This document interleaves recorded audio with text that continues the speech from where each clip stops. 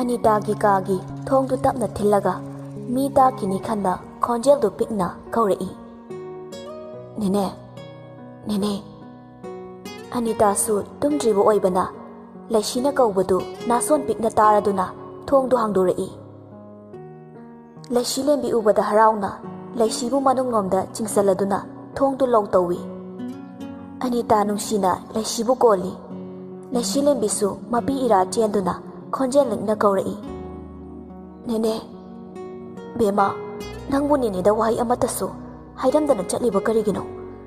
ꯅꯦꯅꯦ ꯀꯌꯥꯝ ꯄꯥꯈꯠꯂꯤ꯫ ꯏꯆꯥꯕꯨ ꯈꯨꯗꯣꯡꯊꯤꯕ ꯅꯪꯂꯝꯂꯗ꯭ꯔꯥ ꯈꯟꯕꯗ꯫ ꯑꯩ ꯌꯨꯝ ꯑꯗꯨꯗꯒꯤ ꯄꯨꯟꯁꯤꯒꯤ ꯑꯣꯏꯅ ꯈꯣꯡ ꯊꯥꯡꯗꯣꯛꯂꯒꯦ ꯈꯟꯗꯨꯅ ꯆꯠꯄꯅꯤ꯫ ꯅꯦꯅꯦꯗ ꯍꯥꯏꯔꯝꯂꯕꯗꯤ ꯑꯩꯕꯨ ꯅꯦꯅꯦꯅ ꯁꯣꯏꯗꯅ ꯈꯥꯝꯒꯅꯤ, ꯑꯩ ꯈꯪꯏ꯫ ꯅꯦꯅꯦ ꯈꯪꯏꯅꯦ ꯏꯆꯥꯒꯤ ꯑꯋꯥꯕꯗꯣ꯫ ꯅꯪꯕꯨ ꯀꯗꯥꯏꯗ ꯀꯅꯥꯒꯤꯗ ꯂꯩꯔꯨꯕꯅꯣ ꯅꯦꯅꯦꯗ ꯍꯥꯏꯌꯨ꯫ ꯂꯩꯁꯤꯂꯦꯝꯕꯤ ꯑꯅꯤꯇꯥꯗ ꯖꯦꯀꯤꯒ ꯊꯦꯡꯅꯈꯤꯕ ꯃꯥꯕꯨ ꯃꯆꯟꯗꯧꯅ ꯂꯨꯅ ꯇꯧꯕꯤꯕ ꯃꯤꯂꯨꯒꯤ ꯃꯔꯝꯗꯁꯨ ꯋꯥꯔꯤ ꯄꯨꯝꯕ ꯂꯤꯗꯨꯅ ꯈꯪꯍꯜꯂꯤ꯫ ꯑꯅꯤꯇꯥꯅ ꯃꯈꯣꯏꯒꯨꯝꯕ ꯃꯤꯅꯨꯡꯁꯤ ꯆꯥꯎꯕ ꯃꯤꯗꯤ ꯑꯇꯥꯡꯕꯅꯤ, ꯑꯗꯨꯒ ꯁꯔꯒ ꯀꯔꯝꯅ ꯑꯃꯨꯛ?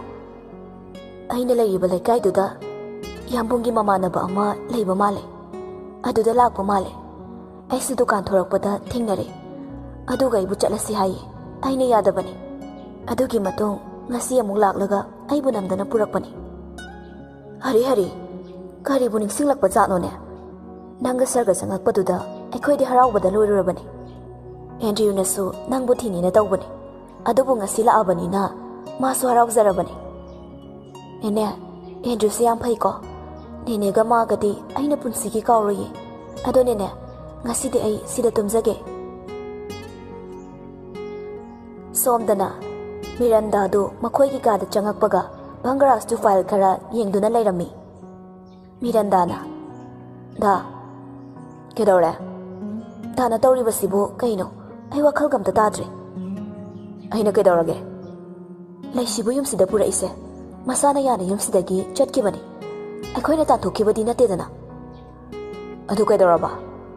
ꯃꯥ ꯃꯁꯥꯅ ꯆꯠꯈꯤꯕꯅꯤ, ꯑꯩꯕꯨ ꯋꯥꯔꯧꯗꯨꯅ꯫ ꯑꯗꯣ ꯑꯩꯅ ꯑꯃꯨꯛ ꯂꯧꯔꯨꯔꯦ, ꯁꯤꯗ ꯀꯩ ꯍꯥꯏꯅꯤꯡꯉꯥꯏ ꯂꯩꯔꯤꯒꯦ? ꯌꯥꯔꯦ, ꯑꯩꯕꯨꯗꯤ ꯀꯩꯝꯇ ꯈꯟꯕꯤꯗꯕ ꯅꯠꯇ꯭ꯔꯣ? ꯑꯩ ꯈꯪꯉꯦ꯫ ꯃꯤꯔꯟꯗꯥ ꯀꯞꯁꯤꯟꯅꯔꯛꯏ꯫ ꯚꯪꯒꯔꯥꯖꯇꯨ ꯊꯧꯁꯥꯗꯦ ꯇꯧꯔꯤꯕ ꯊꯕꯛꯇꯨ ꯂꯣꯏꯁꯤꯜꯂꯝꯂꯒ ꯐꯃꯨꯡꯗ ꯀꯥꯈꯠꯇꯨꯅ ꯇꯨꯝꯊꯈ꯭ꯔꯦ꯫ ꯚꯪꯒꯔꯥꯖꯀꯤ ꯃꯇꯧꯗꯨꯗ ꯃꯤꯔꯟꯗꯥ ꯄ꯭ꯔꯣꯛ ꯄ꯭ꯔꯣꯛ ꯆꯥꯛꯄ ꯍꯥꯏꯕꯗꯨ ꯑꯣꯏꯔꯦ꯫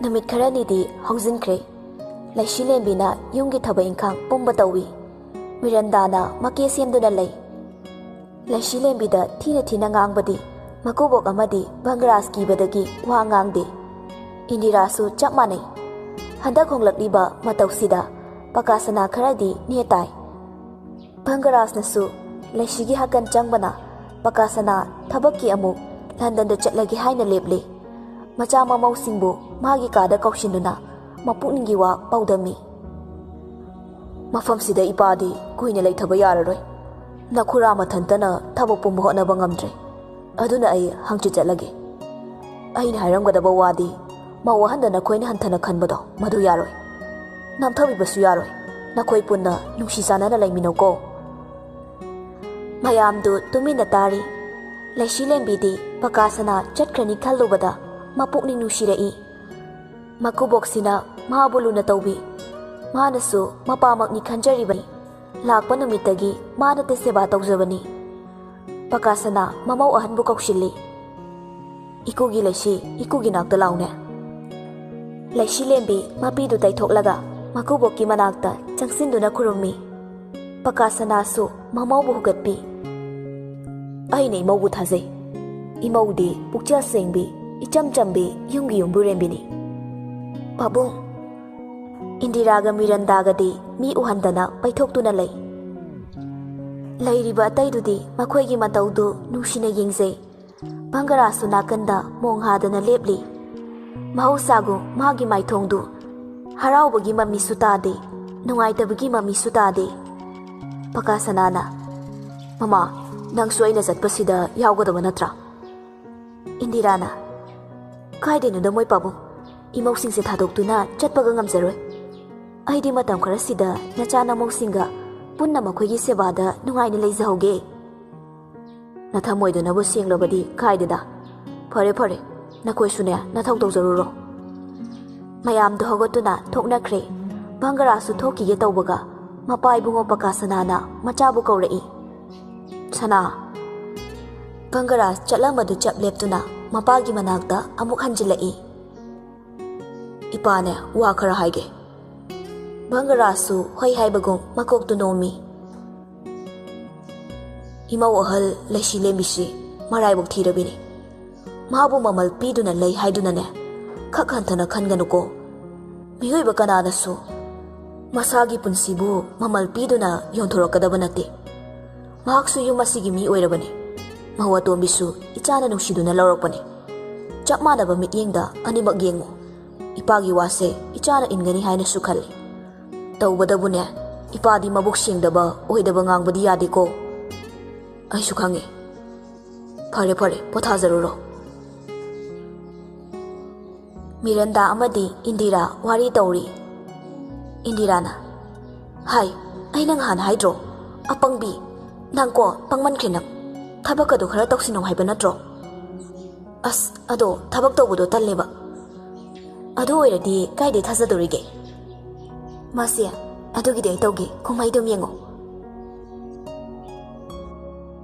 ꯁꯣꯝꯗꯅ ꯅꯤꯈꯤꯜꯅ ꯊꯥ ꯑꯃꯅꯦ ꯂꯨꯍꯣꯡꯕ ꯆꯠꯄꯕꯨ ꯅꯣꯡꯇ ꯊꯦꯡꯅꯗꯦꯕ ꯍꯨꯏ ꯃꯊꯤꯒꯤ ꯗꯥꯎꯅꯤꯗ ꯌꯥꯔꯦꯕꯣ ꯃꯤ ꯃꯧꯅꯤꯅ ꯆꯠꯊꯣꯛꯑꯝꯗꯕꯁꯨ ꯌꯥꯏ ꯀꯩꯅꯣ ꯑꯗꯣ ꯊꯥ ꯑꯃꯕꯨ ꯃꯄꯥꯟ ꯁꯨꯛꯊꯣꯛ ꯊꯣꯛꯇꯕ ꯃꯤꯕꯨ ꯂꯩꯔꯝꯒꯗ꯭ꯔꯣ ꯚꯥꯏ ꯑꯗꯨꯗ ꯅꯪꯅ ꯀꯣꯛꯑꯗ ꯌꯥꯝ ꯊꯥꯗꯩꯗꯨꯅ ꯀꯩꯒꯤ ꯑꯗꯨ ꯁꯔꯨꯛ ꯑꯟꯖꯂꯤꯗꯣ ꯃꯁꯥ ꯋꯥꯏ ꯁꯪꯗ꯭ꯔꯗꯥꯏꯅꯦ ꯐꯖꯅ ꯁꯦꯟꯅꯕꯤꯌꯣ ꯑꯁ ꯃꯥꯏ ꯋꯥꯕꯨ ꯁꯦꯟꯅꯩ ꯀꯩꯅꯣ ꯁꯦꯜ ꯈꯔ ꯄꯤꯔꯝꯃꯅꯤ ꯑꯗꯨꯒ ꯃꯄꯥꯝ ꯆꯠꯈ꯭ꯔꯅꯤ ꯌꯨꯝꯗꯁꯨ ꯂꯩꯕ ꯅꯠꯇꯕꯗꯨꯕꯨ ꯑꯩꯈꯣꯏ ꯏꯃꯥ ꯍꯥꯏꯔ ꯄꯥꯕꯨꯡ ꯍꯥꯏꯔ ꯑꯟꯖꯂꯤꯅꯕꯨ ꯍꯥꯏꯈ꯭ꯔꯗꯤ ꯂꯣꯏꯔꯦ ꯁꯤꯗ ꯂꯩꯔꯦꯍꯦ ꯌꯥꯏꯍꯦ ꯅꯣꯏ ꯏꯃꯨꯡꯁꯤꯁꯨ ꯌꯥꯕ ꯂꯥꯏꯔꯤꯕꯣ ꯅꯪꯅ ꯅꯣꯡꯃꯇ ꯆꯠꯃꯤꯟꯅꯁꯤ ꯌꯥꯗ꯭ꯔꯤꯁꯤꯅ ꯀꯩꯒꯤ ꯑꯗꯨꯕꯨꯗꯤ ꯅꯪꯒꯤꯗ ꯈꯪꯅꯤꯗ ꯑꯁ ꯚꯥꯏ ꯑꯩ ꯐꯔꯛ ꯇꯥꯕꯩꯅꯦꯕ ꯁꯣꯝꯗꯁꯨ ꯌꯦꯡꯉꯣ ꯌꯥꯏꯔꯤꯄꯣꯛꯀꯤ ꯊꯣꯡ ꯁꯥꯕꯩ ꯊꯕꯛꯀꯤꯗꯣ ꯀꯟꯅ ꯆꯦꯜꯂꯤꯅꯦꯕ ꯑꯗꯨ ꯑꯣꯏꯔꯁꯨ ꯅꯣꯡ ꯐꯥꯗꯣꯛꯇꯤ ꯆꯠꯃꯤꯟꯅꯕ ꯌꯥꯏꯗꯅ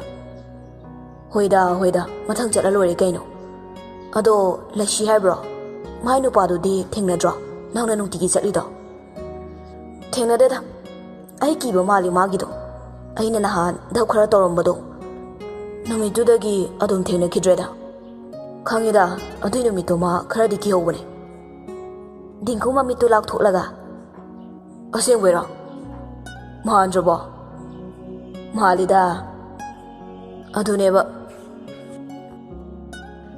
ꯅꯨꯡꯊꯤꯜꯒꯤ ꯃꯇꯝꯅꯤ ꯁꯥꯛꯁꯤꯅꯤ ꯃꯄꯥꯝꯗ ꯆꯠꯂꯨꯕꯗꯒꯤ ꯍꯜꯂꯛꯏ ꯁꯥꯛꯁꯤꯅꯤꯅ ꯑꯟꯖꯂꯤ ꯇꯥꯔꯤꯕꯣ ꯅꯪꯕꯣ ꯑꯟꯖꯂꯤꯗꯨ ꯏꯃꯨꯡꯂꯣꯝꯗꯒꯤ ꯊꯣꯔꯛꯏ ꯀꯩꯅꯣ ꯏꯃꯥ ꯀꯩ ꯈꯨꯀꯧꯅꯣ ꯑꯩꯗꯤ ꯂꯩꯇꯕꯣꯏ ꯈꯜꯂꯨꯔꯦꯅꯦ ꯑꯩꯕꯨ ꯌꯨꯝꯁꯤꯗꯒ ꯁꯨꯛꯂꯩ ꯂꯩꯇꯕ ꯃꯤ ꯃꯥꯜꯂꯕꯣ ꯃꯤꯅ ꯇꯥꯔꯗꯤꯀꯣ ꯏꯃꯥꯒꯤ ꯈꯨꯍꯥꯏꯗꯣ ꯌꯥꯔꯦꯁꯦ ꯌꯥꯔꯦꯁꯦ ꯏꯃꯧꯅ ꯆꯥꯅꯕ ꯀꯩ ꯀꯩꯅꯣ ꯂꯩꯔꯛꯄꯅꯤ ꯑꯁ ꯑꯦꯄꯜꯁꯤꯗꯤ ꯆꯥꯅꯤꯡꯗꯤꯌꯦ ꯑꯦꯄꯜꯗꯨ ꯅꯠꯇꯕ ꯌꯥꯎꯔꯤꯕꯅꯤꯅꯦ ꯑꯟꯖꯂꯤ ꯃꯈꯥ ꯇꯥꯔꯝꯗꯦ ꯈꯥꯎꯗꯨ ꯄꯨꯁꯤꯜꯂꯒ ꯆꯪꯈ꯭ꯔꯦ ꯃꯆꯤꯟꯗꯁꯨ ꯃꯨꯔꯨꯝ ꯃꯨꯔꯨꯝ ꯁꯣꯜꯂꯤ ꯌꯥꯝ ꯑꯐꯕꯒ ꯁꯥꯔꯗꯅ ꯃꯒꯨꯟ ꯆꯞ ꯆꯥꯅ ꯈꯪꯕ ꯃꯤꯅꯤ ꯃꯆꯥꯅꯨꯄꯥꯁꯤꯅ ꯅꯣꯡꯉꯥꯟꯕꯗꯒꯤ ꯊꯕꯛ ꯆꯠꯅꯤꯅ ꯆꯠꯈ꯭ꯔꯅꯤ ꯑꯗꯨꯒ ꯅꯨꯃꯤꯠ ꯇꯥꯔꯒ ꯍꯜꯂꯛꯑꯅꯤ ꯑꯣꯐꯤꯁꯇꯁꯨ ꯂꯥꯛꯇꯦ ꯍꯥꯏꯕ ꯄꯥꯎ ꯇꯥꯏ ꯉꯁꯤꯗꯤ ꯍꯜꯂꯛꯈꯤꯁꯅꯣꯕ ꯑꯩꯅ ꯇꯧꯕꯗꯤ ꯌꯦꯡꯉꯣ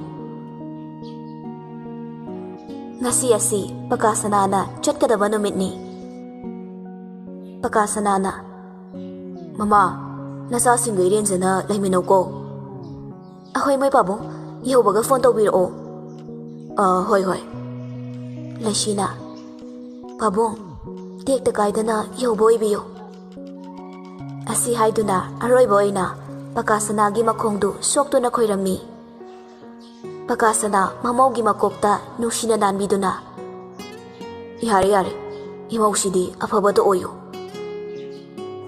ꯏꯟꯗꯤꯔꯥ ꯃꯤꯔꯟꯗꯥꯗ ꯈꯣꯏꯔꯝꯃꯨ ꯍꯥꯏꯗꯨꯅ ꯏꯪꯒꯤꯠ ꯇꯧꯔꯛꯏ ꯃꯤꯔꯟꯗꯥꯁꯨ ꯈꯣꯏꯔꯝꯕ ꯆꯪꯉꯛꯏ ꯄꯀꯥꯁꯅꯥꯗꯨ ꯂꯩꯊꯣꯛꯇꯨꯅ ꯃꯆꯥꯕꯨ ꯀꯧꯏ ꯁꯅꯥ ꯂꯣꯏꯗ꯭ꯔꯤꯕꯣꯅꯦ ꯅꯪꯕꯣ ꯊꯦꯡꯂꯦꯅꯦ ꯚꯪꯒꯔꯥꯁꯨ ꯍꯥꯊꯨ ꯍꯥꯊꯨ ꯊꯣꯛꯂꯛꯏ ꯄꯥꯕꯨꯡ ꯆꯠꯂꯁꯦ ꯑꯦꯟꯗ꯭ꯔꯌꯨꯒ ꯕꯪꯒꯔꯥꯖꯀꯅ ꯏꯌꯥꯔꯄꯣꯔꯠ ꯇꯝꯅ ꯄꯀꯥꯁꯅꯥꯕꯨ ꯊꯤꯟꯕ ꯆꯠꯈ꯭ꯔꯦ꯫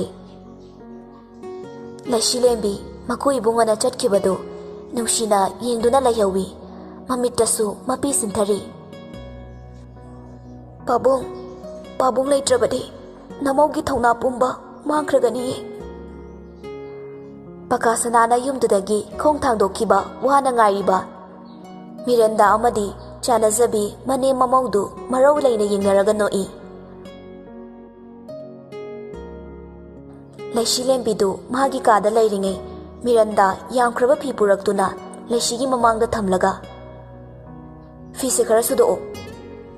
ꯂꯩꯁꯤꯂꯦꯝꯕꯤ ꯇꯞꯅ "ꯍꯣꯏ, ꯐꯖꯅ ꯁꯨꯕꯤꯌꯨꯀꯣ, ꯋꯥꯆꯤꯡ ꯃꯦꯆꯤꯟꯗ ꯁꯨꯕꯗ ꯀꯣꯛꯂꯣꯏꯗꯕ ꯉꯥꯛꯇꯅꯤ ꯑꯩꯅ ꯁꯨꯗꯧꯕꯗꯣ, ꯈꯨꯠꯁꯦ ꯋꯥꯁꯔꯨꯝꯗ ꯇꯨꯁꯤꯟꯕꯗ ꯁꯣꯛꯈꯤꯕ ꯑꯗꯨꯒꯤ ꯇꯧꯕꯅꯦ." "ꯍꯣꯏ, ꯑꯩ ꯍꯣꯔꯦꯟ ꯆꯥꯛ ꯇꯣꯛꯑꯒ ꯂꯣꯏꯅ ꯁꯨꯔꯒꯦ." "ꯑꯦ ꯀꯩꯅꯣ, ꯆꯥꯛ ꯂꯣꯏꯔꯗꯤ ꯊꯦꯡꯉꯅꯤꯌꯦ, ꯅꯪꯉꯔꯣꯏꯕ, ꯆꯥꯛ ꯊꯣꯡꯗ꯭ꯔꯤꯀꯥꯟꯗ ꯁꯨꯔꯝꯃꯣ." "ꯍꯣꯏ." ꯃꯤꯔꯟꯗꯥꯗꯨ ꯐꯦꯛ ꯍꯥꯏꯗꯣꯛꯂꯒ ꯊꯣꯛꯈ꯭ꯔꯦ꯫ ꯂꯩꯁꯤꯂꯦꯝꯕꯤ ꯃꯤꯔꯟꯗꯥꯒꯤ ꯐꯤꯔꯣꯜꯁꯤꯡꯗꯨ ꯁꯥꯈ꯭ꯔꯕ ꯅꯨꯡꯁꯥꯗꯨꯗ ꯄꯨꯊꯣꯛꯇꯨꯅ ꯍꯨꯃꯥꯡ ꯖꯤꯔꯤ ꯖꯤꯔꯤ ꯇꯥꯕ ꯃꯈꯩ ꯐꯤꯔꯣꯜꯁꯤꯡꯗꯨ ꯁꯨꯔꯤ꯫ ꯈꯖꯤꯛ ꯈꯔꯥꯛꯁꯨ ꯅꯠꯇꯦ, ꯌꯥꯝꯈ꯭ꯔꯕꯅꯤ꯫ ꯑꯗꯨꯒꯤꯁꯨ ꯃꯊꯛꯇ ꯐꯤꯔꯣꯜꯁꯤꯡꯗꯨ ꯑꯉꯧꯕꯗ ꯆꯨꯔꯤꯕ ꯃꯆꯨꯁꯤꯡꯗꯨ ꯑꯃꯠꯇ ꯀꯣꯛꯂꯣꯏꯗꯕ ꯉꯥꯛꯇꯅꯤ꯫ ꯐꯤ ꯁꯨꯔꯤꯉꯩ ꯃꯇꯝꯗꯨꯗ ꯃꯅꯦꯝ ꯏꯟꯗꯤꯔꯥꯅ ꯂꯩꯁꯤꯕꯨ ꯂꯥꯛꯇꯅ ꯀꯧꯔꯛꯏ꯫ "ꯍꯥꯏ ꯂꯩꯁꯤꯂꯦꯝꯕꯤ, ꯃꯤꯅꯥꯏ ꯅꯨꯄꯤ, ꯅꯪꯕꯨ ꯇꯥꯗ꯭ꯔꯣꯅꯦꯍꯦ?" "ꯏꯃꯥꯁꯤ, ꯑꯩ ꯁꯤꯗ ꯂꯩꯌꯦ." ꯏꯟꯗꯤꯔꯥ ꯂꯩꯁꯤꯅ ꯐꯤ ꯁꯨꯔꯤꯕ ꯑꯗꯣꯝꯗ ꯂꯥꯛꯏ꯫ "ꯅꯅꯥꯗꯣ ꯇꯥꯗ꯭ꯔꯣ ꯃꯤꯅ ꯀꯧꯔꯤꯁꯤꯕꯣ?" "ꯏꯃꯥꯁꯤ, ꯇꯥꯖꯍꯧꯗ꯭ꯔꯦ." ꯇꯥꯔꯣꯏ, ꯅꯪꯗꯤ ꯃꯣꯟꯗ꯭ꯔꯪ ꯑꯃꯗ ꯂꯩꯔꯤꯉꯩ ꯅꯨꯃꯤꯠꯁꯤꯅ ꯌꯧꯔꯁꯤꯐꯥꯎ ꯆꯥꯛ ꯊꯣꯡꯗ꯭ꯔꯤꯁꯤꯕꯨ ꯃꯤꯅꯥꯏ ꯀꯅꯥ ꯂꯥꯛꯑꯒ ꯊꯣꯡꯗꯣꯔꯤꯕꯅꯣ?" "ꯏꯃꯥꯁꯤ, ꯃꯤꯔꯟꯗꯥꯒꯤ ꯐꯤꯁꯤꯡꯁꯦ ꯍꯥꯟꯅ ꯁꯨꯕꯤꯌꯨ ꯍꯥꯏꯕꯗꯨꯗ ꯁꯨꯕꯅꯦ." "ꯍꯩ ꯌꯥꯔꯦ, ꯑꯐꯕꯤꯒ ꯁꯥꯔꯅꯨꯀꯣ, ꯑꯗꯨꯈꯛ ꯁꯨꯕꯩꯔꯣ ꯅꯪꯅ ꯉꯥꯡꯖꯩ ꯁꯥꯏꯗꯨꯕꯣ? ꯅꯇꯟꯗꯤ ꯇꯜꯂꯒ, ꯌꯨꯝ ꯑꯁꯤꯗ ꯑꯅꯤꯇꯥꯁꯨ ꯂꯩꯕ ꯅꯠꯇꯦ, ꯅꯪ ꯏꯕꯦꯝꯃꯀꯣ." "ꯏꯃꯥꯁꯤ, ꯂꯣꯏꯒꯗꯧꯔꯦ, ꯀꯨꯏꯔꯣꯏꯌꯦ, ꯁꯠ ꯂꯣꯏꯁꯤꯜꯂꯒ ꯊꯣꯡꯉꯒꯦ." "ꯆꯤꯟꯗꯣ ꯂꯩꯇꯣꯟꯅ ꯐꯔꯤꯕ." ꯂꯩꯁꯤꯂꯦꯝꯕꯤꯗ ꯃꯃꯤꯠꯇꯨ ꯈꯥꯅ ꯌꯦꯡꯂꯝꯂꯒ ꯆꯠꯈ꯭ꯔꯦ꯫ ꯐꯤꯁꯤꯡꯗꯨ ꯁꯨꯕ ꯂꯣꯏꯔꯗꯨꯅ ꯆꯥꯛꯈꯨꯝꯅꯨꯡꯗ ꯆꯪꯉꯛꯇꯨꯅ ꯆꯥꯛꯇꯨ ꯊꯣꯡꯂꯤꯉꯩ ꯏꯟꯗꯤꯔꯥ ꯆꯪꯉꯛꯏ꯫ "ꯀꯔꯤ ꯊꯣꯡꯗꯣꯔꯤ?" "ꯏꯃꯥꯁꯤ, ꯁꯧꯒ꯭ꯔꯤ ꯑꯃꯒ ꯀꯥꯡꯍꯧ ꯑꯃꯒ ꯇꯧꯔꯒꯦ." "ꯑꯗꯨꯕꯨ ꯑꯦꯟꯁꯥꯡꯅꯤꯅ ꯀꯅꯥꯅ ꯆꯥꯗꯧꯔꯤꯕ? ꯃꯧꯇꯣꯟꯗꯣ ꯉꯥ ꯊꯣꯡꯕ ꯆꯥꯅꯤꯡꯉꯤ ꯍꯥꯏꯕꯅꯤ, ꯉꯔꯥꯡ ꯔꯧ ꯑꯇꯥꯎꯕ ꯂꯩꯈꯤꯕꯗꯣ ꯈꯥꯃꯦꯟ ꯑꯁꯤꯟꯕꯗꯨꯒ ꯊꯣꯡꯉꯨ, ꯄꯥꯟ ꯑꯃ ꯏꯔꯣꯜꯂꯨ, ꯇꯣꯔꯕꯣꯠ ꯑꯃ ꯆꯝꯐꯨꯠ ꯐꯨꯠꯂꯨ, ꯀꯥꯡꯍꯧꯗꯨ ꯈꯔ ꯐꯖꯅ ꯉꯧꯀꯣ." "ꯍꯣꯏ ꯏꯃꯥꯁꯤ." "ꯁꯠ ꯇꯧ, ꯆꯥꯛ ꯂꯥꯝꯕꯗ ꯂꯣꯏꯔꯕꯅꯤ." ꯑꯁꯤ ꯍꯥꯏꯔꯝꯂꯒ ꯊꯣꯛꯈ꯭ꯔꯦ꯫ ꯂꯩꯁꯤꯂꯦꯝꯕꯤ ꯃꯅꯦꯝꯅ ꯍꯥꯏꯔꯝꯃꯤꯕ ꯃꯊꯦꯜꯁꯤꯡꯗꯨ ꯂꯣꯏꯅ ꯍꯦꯛꯆꯤꯜꯂꯤ, ꯃꯁꯥꯗꯨꯁꯨ ꯏꯄꯠ ꯄꯠꯊꯔꯦ꯫ ꯁꯣꯝꯗ ꯃꯅꯤ ꯃꯃꯧꯗꯨ ꯋꯥ ꯅꯣꯛꯇꯨꯅ ꯂꯩꯔꯤ꯫ "ꯑꯃꯇꯪ ꯁꯣꯏꯕꯗꯅꯦ ꯑꯩꯅ ꯇꯧꯕꯗꯤ ꯌꯦꯡꯉꯨ." ꯃꯤꯔꯟꯗꯥꯅ "ꯑꯩꯗꯤ ꯌꯥꯝ ꯄꯥꯈꯠꯂꯦ, ꯗꯥꯅ ꯈꯪꯈ꯭ꯔꯗꯤ." "ꯀꯅꯥꯅ ꯍꯥꯏꯗꯅ ꯈꯪꯗꯣꯏꯅꯣ, ꯇꯨꯃꯤꯟ ꯂꯩꯌꯨ." ꯂꯩꯁꯤꯅ ꯇꯝꯊꯣꯛꯈ꯭ꯔꯗꯤ? "ꯇꯝꯃꯣꯏ, ꯍꯦꯛ ꯇꯝꯃꯗꯤ ꯃꯥ ꯂꯣꯏꯔꯦꯗꯅ." "ꯑꯗꯣ ꯏꯃꯥ, ꯑꯩꯗꯤ ꯌꯨꯝꯗꯁꯨ ꯊꯕꯛ ꯑꯝꯇ ꯁꯨꯔꯛꯇꯦ, ꯍꯥꯏꯗꯤ ꯋꯥꯏꯐꯧ ꯁꯤꯜꯂꯛꯇꯦꯕ, ꯑꯗꯨꯅ ꯆꯥꯛ ꯊꯣꯡꯕꯒꯁꯦ ꯌꯥꯝ ꯇꯜꯂꯦꯕ.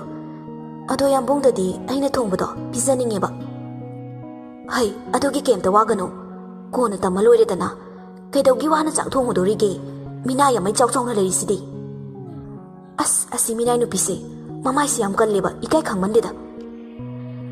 ꯍꯥꯏꯅꯔꯤꯉꯩ ꯇꯟꯖꯥꯗꯨꯗ ꯂꯩꯁꯤꯂꯦꯝꯕꯤꯗꯨ ꯆꯥꯛ ꯂꯣꯏꯔꯦ ꯍꯥꯏꯔꯦ꯫ ꯑꯅꯤꯗꯨ ꯊꯣꯔꯛꯇꯨꯅ ꯆꯥꯛꯈꯨꯝꯂꯣꯝꯗ ꯆꯪꯉꯛꯏ꯫ ꯏꯟꯗꯤꯔꯥ ꯃꯥꯅ ꯍꯥꯏꯔꯝꯕ ꯃꯊꯦꯜꯁꯤꯡꯗꯨ ꯂꯩꯁꯤꯅ ꯂꯣꯏꯅ ꯍꯦꯛ ꯍꯣꯠꯅꯔꯝꯕꯗꯨꯗ ꯂꯩꯁꯤꯂꯦꯝꯕꯤꯗ ꯉꯛꯅ ꯌꯦꯡꯉꯛꯏ꯫ "ꯏꯃꯥꯁꯤ, ꯆꯥꯕꯤꯔꯣ, ꯃꯤꯔꯟꯗꯥ ꯆꯥꯔꯣ." ꯑꯅꯤꯗꯨ ꯆꯥꯛꯇꯨ ꯆꯥꯕ ꯍꯧꯔꯦ꯫ ꯏꯟꯗꯤꯔꯥ ꯂꯩꯁꯤꯅ ꯈꯖꯤꯛꯇꯪ ꯁꯣꯏꯔꯕꯗꯤ ꯉꯥꯡꯍꯧꯔꯒꯦ ꯍꯥꯏꯗꯨꯅ ꯊꯤꯔꯤꯕꯅꯤ, ꯑꯗꯨꯕꯨ ꯑꯁꯣꯏꯕ ꯑꯃꯠꯇ ꯂꯩꯇꯦ, ꯃꯥ ꯉꯥꯡꯐꯝ ꯂꯩꯇ꯭ꯔꯦ꯫ ꯃꯤꯔꯟꯗꯥꯗꯨ ꯆꯥꯕ ꯌꯥꯕ ꯆꯥꯊꯣꯛꯂꯒ "ꯉꯥ ꯊꯣꯡꯕꯁꯦ ꯃꯣꯔꯣꯛ ꯁꯥꯃꯟꯈ꯭ꯔꯦ, ꯑꯩꯗꯤ ꯆꯥꯛ ꯂꯥꯝꯃꯟꯕꯩ ꯆꯥꯔꯕꯅꯦ, ꯏꯟꯁꯥꯡꯁꯤꯕꯨ ꯁꯨꯃꯥꯏꯅ ꯃꯣꯔꯣꯛ ꯌꯥꯝ ꯊꯥꯛꯄ ꯍꯧꯅꯕ꯭ꯔꯣ?" ꯇꯁꯦꯡꯕꯗꯤ ꯏꯟꯁꯥꯡꯗꯨ ꯍꯥꯎꯔꯤꯕꯅꯤ, ꯑꯗꯨꯕꯨ ꯊꯑꯣꯏꯅ ꯃꯔꯩ ꯇꯧꯔꯛꯂꯤꯕꯅꯤ꯫ ꯏꯟꯗꯤꯔꯥꯁꯨ ꯃꯤꯔꯟꯗꯥꯒꯤ ꯃꯇꯦꯡ ꯄꯥꯡꯁꯤꯜꯂꯛꯏ꯫ "ꯍꯣꯏꯅꯦ, ꯑꯩꯁꯨ ꯂꯥꯝꯕꯒꯤ ꯆꯥꯔꯕꯅꯤ, ꯏꯟꯁꯥꯡ ꯊꯣꯡꯕꯕꯨ ꯁꯨꯃꯥꯏ ꯀꯅꯥ ꯊꯣꯡꯅꯒꯦ?" "ꯏꯃꯥꯁꯤ, ꯃꯊꯪꯗꯤ ꯐꯖꯅ ꯊꯣꯡꯖꯒꯦ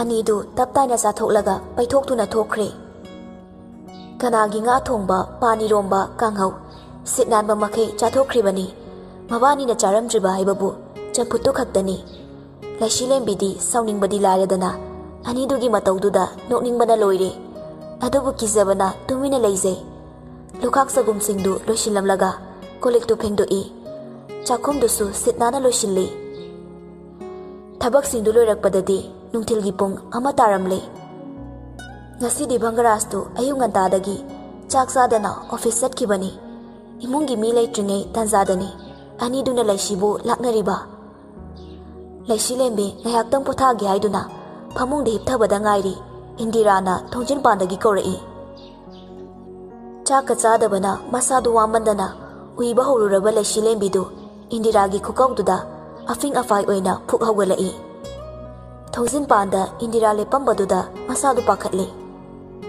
이마시 그도보 여러게 hꯧꯖꯤꯛ ꯄꯨꯇꯨꯝꯕ ꯃꯇꯝꯂꯣ ꯃꯧꯇꯣꯟꯗꯨ ꯃꯈꯨꯠ ꯌꯥꯗꯦ ꯍꯥꯏꯕꯅꯤ ꯃꯣꯏꯒꯤ ꯀꯥꯗꯣ ꯋꯥꯏꯗꯣ ꯑꯝꯇ ꯇꯩꯕꯤꯔꯨꯁꯣ ꯍꯣꯏ ꯃꯥꯁꯤ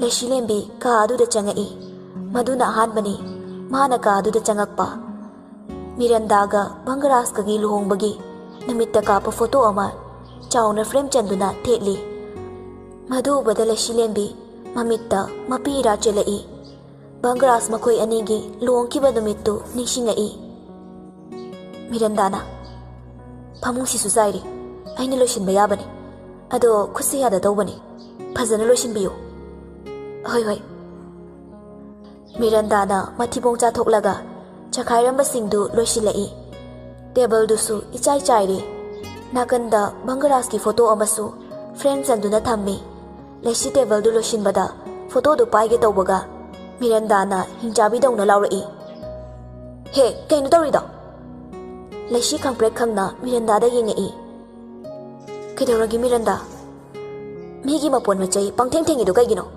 ꯗꯥꯒꯤ ꯐꯣꯇꯣꯗꯨ ꯊꯦꯡꯕ ꯌꯥꯔꯣꯏ ꯂꯣꯏꯁꯤꯟꯒꯦ ꯇꯧꯕꯅꯦ ꯍꯣꯏ ꯑꯩ ꯃꯇꯨꯡ ꯊꯦꯡꯉꯔꯣꯏꯌꯦ ꯃꯤꯔꯟꯗꯥ ꯄ꯭ꯔꯞ ꯊꯣꯛꯂꯒ ꯐꯣꯇꯣꯗꯨ ꯁꯠ ꯂꯧꯔꯒ ꯍꯥꯟꯅꯒꯤ ꯃꯐꯝꯗꯨꯗ ꯊꯝꯃꯤ ꯁꯛꯇꯥꯁꯤꯒ ꯑꯇꯩꯗꯤ ꯑꯩꯅ ꯁꯣꯛꯄ ꯌꯥꯗꯕ ꯀꯩ ꯂꯩꯒꯦ ꯌꯥꯔꯦ ꯌꯥꯔꯦ ꯀꯥꯗꯨ ꯋꯥꯏ ꯁꯤꯠꯄ ꯁꯦꯡꯕ ꯂꯣꯏꯔꯒ ꯇꯩꯊꯣꯔꯛꯏ ꯂꯣꯏꯔꯗꯨꯅ ꯊꯣꯔꯛꯄꯗꯗꯤ ꯅꯨꯡꯊꯤꯜꯒꯤ ꯄꯨꯡ 3 ꯇꯥꯒꯗꯧꯔꯝꯂꯦ ꯇꯦꯔꯦꯁ ꯂꯣꯝꯗ ꯀꯥꯈꯠꯂꯗꯨꯅ ꯉꯁꯥꯏ ꯁꯨꯔꯝꯕ ꯃꯤꯔꯟꯗꯥꯒꯤ ꯐꯤꯁꯤꯡꯗꯨ ꯂꯧꯁꯤꯜꯂꯒ ꯅꯤꯡꯊꯤꯅ ꯊꯨꯞꯂꯒ ꯃꯈꯣꯏꯒꯤ ꯀꯥꯗ ꯊꯝꯕꯤꯔꯝꯃꯤ ꯆꯥꯎꯈ꯭ꯔꯕ ꯌꯨꯝ ꯑꯗꯨ ꯑꯃꯨꯛ ꯁꯤꯠꯄ ꯁꯦꯡꯕ ꯃꯊꯟꯇꯅ ꯇꯧꯏ ꯑꯅꯤꯇꯥ ꯂꯩꯔꯕꯗꯤ ꯃꯇꯦꯡ ꯑꯗꯨꯝ ꯄꯥꯡꯕꯤꯕꯅꯤ ꯃꯤꯔꯟꯗꯥꯗꯤ ꯃꯧ ꯑꯃꯅꯤ ꯍꯥꯏꯗꯨꯅ ꯁꯟꯙ꯭ꯌꯥꯒꯤ ꯗꯨꯛ ꯊꯥꯎꯃꯩ ꯀꯠꯄꯒꯤ ꯃꯇꯝ ꯐꯥꯎꯕ ꯈꯪꯕ ꯅꯠꯇꯦ ꯀꯥ ꯑꯗꯨꯗꯒꯤ ꯁꯨꯛꯍꯦꯟ ꯍꯦꯟꯗꯣꯔꯛꯇꯦ ꯑꯣꯐꯤꯁ ꯃꯇꯝ ꯂꯣꯏꯔꯗꯨꯅ ꯚꯪꯒꯔꯥꯖꯁꯨ ꯍꯜꯂꯛꯂꯦ ꯚꯪꯒꯔꯥꯖꯅ ꯑꯦꯟꯖꯤꯑꯣ ꯑꯟꯇꯤꯗꯣ ꯑꯝꯇ ꯂꯧꯕꯤꯔꯨꯁꯣ ꯊꯦꯡꯉꯗꯤ ꯅꯨꯡꯉꯥꯏꯇꯦ ꯍꯣꯏ ꯁꯔ ꯉꯁꯥꯏꯒꯤ ꯄꯩꯁꯥꯗꯨꯁꯨ ꯑꯟꯇꯤꯗ ꯄꯤꯔꯝꯃꯣ ꯍꯣꯏ ꯁꯔ ꯑꯩ ꯀꯥꯎꯖꯔꯣꯏꯌꯦ ꯐꯔꯦ ꯐꯔꯦ ꯆꯠꯅꯕ ꯇꯧꯔꯣ ꯑꯦꯟꯗ꯭ꯔꯨꯁꯨ ꯒꯥꯔꯤꯗꯨ ꯊꯧꯗꯣꯛꯂꯒ ꯂꯝꯗꯦꯡ ꯇꯝꯅ ꯑꯅꯤꯇꯥꯕꯨ ꯂꯧꯕ ꯆꯠꯈ꯭ꯔꯦ ꯚꯪꯒꯔꯥꯖ ꯏꯃꯨꯡꯂꯣꯝꯗ ꯆꯪꯉꯛꯏ ꯅꯍꯥꯟ ꯃꯈꯩꯗꯤ ꯂꯩꯁꯤꯂꯦꯝꯕꯤ ꯃꯥꯅ ꯍꯜꯂꯛꯄꯗ ꯆꯥꯛꯈꯨꯝꯂꯣꯝꯗ ꯍꯦꯛ ꯍꯦꯛ ꯂꯩꯔꯝꯕꯅꯤ ꯉꯁꯤꯗꯤ ꯂꯩꯁꯤ ꯂꯩꯔꯝꯗ꯭ꯔꯕꯗꯨꯗ ꯀꯗꯣꯝꯗ ꯂꯩꯈꯤꯕꯅꯣ ꯍꯥꯏꯅ ꯂꯩꯁꯤꯒꯤ ꯃꯃꯤꯠꯇꯕꯨ ꯈꯖꯤꯛ ꯇꯥꯟꯅꯔꯤꯕ ꯑꯉꯥꯎꯕ ꯃꯃꯤꯠ ꯑꯅꯤꯗꯨꯅ ꯑꯀꯣꯏꯕꯗꯨ ꯀꯣꯏꯂꯩ ꯂꯩꯗꯨꯅ ꯌꯦꯡꯉꯛꯏ ꯎꯕ ꯐꯪꯂꯛꯇ꯭ꯔꯕꯗ ꯏꯁꯨꯛ ꯁꯨꯛꯊꯅ ꯁꯣꯐꯥꯗꯨꯗ ꯐꯝꯊꯩ ꯃꯤꯅꯠ ꯈꯔ ꯇꯨꯃꯤꯟꯅ ꯐꯝꯗꯨꯅ ꯂꯩꯔꯤꯉꯩ ꯆꯥꯛꯈꯨꯝꯂꯣꯝꯗ ꯀꯣꯟ ꯂꯣꯏꯁꯤꯟꯕꯒꯤ ꯃꯈꯣꯜ ꯇꯥꯔꯛꯏ ꯚꯪꯒꯔꯥꯖꯁꯨ ꯐꯨꯛ ꯍꯧꯒꯠꯇꯨꯅ ꯆꯥꯛꯈꯨꯝꯂꯣꯝꯗ ꯆꯪꯉꯛꯇꯨꯅ ꯀꯣꯏꯌꯦꯡ ꯌꯦꯡꯉꯤ ꯂꯩꯕ ꯎꯗ꯭ꯔꯕꯗ ꯃꯃꯥꯏꯗꯨ ꯂꯩꯊꯣꯛꯇꯨꯅ ꯊꯣꯛꯀꯦ ꯇꯧꯕꯒ ꯗꯥꯏꯅꯤꯡ ꯇꯦꯕꯜ ꯃꯈꯥ ꯑꯗꯨꯗꯒꯤ ꯏꯄꯤꯛ ꯄꯤꯛꯅ ꯂꯩꯁꯤꯂꯦꯝꯕꯤꯗꯨ ꯍꯨꯃꯥꯡ ꯇꯥꯕ ꯃꯈꯩ ꯂꯤꯈꯠꯂꯛꯏ ꯎꯆꯤ ꯃꯆꯥꯗꯧꯅ ꯉꯁꯥꯏ ꯃꯈꯩ ꯏꯉꯛ ꯉꯛꯅ ꯌꯦꯡꯂꯝꯕ ꯚꯪꯒꯔꯥꯖꯇꯨ ꯍꯧꯖꯤꯛꯇꯗ ꯃꯥꯏꯊꯣꯡꯗꯨ ꯃꯣꯃꯣꯟ ꯅꯣꯛꯂꯛꯏ ꯚꯪꯒꯔꯥꯖꯅ ꯃꯉꯣꯟꯗ ꯃꯣꯃꯣꯟ ꯅꯣꯛꯂꯒ ꯌꯦꯡꯗꯨꯅ ꯂꯩꯔꯝꯕꯗꯨ ꯎꯕꯗ ꯀꯔꯤꯅꯣ ꯍꯥꯏꯕꯒꯨꯝ ꯃꯉꯛꯇꯨ ꯊꯥꯡꯒꯠꯇꯨꯅ ꯏꯪꯒꯤꯠ ꯇꯧꯔꯛꯏ ꯚꯪꯒꯔꯥꯖ ꯃꯆꯤꯟꯒꯗꯨ ꯄꯩꯊꯣꯛꯂꯒ ꯆꯠꯈ꯭ꯔꯦ ꯂꯩꯁꯤꯂꯦꯝꯕꯤꯗꯤ ꯏꯉꯥꯎ ꯉꯥꯎꯔꯤ ꯑꯁꯤꯕꯨ ꯁꯣꯅꯣꯒ ꯆꯨꯔꯖꯥꯠꯂꯣ ꯁꯣꯝꯗ ꯚꯪꯒꯔꯥꯖꯇꯨ ꯅꯣꯛꯐꯦꯠꯀ ꯇꯧꯔꯒ ꯀꯥꯗ ꯆꯪꯉꯛꯄꯗ ꯃꯤꯔꯟꯗꯥꯗꯨ ꯀꯦꯊꯔꯒ ꯂꯩꯔꯝꯃꯤ ꯃꯥ ꯍꯟꯅ ꯌꯦꯡꯂꯨꯗꯦ꯫ ꯗꯥ ꯚꯪꯒꯔꯥꯖ ꯃꯤꯔꯟꯗꯥꯅ ꯀꯧꯔꯛꯄꯗꯨꯗ ꯅꯣꯛꯂꯝꯕ ꯃꯥꯏꯊꯣꯡꯗꯨ ꯁꯐꯝ ꯑꯣꯜꯂꯒ ꯅꯨꯃꯤꯗꯥꯡ ꯋꯥꯏꯔꯝꯁꯤꯗ ꯀꯥꯏ ꯆꯠꯇꯣꯏꯕ ꯅꯪꯗꯤ? ꯀꯦꯝ ꯆꯠꯂꯣꯏꯗ ꯁꯨꯝ ꯀꯦꯔꯤꯅꯦ꯫ ꯀꯦꯔ ꯂꯩꯗꯣꯏ ꯁꯔꯨꯛ ꯅꯆꯦꯅ ꯇꯧꯔꯤꯗꯣ ꯃꯇꯦꯡ ꯈꯔ ꯄꯥꯡꯉꯨꯆꯣ ꯌꯥꯗ꯭ꯔꯣ? ꯃꯤꯔꯟꯗꯥ ꯚꯪꯒꯔꯥꯖꯅ ꯃꯆꯦꯒ ꯇꯧꯔꯛꯄꯗꯨꯗ ꯁꯥꯎꯅꯤꯡꯕꯗ ꯂꯣꯏꯔꯦ, ꯑꯗꯨꯕꯨ ꯊꯣꯛꯇꯦ꯫ ꯗꯥ ꯑꯩꯁꯨ ꯈꯨꯠꯁ ꯌꯥꯗ ꯇꯧꯔꯤꯅꯤ, ꯉꯁꯥꯏꯗꯒꯤ ꯑꯩꯈꯣꯏꯒꯤ ꯀꯥꯒꯖꯁꯦ ꯂꯣꯏꯁꯤꯜꯂꯤꯅꯦ ꯑꯩꯅ꯫ ꯅꯪꯅꯕꯣ? ꯊꯥꯖꯗ꯭ꯔꯒ ꯏꯃꯥꯁꯤꯗ ꯍꯪꯖꯧꯋꯣ꯫ ꯑꯗꯨꯕꯨ ꯑꯃꯨꯛ ꯍꯪꯈꯤꯗ꯭ꯔꯣ? ꯑꯗꯨꯗꯤ ꯇꯨꯃꯤꯟꯅ ꯂꯩꯕꯤꯔꯣ꯫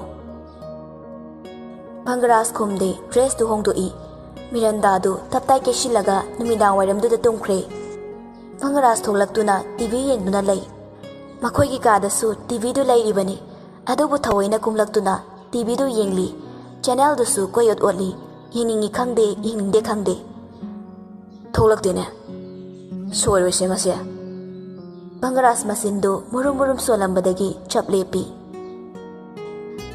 ꯄꯨꯔꯅꯤꯃꯥ ꯊꯥꯖꯒꯨꯝ ꯅꯤꯡꯊꯤꯖꯕꯤ, ꯋꯥꯛꯆꯤꯡꯒꯤ ꯏꯪꯂꯕ ꯎꯂꯦꯟꯒꯨꯝ ꯂꯥꯏꯌꯦꯡꯕꯤ ꯃꯥꯏꯊꯣꯡꯅꯤ꯫ ꯅꯤꯡꯊꯤꯖꯔꯕ ꯃꯥꯏꯊꯣꯡꯗꯨꯕꯨ ꯔꯥꯁꯤ ꯍꯥꯞꯂꯤꯕ ꯑꯀꯨꯠꯄ ꯈꯖꯥꯏꯅꯤ꯫ ꯃꯧꯅꯤ ꯇꯥꯛꯂꯤꯕ ꯔꯥꯁꯤ ꯂꯩꯅ ꯊꯤꯜꯂꯤꯕ ꯆꯟꯗꯜ, ꯑꯋꯥꯠꯄ ꯂꯩꯇ꯭ꯔꯕ ꯏ ꯊꯥꯡꯅ ꯉꯧꯔꯣꯛ ꯉꯧꯕꯤ ꯅꯨꯖꯥꯒꯤ ꯍꯛꯆꯥꯡꯗ ꯊꯣꯜꯂꯤꯕ ꯐꯤꯖꯣꯜ ꯆꯟꯗꯣꯜ ꯃꯆꯨꯒꯤ ꯐꯅꯦꯛ, ꯃꯄꯥꯜ ꯍꯤꯒꯣꯛꯅ ꯍꯛꯄ ꯐꯤꯗꯨꯅ ꯃꯀꯣꯛꯇꯨ ꯍꯥꯏꯐꯦꯠ ꯈꯨꯝꯂꯗꯨꯅ ꯁꯟꯙ꯭ꯌꯥꯒꯤ ꯑꯥꯔꯇꯤ ꯄꯥꯏꯗꯨꯅ ꯊꯣꯔꯛꯄꯗꯨ ꯎꯕꯗ ꯚꯪꯒꯔꯥꯖꯀꯤ ꯊꯃꯣꯏꯗꯨ ꯈꯪꯄꯦꯠ ꯄꯦꯠꯊꯕꯒꯨꯝ ꯐꯥꯎꯔꯦ꯫ ꯉꯁꯤꯗꯤ ꯃꯥꯒꯤ ꯂꯣꯏꯅꯕꯤꯒꯤ ꯁꯛꯇꯝꯁꯤ ꯍꯛꯊꯦꯡꯅꯅ ꯌꯦꯡꯕ ꯐꯪꯂꯦ꯫ ꯎꯈꯤꯗ꯭ꯔꯤ ꯃꯥꯒꯨꯝꯅ ꯃꯒꯨꯟ ꯂꯩꯕꯤ ꯃꯩꯇꯩꯒꯤ ꯅꯨꯖꯥ ꯀꯅꯥꯅ ꯂꯩꯁꯤꯂꯦꯝꯕꯤꯗꯒꯤ ꯍꯦꯟꯒꯅꯤ ꯊꯥꯖꯗꯦ꯫ ꯚꯪꯒꯔꯥꯖꯀꯤ ꯃꯤꯠꯌꯦꯡꯗꯨ ꯂꯩꯁꯤꯂꯦꯝꯕꯤꯗꯒꯤ ꯆꯣꯏꯊꯣꯛꯈꯤꯗ꯭ꯔꯦ꯫ ꯂꯩꯁꯤꯂꯦꯝꯕꯤꯗꯤ ꯚꯪꯒꯔꯥꯖꯅ ꯂꯩꯔꯤꯕꯗꯨ ꯎꯔꯨꯗ꯭ꯔꯦ꯫ ꯃꯥꯒꯤ ꯊꯣꯛꯄ ꯃꯈꯨꯠꯇ ꯙꯨꯞ ꯀꯦꯟꯗꯜ ꯍꯥꯞꯂꯤꯕ ꯑꯥꯔꯇꯤꯗꯨ ꯀꯥꯗꯨ ꯁꯤꯟꯕ ꯊꯨꯡꯅ ꯂꯩ ꯂꯩꯗꯨꯅ ꯄꯨꯔꯤ꯫ ꯂꯥꯏꯗꯨ ꯈꯨꯔꯨꯝꯕ ꯂꯣꯏꯕꯒ ꯆꯪꯈꯤꯒꯦ ꯇꯧꯕꯒ ꯍꯩꯃꯥ, ꯑꯩꯗꯤ ꯏꯀꯥꯎ ꯀꯥꯎꯔꯨꯔꯦ, ꯌꯦꯔꯨꯝ ꯊꯣꯡꯉꯦ ꯍꯥꯏꯕꯗꯥꯏꯅꯦ, ꯑꯝꯇꯁꯨ ꯂꯩꯔꯝꯃꯣꯏ꯫ ꯑꯁꯤ ꯍꯥꯏꯔꯒ ꯃꯥꯒꯤ ꯀꯥꯗ ꯆꯪꯈꯤꯒꯦ ꯇꯧꯕꯒ ꯅꯥꯀꯟꯗ ꯃꯤ ꯑꯃ ꯂꯦꯞꯄꯗꯨ ꯌꯦꯡꯉꯛꯏ꯫ ꯚꯪꯒꯔꯥꯖ ꯑꯣꯏꯔꯝꯕꯗꯨꯗ ꯌꯥꯝꯕꯣꯡ, ꯑꯩ ꯗꯨꯀꯥꯟ ꯆꯠꯂꯨꯒꯦ꯫ ꯀꯩꯗꯧꯕꯅꯣ? ꯌꯦꯔꯨꯝ ꯂꯩꯔꯨꯒꯦ꯫ ꯅꯨꯃꯤꯠ ꯇꯥꯔꯦ, ꯏꯅꯛꯅ ꯑꯁꯤꯕꯣ? ꯑꯗꯨꯗꯤ ꯂꯩꯔꯨꯔꯣ ꯀꯩꯅꯣ? ꯑꯗꯨꯗꯤ ꯄꯤꯔꯛꯑꯣ꯫ ꯀꯩꯅꯣ ꯍꯥꯏꯁꯦ? ꯄꯩꯁꯥ ꯄꯤꯔꯛꯑꯣ, ꯌꯦꯔꯨꯝ ꯂꯩꯔꯨꯒꯦꯕ꯫ ꯑꯩꯉꯣꯟꯗꯩꯔꯣ? ꯅꯠꯇ꯭ꯔꯗꯤ ꯀꯅꯥꯗ ꯍꯥꯏꯔꯨꯗꯣꯏꯕ?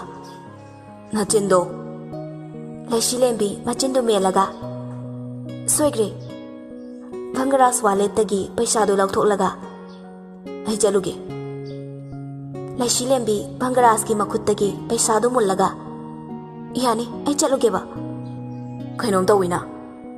ꯑꯁ ꯊꯦꯡꯉꯅꯤꯕ꯫ ꯂꯩꯁꯤꯂꯦꯝꯕꯤ ꯍꯥꯊꯨ ꯍꯥꯊꯨ ꯁꯦꯜꯗꯨ ꯂꯧꯔꯒ ꯒꯦꯠꯂꯣꯝꯗ ꯊꯣꯔꯛꯏ꯫ ꯏꯕꯣꯝꯆꯥꯅ ꯏꯕꯦꯝꯃ ꯀꯗꯥꯏꯗꯅꯣꯅꯦ? ꯀꯀꯥ ꯗꯨꯀꯥꯟ ꯆꯠꯂꯨꯒꯦ꯫ ꯊꯦꯡꯉꯦꯅꯦ, ꯀꯀꯥ ꯆꯠꯄꯤꯔꯨꯆꯣꯔꯣ꯫ ꯌꯥꯅꯤꯗ, ꯑꯩ ꯐꯠ ꯆꯠꯂꯨꯔꯒꯦ, ꯍꯣꯔꯦꯟ ꯁꯔ ꯊꯣꯛꯂꯛꯑꯒ ꯉꯥꯡꯉꯗꯤ ꯇꯜꯂꯦꯕ꯫ ꯍꯣꯏ ꯍꯣꯏ꯫ ꯂꯩꯁꯤꯂꯦꯝꯕꯤ ꯗꯨꯀꯥꯟꯗ ꯊꯣꯔꯛꯇꯨꯅ ꯌꯦꯔꯨꯝ ꯄ꯭ꯂꯦꯠ ꯑꯃ ꯂꯩꯔꯨꯔꯒ ꯌꯨꯝꯂꯣꯝꯗ ꯍꯜꯂꯛꯏ꯫ ꯂꯩꯁꯤ ꯉꯥꯏꯈꯣ꯫ ꯀꯅꯥꯅꯣ? ꯅꯤꯈꯤꯜꯅ꯫ ꯑꯩ ꯈꯪꯗ꯭ꯔꯕꯣ? ꯅꯪꯒꯤ ꯊꯥꯏꯅ ꯍꯦꯔꯣꯗꯨꯅꯤ꯫ ꯂꯩꯁꯤ ꯁꯥꯎꯅ ꯀꯩꯅꯣ ꯅꯪ ꯍꯥꯏꯗꯣ? ꯇꯥꯍꯧꯗ꯭ꯔꯕꯣ? ꯂꯩꯁꯤ ꯇꯥꯁꯟꯅꯗꯗꯨꯅ ꯂꯩꯊꯣꯛꯂꯒ ꯆꯠꯈꯤꯒꯦ ꯇꯧꯏ꯫ ꯅꯤꯈꯤꯜꯗꯨ ꯄ꯭ꯔꯞ ꯄ꯭ꯔꯞ ꯂꯥꯛꯂꯒ ꯂꯩꯁꯤꯒꯤ ꯃꯈꯨꯠꯇꯨ ꯐꯥꯏ꯫ ꯑꯩꯅ ꯍꯥꯏꯁꯦ ꯇꯥꯗ꯭ꯔꯣ? ꯀꯩꯅꯣ ꯅꯪ ꯄꯥꯝꯃꯤꯁꯦ? ꯅꯪꯅꯦ꯫ ꯍꯦ, ꯀꯩ ꯋꯥꯉꯥꯡ ꯁꯉꯥꯡꯅꯣ? ꯅꯪꯁꯦ ꯏꯅꯥꯎꯅꯨꯄꯤ ꯂꯧꯔꯤꯕꯅꯤꯅꯦ, ꯋꯥꯉꯥꯡ ꯁꯉꯥꯡꯗꯣ ꯁꯦꯝꯗꯣꯛꯎ꯫ ꯅꯤꯈꯤꯜꯗꯨ ꯐꯔꯛꯇꯤ ꯐꯖꯅ ꯐꯨꯔꯦ, ꯃꯇꯥꯡꯗꯨ ꯆꯥꯏ ꯈꯪꯗꯦ ꯆꯥꯗꯦ ꯈꯪꯗꯦ꯫ ꯅꯪꯗꯤ ꯅꯁꯛ ꯐꯖꯕꯗ ꯅꯠꯇꯦꯅꯦ, ꯍꯥꯏꯐꯦꯠꯁꯨ ꯇꯥꯈꯠꯂꯝꯃꯦꯅ꯫ ꯑꯩꯅ ꯅꯪ ꯉꯥꯏꯔꯛꯏꯁꯦ ꯀꯨꯏꯔꯕꯅꯤ, ꯉꯁꯤꯗꯤ ꯂꯥꯏꯕꯛ ꯐꯕꯅ ꯊꯦꯡꯅꯔꯦ꯫ ꯐꯖꯅ ꯍꯥꯏꯔꯤꯉꯩꯁꯤꯗ ꯑꯩꯒꯤ ꯂꯝꯕꯤ ꯊꯥꯗꯣꯛꯎ꯫ ꯑꯩꯅ ꯊꯥꯗꯣꯛꯇ꯭ꯔꯕꯗꯤ? ꯅꯪꯒꯤ ꯂꯤꯆꯠꯇꯣ ꯉꯁꯤ ꯐꯥꯎꯕ ꯍꯜꯂꯝꯗ꯭ꯔꯤꯅ, ꯑꯩꯅ ꯍꯧꯖꯤꯛ ꯂꯩꯀꯥꯏ ꯇꯥꯟꯅꯕ ꯂꯥꯎꯔꯗꯤ ꯅꯪꯒꯤ ꯑꯐꯕ ꯑꯣꯏꯔꯣꯏ꯫ ꯅꯤꯈꯤꯜ ꯀꯔꯦꯝꯅꯅ ꯑꯩꯗꯤ ꯅꯨꯄꯥꯅꯤ ꯀꯔꯤꯝ ꯈꯟꯕꯤꯔꯣꯏꯅꯦ, ꯏꯖꯠ ꯁꯣꯛꯀꯗꯧꯔꯤꯕꯁꯤ ꯀꯅꯥꯒꯤꯅꯣ? ꯂꯩꯁꯤ ꯁꯥꯎꯅ ꯅꯤꯈꯤꯜꯗ ꯌꯦꯡꯉꯝꯃꯒ ꯀꯔꯤꯝꯇ ꯍꯥꯏꯔꯝꯗꯕꯤ ꯆꯠꯈꯤꯒꯦ ꯇꯧꯕꯒ ꯅꯤꯈꯤꯜꯅ ꯂꯩꯁꯤꯒꯤ ꯈꯨꯗꯥꯡꯗꯨ ꯐꯥꯔꯛꯏ꯫ Ngahanmukti ma sakma yengduna phathakibani. Ngasidi asaubana maram oiraga makutu kanthatlaga Nikhilgi mamaida khupangna tharai. Aduk chakhataba aise kai oina uge sagai amagi mauni nangi mathong maram khangdabali chatto swaida torakano chalo nasaktu yeningde. Nikhil usitana laishigi manakta changsilai. Nakandagi nang nakhwangdu tekena lakjarabanina thudekpiba tarene ko. Nikhil Bangarasna lairiba adom de yengai. Oi hero nang oira. Bangarasna nupi angang da karan tardi chai chaba tabane. Nikhil karemnana sia ibo nupi sinang kanano khangabo aigi girlfriend e khangabo aigi nupi na karam kandagi nangi siep oiramiba kari ibo sigida tahaudraba nanam du tatkero laishabida laknabane migi nupa lairaba nupi sida nangna karan taradi masana chai chaba taba. Oh nang oire oktabi sigi nupa do lai시lembi sauna laurai. Bangaras khangaude sauna Nikhilgi mamaiduda kinna thilai amadusu makhud halai. Bangarasna khara wang chauba masa phaba henkibana Nikhildu irai laina phubire mataudu bada lai시lembi pakhatna Bangaras bu khamjai. Yambong tokpiro mino khradi phajadeba lana khanarani.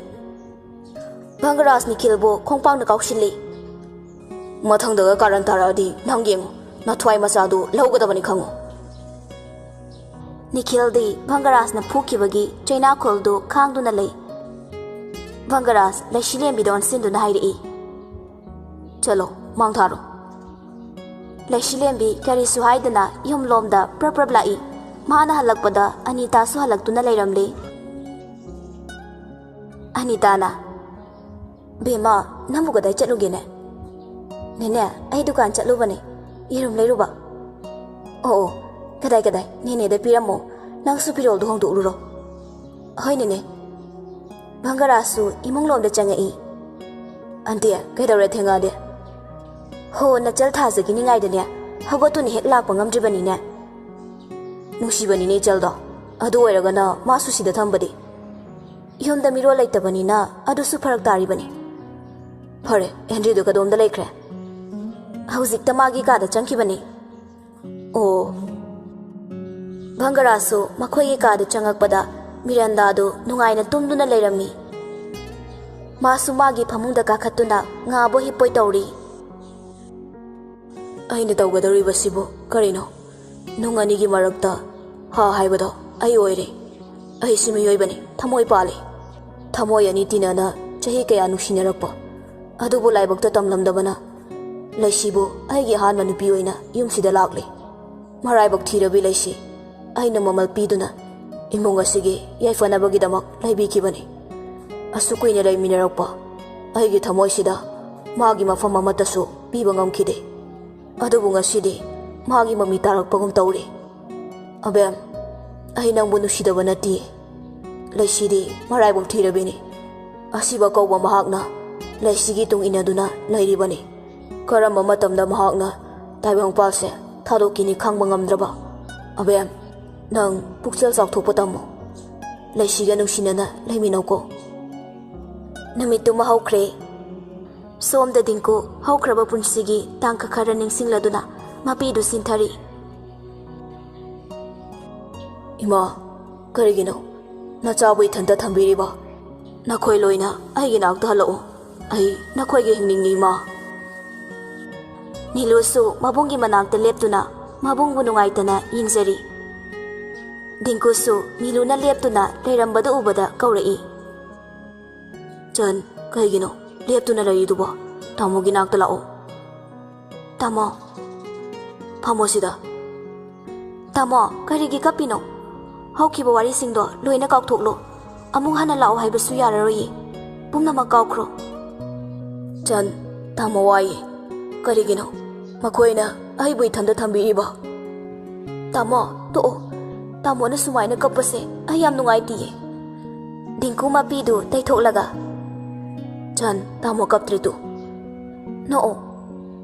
Dingko ꯅꯧꯐꯦꯠ ꯇꯧꯔꯒ ꯌꯥꯔꯕ ꯅꯣꯏꯀꯣ ꯇꯣ ꯑꯗꯨꯃꯥꯏꯅ ꯂꯩꯒꯗꯕ ꯑꯗꯨ ꯑꯣꯏꯔꯗꯤ ꯇꯥꯃꯣ ꯃꯥꯜꯂꯛꯑꯦꯕ ꯃꯁꯤ ꯑꯉꯥꯡꯁꯤꯗꯤꯕ ꯑꯗꯣ ꯉꯥꯏꯈꯣ ꯅꯪꯕꯨ ꯀꯔꯝ ꯀꯥꯟꯗ ꯍꯟꯒꯦ ꯍꯥꯏꯕꯅꯣ ꯃꯤꯂꯨ ꯁꯨꯛꯇꯣꯛꯂꯒ ꯆꯦ ꯂꯩꯁꯤ ꯂꯩꯇ꯭ꯔꯗꯤ ꯑꯩ ꯁꯤꯗ ꯂꯩꯕ ꯌꯥꯗꯕꯩ ꯋꯥꯔꯣ ꯍꯣꯏ ꯑꯗꯨꯒꯤ ꯅꯠꯇꯦꯅꯦ ꯇꯥꯃꯣꯅ ꯊꯕꯛ ꯆꯠꯊꯣꯛꯑꯒ ꯅꯇꯣꯝꯇ ꯂꯩꯍꯧꯕꯗꯣ ꯅꯨꯡꯉꯥꯏꯔꯣꯏꯅ ꯇꯥꯃꯣꯅ ꯍꯥꯏꯕꯅꯤꯅꯦ ꯍꯣ ꯅꯨꯡꯉꯥꯏꯅꯤ ꯀꯩꯁꯨ ꯑꯩ ꯁꯤꯗ ꯁꯨꯝ ꯂꯩꯖꯔꯒꯦ ꯐꯔꯦ ꯐꯔꯦ ꯂꯩꯔꯣ ꯁꯤꯗ ꯇꯥꯃꯣꯅ ꯆꯥꯎꯅ ꯂꯨꯍꯣꯡꯊꯣꯛꯄꯤꯅꯤ ꯑꯁꯤ ꯍꯥꯏꯔꯒ ꯅꯣꯛꯏ ꯅꯤꯂꯨꯁꯨ ꯅꯣꯛꯇꯨꯅ ꯇꯥꯃꯣ ꯁꯤꯗꯤꯕ ꯑꯩ ꯅꯦꯅꯦꯗ ꯍꯥꯏꯔꯒꯦ ꯃꯇꯝ ꯈꯔ ꯂꯩꯅꯕ ꯇꯣ ꯑꯗꯨꯅꯦꯕ ꯆꯂꯣ ꯆꯂꯣ ꯂꯥꯏꯔꯤꯛ ꯄꯥꯖꯔꯨꯔꯣ ꯍꯣꯏ ꯇꯥꯃꯣ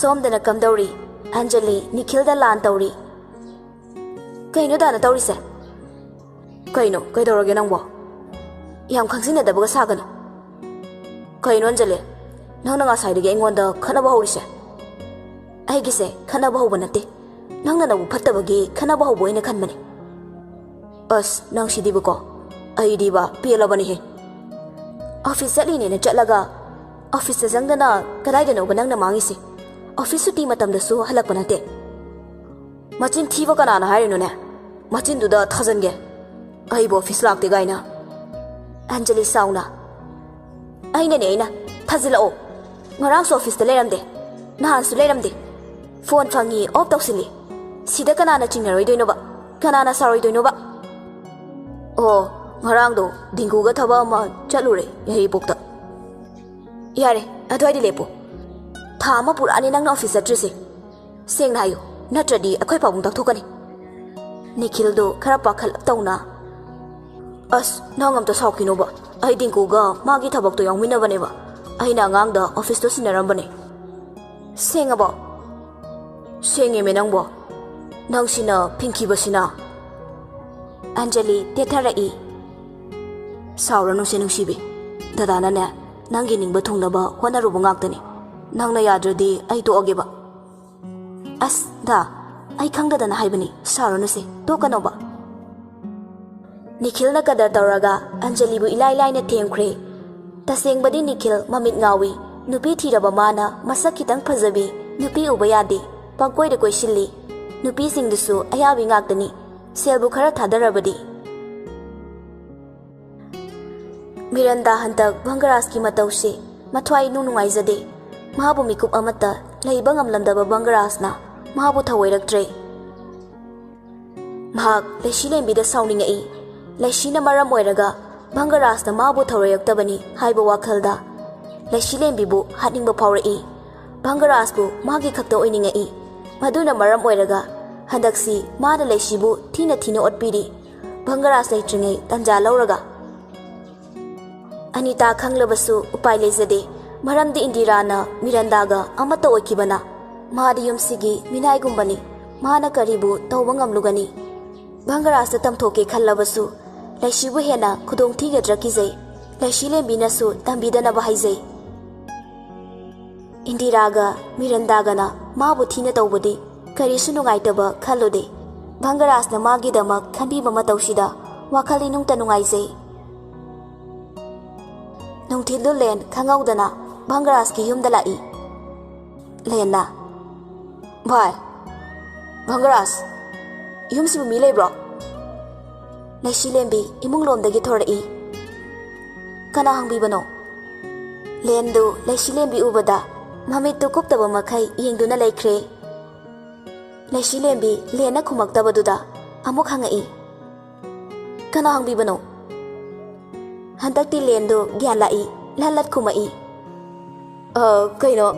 ꯀꯩꯅꯣꯅꯦ ꯕꯪꯒꯔꯥꯖꯕꯨ ꯂꯩꯈꯤꯕ꯭ꯔꯣ ꯂꯩꯌꯦ ꯆꯪꯕꯤꯔꯛꯑꯣ ꯌꯥꯃꯨꯡꯒꯤ ꯃꯃꯥꯟꯅꯕ꯭ꯔꯣ ꯍꯣꯏ ꯆꯪꯕꯤꯔꯛꯑꯣ ꯂꯩꯁꯤ ꯏꯃꯨꯡꯂꯣꯝꯗ ꯄꯨꯁꯜꯂꯛꯇꯨꯅ ꯐꯝꯍꯜꯂꯤ ꯐꯝꯕꯤꯔꯝꯃꯨꯀꯣ ꯑꯩ ꯀꯛꯊꯣꯛꯆꯔꯨꯒꯦ ꯂꯦꯟ ꯀꯔꯤꯁꯨ ꯈꯨꯝꯗꯅ ꯂꯩꯁꯤꯅ ꯆꯠꯈꯤꯕꯗꯨ ꯌꯦꯡꯗꯨꯅ ꯐꯝꯍꯧꯏ ꯋꯥꯈꯜꯗꯁꯨ ꯈꯜꯂꯛꯏ ꯀꯅꯥꯅꯣ ꯍꯧꯖꯤꯛ ꯅꯨꯄꯤꯗꯨꯕꯣ ꯕꯪꯒꯔꯥꯖꯀꯤ ꯅꯨꯄꯤꯗꯨꯗꯤ ꯅꯠꯇ꯭ꯔꯦ ꯋꯥꯎ ꯈꯨꯐꯖꯗꯣ ꯃꯧꯗꯤ ꯃꯥꯜꯂꯤꯁꯦ ꯇꯟꯖꯥꯗꯨꯗ ꯕꯪꯒꯔꯥꯖꯅ ꯚꯥꯏ ꯌꯥꯝ ꯊꯥꯖꯗꯤꯌꯦ ꯀꯩ ꯂꯩꯔꯒꯦ ai kay lerege kaina kem letradi lakpa yadro yaida sum hangbani thajadana lakpasida sum lakpane ai changdore akhoi da chak chara amata chaminase haigena hoi bai chasi ai nangdina tu thigibadagi akhoi daga lakni khangkhidrena Bhangaras wakhalda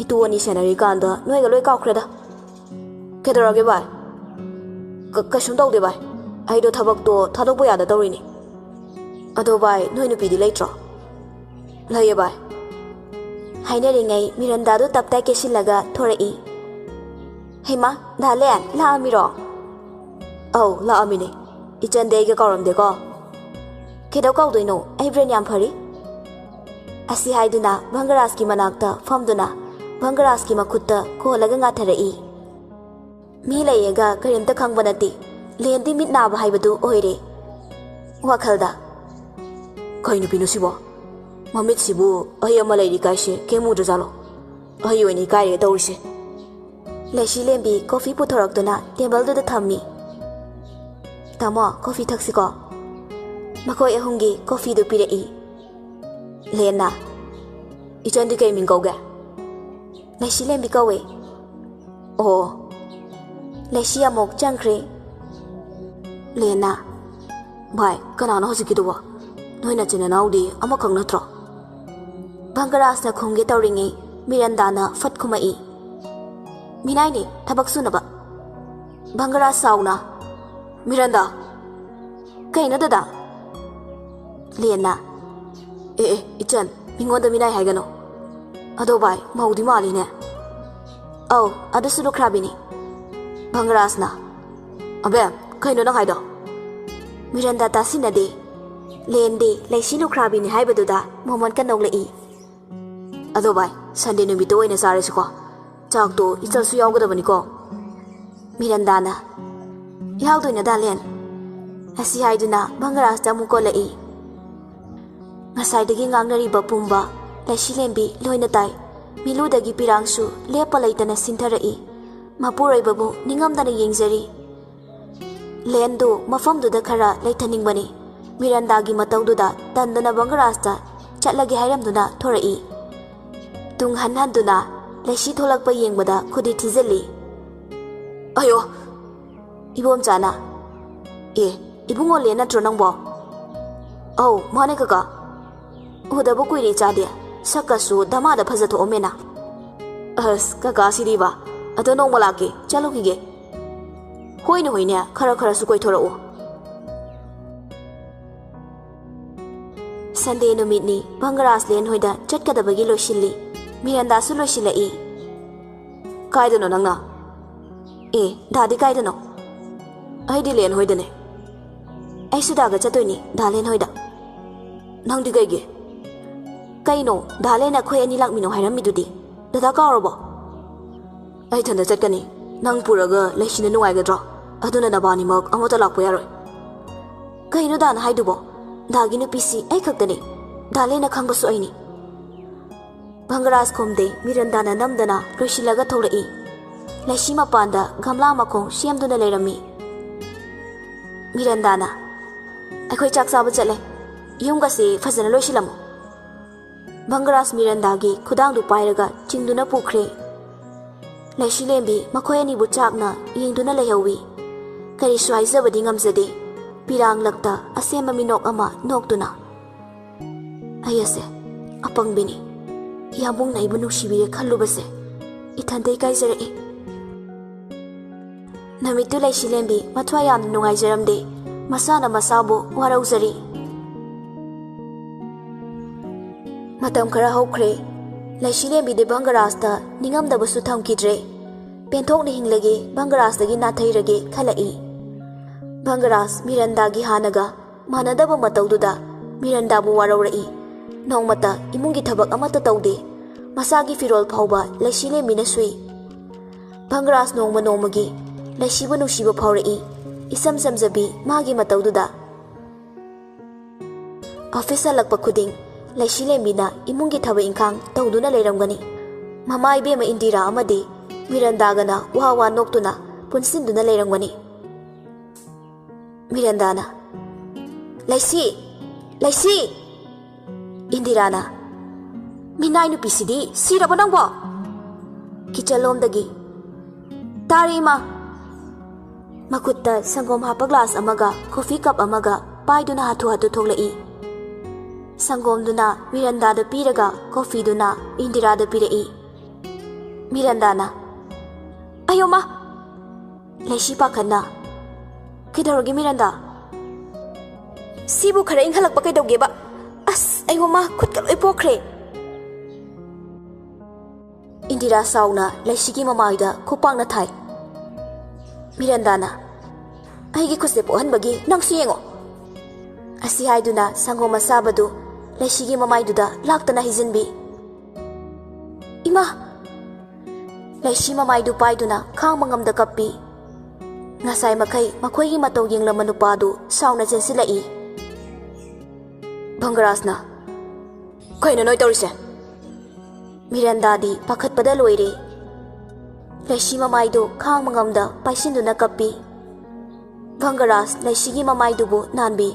Aduga sauna Miranda amadi mamada yengai. Abem, aina nangonda kayara khanai khre. Nasega nushina na leimino haina.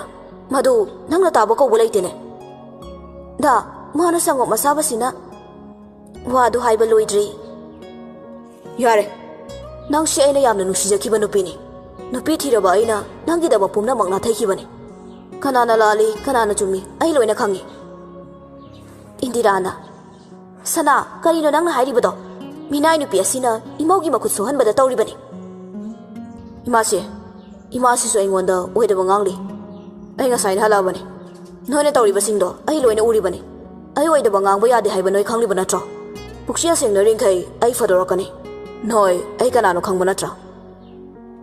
Asi haiduna Laisi gi makuttu samduna changkhre. Miranda di chakna yengduna leihori. Masia Indirana. Karamba kanda laibano. He khanghaudeda. Mirandana. Imasia aibu kamai tawdoino. Hai tumi layu ai tawge.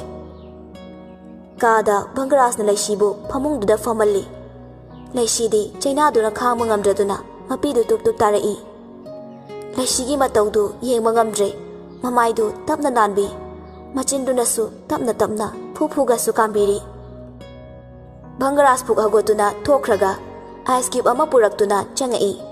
Laisi gi mamaiduda tapna thambi. Ngasai makai khangma ngamlamdabu Laisidu haujiktada khara ingtharai. Bangarasna magi manakta phamakpada Laisi gi thamoi gi mihul dak chonglai. Adugumna mahak kanagum amataga punsida phaminaraktri. Bangarasu Laisi lembibu nushine yengsei anidu mitka michanai. Tanjaduda Bangaras ki phone du kinglai.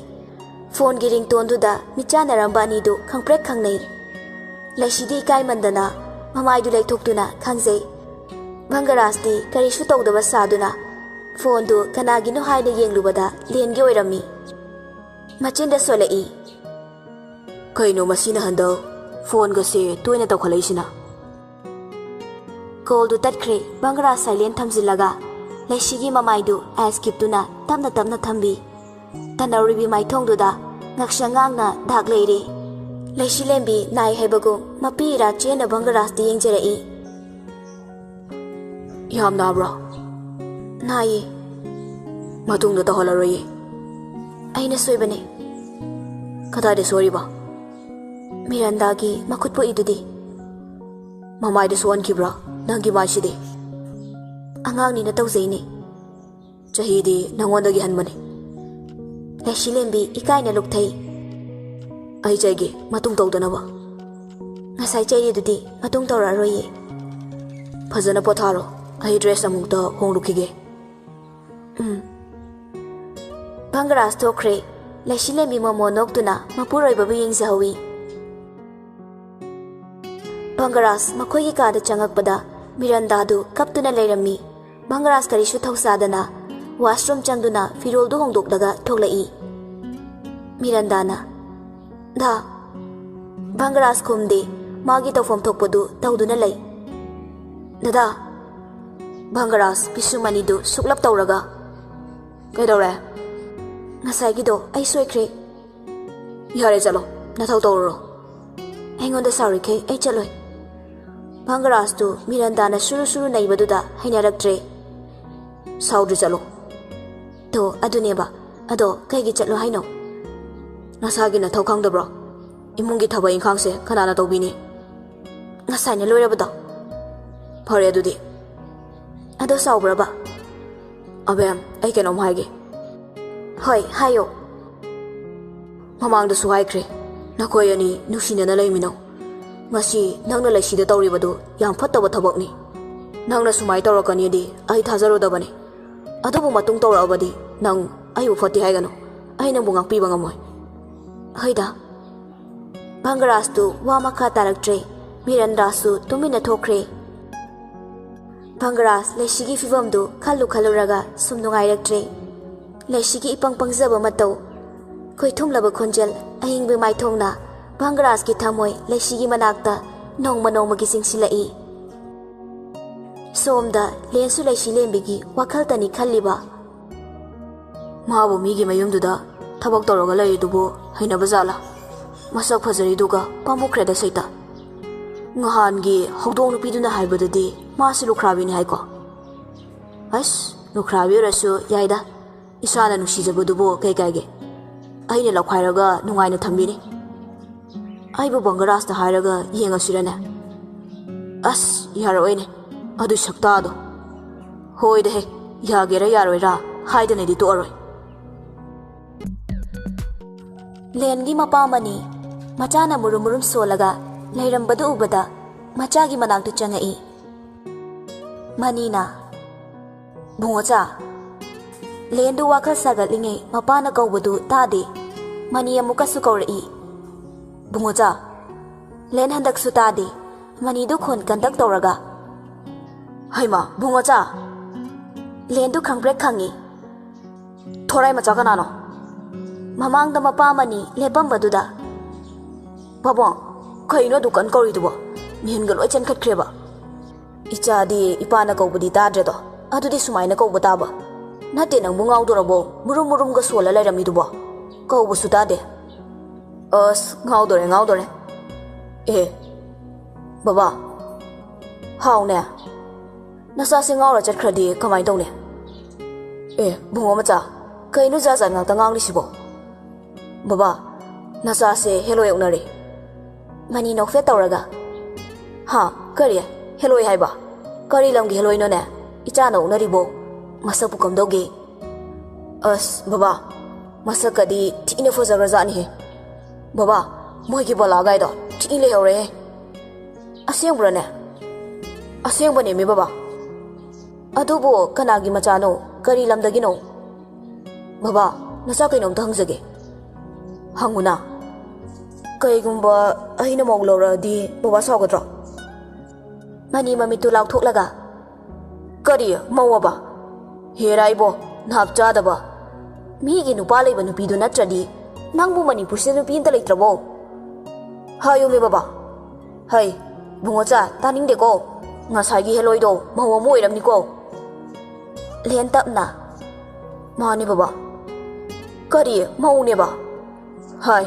이보 ꯅꯪ ꯑꯃ ꯅꯥꯇꯩ ꯏꯆꯥ ꯆꯥꯗꯦꯍꯦ ꯃꯤꯒꯤ ꯅꯨꯄꯥ ꯂꯩꯕ ꯅꯨꯄꯤꯗꯨ ꯅꯠꯇ꯭ꯔꯗꯤ ꯅꯪꯕꯨ ꯅꯨꯄꯤ ꯑꯝꯇ ꯂꯩꯇ꯭ꯔꯕꯣ ꯂꯩꯇ꯭ꯔꯒꯅ ꯅꯨꯄꯤꯗꯣ ꯊꯤꯔꯨꯔꯅꯤꯕꯣ ꯕꯕꯥꯎ ꯃꯥꯏ ꯅꯨꯄꯥꯗꯣ ꯁꯤꯈ꯭ꯔꯦ ꯍꯥꯏꯕ ꯃꯁꯤꯕꯨ ꯑꯣꯏꯒꯤꯔꯅꯦ ꯃꯥꯅ ꯉꯥꯡꯂꯤ ꯃꯌꯥꯝꯁꯤꯕꯣ ꯂꯦꯟ ꯁꯦꯔꯦꯁ ꯇꯥꯅ ꯑꯁꯦꯡꯕꯅꯦ ꯕꯕꯥ ꯑꯩ ꯃꯥꯕꯨ ꯌꯥꯝ ꯅꯨꯡꯁꯤꯔꯨꯔꯦ ꯑꯍꯥꯟꯕ ꯎꯕ ꯑꯣꯏꯔꯕꯁꯨ ꯃꯥꯗꯣ ꯏꯆꯝ ꯆꯝꯖꯩꯌꯦ ꯑꯩ ꯃꯥꯒ ꯄꯨꯟꯁꯤ ꯆꯨꯞꯄ ꯍꯤꯡꯃꯤꯟꯅꯒꯦꯅ ꯈꯜꯂꯤ ꯃꯅꯤ ꯃꯆꯥꯅ ꯍꯥꯏꯔꯛꯂꯤꯕ ꯋꯥꯗꯨ ꯃꯨꯟꯅ ꯇꯥꯏ ꯑꯃꯠꯇ ꯄꯣꯛꯆꯕ ꯃꯆꯥꯅꯨꯄꯥꯅꯤ ꯍꯥꯏꯗꯨꯅ ꯂꯨꯅ ꯇꯧꯖꯩ ꯃꯃꯥꯁꯨ ꯉꯟꯇꯥꯅ ꯀꯥꯏꯅꯈ꯭ꯔꯦ ꯃꯆꯥꯅꯨꯄꯥꯅ ꯍꯥꯏꯔꯤꯕ ꯃꯈꯩ ꯌꯥꯏ ꯃꯆꯥꯅ ꯄꯤꯌꯨ ꯍꯥꯏꯔꯤꯕ ꯃꯈꯩ ꯂꯣꯏꯅ ꯄꯤ ꯂꯦꯟꯁꯨ ꯒ꯭ꯌꯥꯟ ꯇꯥꯕ ꯑꯣꯏꯕꯅ ꯃꯄꯥꯅ ꯑꯃꯨꯛꯀ ꯍꯦꯟꯅ ꯂꯨꯅ ꯇꯧꯖꯩ ꯂꯦꯟꯒꯤ ꯋꯥꯗꯨ ꯃꯨꯟꯅ ꯇꯥꯔꯕ ꯇꯨꯡꯗ ꯃꯅꯤꯅ ꯕꯨꯡꯉꯣꯆꯥ ꯅꯨꯄꯤ ꯃꯆꯥꯗꯨꯕꯨ ꯑꯉꯥꯡꯒꯗꯤ ꯂꯩꯕ ꯖꯥꯠꯂꯥ ꯕꯕꯥ ꯑꯗꯨꯗꯤ ꯈꯪꯗꯤꯌꯦ ꯀꯩꯒꯤꯅꯣ ꯂꯩꯔꯕꯁꯨ ꯀꯥꯏꯗꯦꯗ ꯏꯆꯥꯅꯕꯨ ꯈꯣꯏꯗꯥꯔꯕꯗꯤ ꯃꯄꯥꯅ ꯍꯥꯏꯗꯣꯔꯛꯂꯤꯕ ꯋꯥꯗꯨ ꯇꯥꯕꯗ ꯂꯦꯟ ꯍꯔꯥꯎꯕꯗ ꯂꯣꯏꯔꯦ ꯃꯄꯥꯕꯨ ꯅꯨꯡꯁꯤꯅ ꯀꯣꯜꯂꯒ ꯂꯚ ꯌꯨ ꯕꯕꯥ ꯃꯅꯤ ꯅꯣꯛꯂꯒ ꯂꯚ ꯌꯨ ꯇꯨ ꯃꯥꯏ ꯂꯥꯚꯥ ꯂꯦꯟ ꯗꯦꯜꯂꯤꯗ ꯆꯠꯀꯗꯕꯗꯨ ꯀꯦꯟꯁꯦꯜ ꯇꯧꯊꯣꯛꯏ ꯍꯟꯗꯛꯁꯤꯃ ꯋꯥꯈꯜ ꯏꯅꯨꯡꯇ ꯅꯨꯡꯉꯥꯏꯔꯤ ꯅꯨꯡꯊꯤꯜꯗꯨ ꯚꯪꯒꯔꯥꯖ ꯍꯣꯏꯗ ꯂꯥꯛꯏ ꯂꯦꯟꯅ ꯚꯥꯏ ꯃꯤꯔꯟꯗꯥꯅ ꯍꯩꯃꯥ ꯗꯥꯂꯦꯟ ꯂꯥꯛꯏꯔꯣ ꯆꯪꯉꯛꯑꯣ ꯚꯪꯒꯔꯥꯖꯄꯨ ꯂꯩꯈꯤꯕ꯭ꯔꯣ ꯂꯩꯌꯦ ꯗꯥꯂꯦꯟ ꯆꯪꯉꯛꯑꯣ ꯁꯤꯗ ꯐꯝꯃꯝꯃꯣ ꯍꯣꯏ ꯂꯦꯟꯁꯨ ꯏꯃꯨꯡꯂꯣꯝꯗ ꯆꯪꯉꯛꯏ ꯃꯃꯤꯠꯇꯨ ꯂꯩꯗꯨꯅ ꯎꯅꯤꯡꯂꯤꯕ ꯃꯤꯗꯨꯕꯨ ꯂꯩꯕ꯭ꯔꯥ ꯍꯥꯏꯅ ꯌꯦꯡꯖꯔꯤ ꯚꯪꯒꯔꯥꯖꯁꯨ ꯇꯟꯖꯥꯗꯨꯗ ꯊꯣꯛꯂꯛꯏ ꯚꯥꯏ ꯀꯣꯏꯔꯛꯏꯔꯣ ꯂꯦꯟꯅ ꯑꯧ ꯅꯪꯁꯦ ꯌꯥꯝ ꯗꯤꯃꯥꯜꯂꯕ ꯐꯣꯟ ꯇꯧꯕꯒ ꯁꯨꯄꯥꯏ ꯄꯥꯏꯗ꯭ꯔꯤꯗꯨꯕꯣ ꯑꯩꯗꯣ ꯁꯣꯝꯗ ꯐꯔꯛ ꯇꯥꯕ ꯇꯥꯅꯤ ꯅꯪ ꯑꯩꯕꯣ ꯑꯗꯣ ꯏꯃꯥ ꯍꯣꯏ ꯂꯩꯇ꯭ꯔꯣ ꯂꯩꯌꯦ ꯚꯥꯏ ꯇꯨꯝꯃꯝꯒꯅꯤꯌꯦ ꯃꯤꯔꯟꯗꯥꯅ ꯗꯥꯂꯦꯟ ꯍꯩ ꯃꯍꯤ ꯁꯦꯝꯂꯛꯀꯦ ꯂꯦꯟ ꯅꯣꯛꯐꯦꯠ ꯇꯧꯔꯒ ꯑꯧ ꯁꯦꯝꯃꯛꯑꯣ ꯃꯤꯔꯟꯗꯥꯅ ꯂꯩꯁꯤ ꯖꯨꯁ ꯆꯍꯨꯝꯗ ꯁꯦꯝꯃꯛꯑꯣ ꯂꯩꯁꯤ ꯀꯤꯆꯟꯗꯒꯤ ꯈꯨꯝꯃꯛꯏ ꯍꯣꯏ ꯂꯦꯟ ꯃꯃꯤꯠꯇꯨ ꯆꯨꯝꯅ ꯂꯩꯇꯦ ꯂꯩꯁꯤꯗꯨ ꯀꯤꯆꯟꯂꯣꯝꯗ ꯂꯩꯈꯤꯕꯅ ꯆꯦꯞꯊꯗꯨꯅ ꯌꯦꯡꯂꯤ ꯚꯪꯒꯔꯥꯖꯇꯨ ꯂꯦꯟꯅ ꯇꯧꯔꯤꯗꯨ ꯎꯏ ꯋꯥꯈꯜꯗ ꯁꯨꯈꯠꯂꯛꯏ ꯀꯩꯅꯣ ꯁꯤꯅ ꯌꯦꯡꯉꯤꯁꯤꯅ ꯃꯥꯏꯁꯤꯕꯨ ꯂꯩꯁꯤꯗ ꯑꯣꯏꯔꯖꯥꯠꯂꯣ ꯇꯟꯖꯥꯗꯨꯗ ꯂꯩꯁꯤ ꯊꯣꯛꯂꯛꯏ ꯂꯦꯟ ꯂꯩꯁꯤ ꯎꯕꯗ ꯅꯣꯛꯐꯦꯠꯀꯁꯨ ꯇꯧꯔꯛꯏ ꯚꯪꯒꯔꯥꯖ ꯋꯥꯈꯜꯗ ꯀꯩꯅꯣ ꯍꯧꯖꯤꯛꯀꯤꯗꯨꯗꯤ ꯂꯩꯁꯤꯅ ꯇꯥꯃꯣ ꯍꯩ ꯃꯍꯤ ꯊꯛꯁꯤꯀꯣ ꯂꯦꯟꯅ ꯑꯧ ꯌꯥꯏꯌꯦ ꯂꯦꯟꯗꯤ ꯅꯣꯛꯐꯦꯠꯇ ꯇꯧꯔꯒ ꯑꯗꯨꯝ ꯂꯩꯔꯤ ꯂꯩꯁꯤꯅ ꯅꯣꯟꯈꯠꯂꯛꯄꯗ ꯃꯃꯥꯏꯗꯨ ꯎꯔꯛꯏ ꯂꯦꯟ ꯉꯛꯅ ꯏꯆꯟ ꯅꯪꯒꯤ ꯃꯥꯏꯗꯨꯗꯤ ꯀꯩꯗꯧꯔꯤꯕ ꯚꯪꯒꯔꯥꯖꯇꯨ ꯂꯩꯁꯤꯅ ꯀꯔꯤ ꯍꯥꯏꯔꯛꯀꯗꯒꯦ ꯈꯜꯂꯤ ꯃꯤꯔꯟꯗꯥꯁꯨ ꯂꯩꯁꯤꯅ ꯍꯥꯏꯗꯣꯔꯛꯀꯗ꯭ꯔꯥ ꯈꯟꯅ ꯄꯥꯈꯠꯂꯛꯏ ꯂꯩꯁꯤꯅ ꯏꯁꯤꯡ ꯑꯁꯥꯕ ꯍꯩꯕꯗ ꯈꯨꯠꯇꯒꯤ ꯇꯥꯈꯤꯕ ꯑꯗꯨꯗ ꯆꯣꯡꯈ꯭ꯔꯤꯅꯤ ꯂꯦꯟꯅ ꯑꯁ ꯑꯗꯨꯗꯤ ꯌꯥꯝ ꯅꯥꯔꯝꯅꯤꯕꯣ ꯌꯦꯡꯉ ꯇꯧ ꯌꯥꯗ꯭ꯔꯣ ꯅꯪꯕꯣ ꯅꯪꯉꯣꯟꯗ ꯁꯣꯛꯄꯁꯦ ꯑꯩꯉꯣꯟꯗ ꯁꯣꯛꯄ ꯆꯞ ꯃꯥꯟꯅꯩ ꯂꯦꯟꯒꯤ ꯋꯥꯍꯩꯗꯨꯗ ꯃꯌꯥꯝꯗꯨ ꯏꯉꯛꯉꯛꯂꯤ ꯃꯉꯣꯟꯗ ꯂꯣꯏꯅ ꯌꯦꯡꯉꯛꯏ ꯂꯦꯟꯅ ꯀꯩꯅꯣꯅꯦ ꯏꯆꯟꯅꯤꯅ ꯅꯨꯡꯉꯥꯏꯇꯦ ꯇꯧꯕꯅꯦ ꯑꯩꯈꯣꯏꯗ ꯁꯣꯛꯑꯁꯨ ꯆꯞ ꯃꯥꯟꯅꯩ ꯍꯥꯏꯕꯅꯤꯗ ꯂꯦꯟ ꯋꯥꯔꯤ ꯁꯝꯅꯗꯕ ꯋꯥ ꯉꯥꯛꯇ ꯉꯥꯡꯉꯤ ꯚꯪꯒꯔꯥꯖꯅ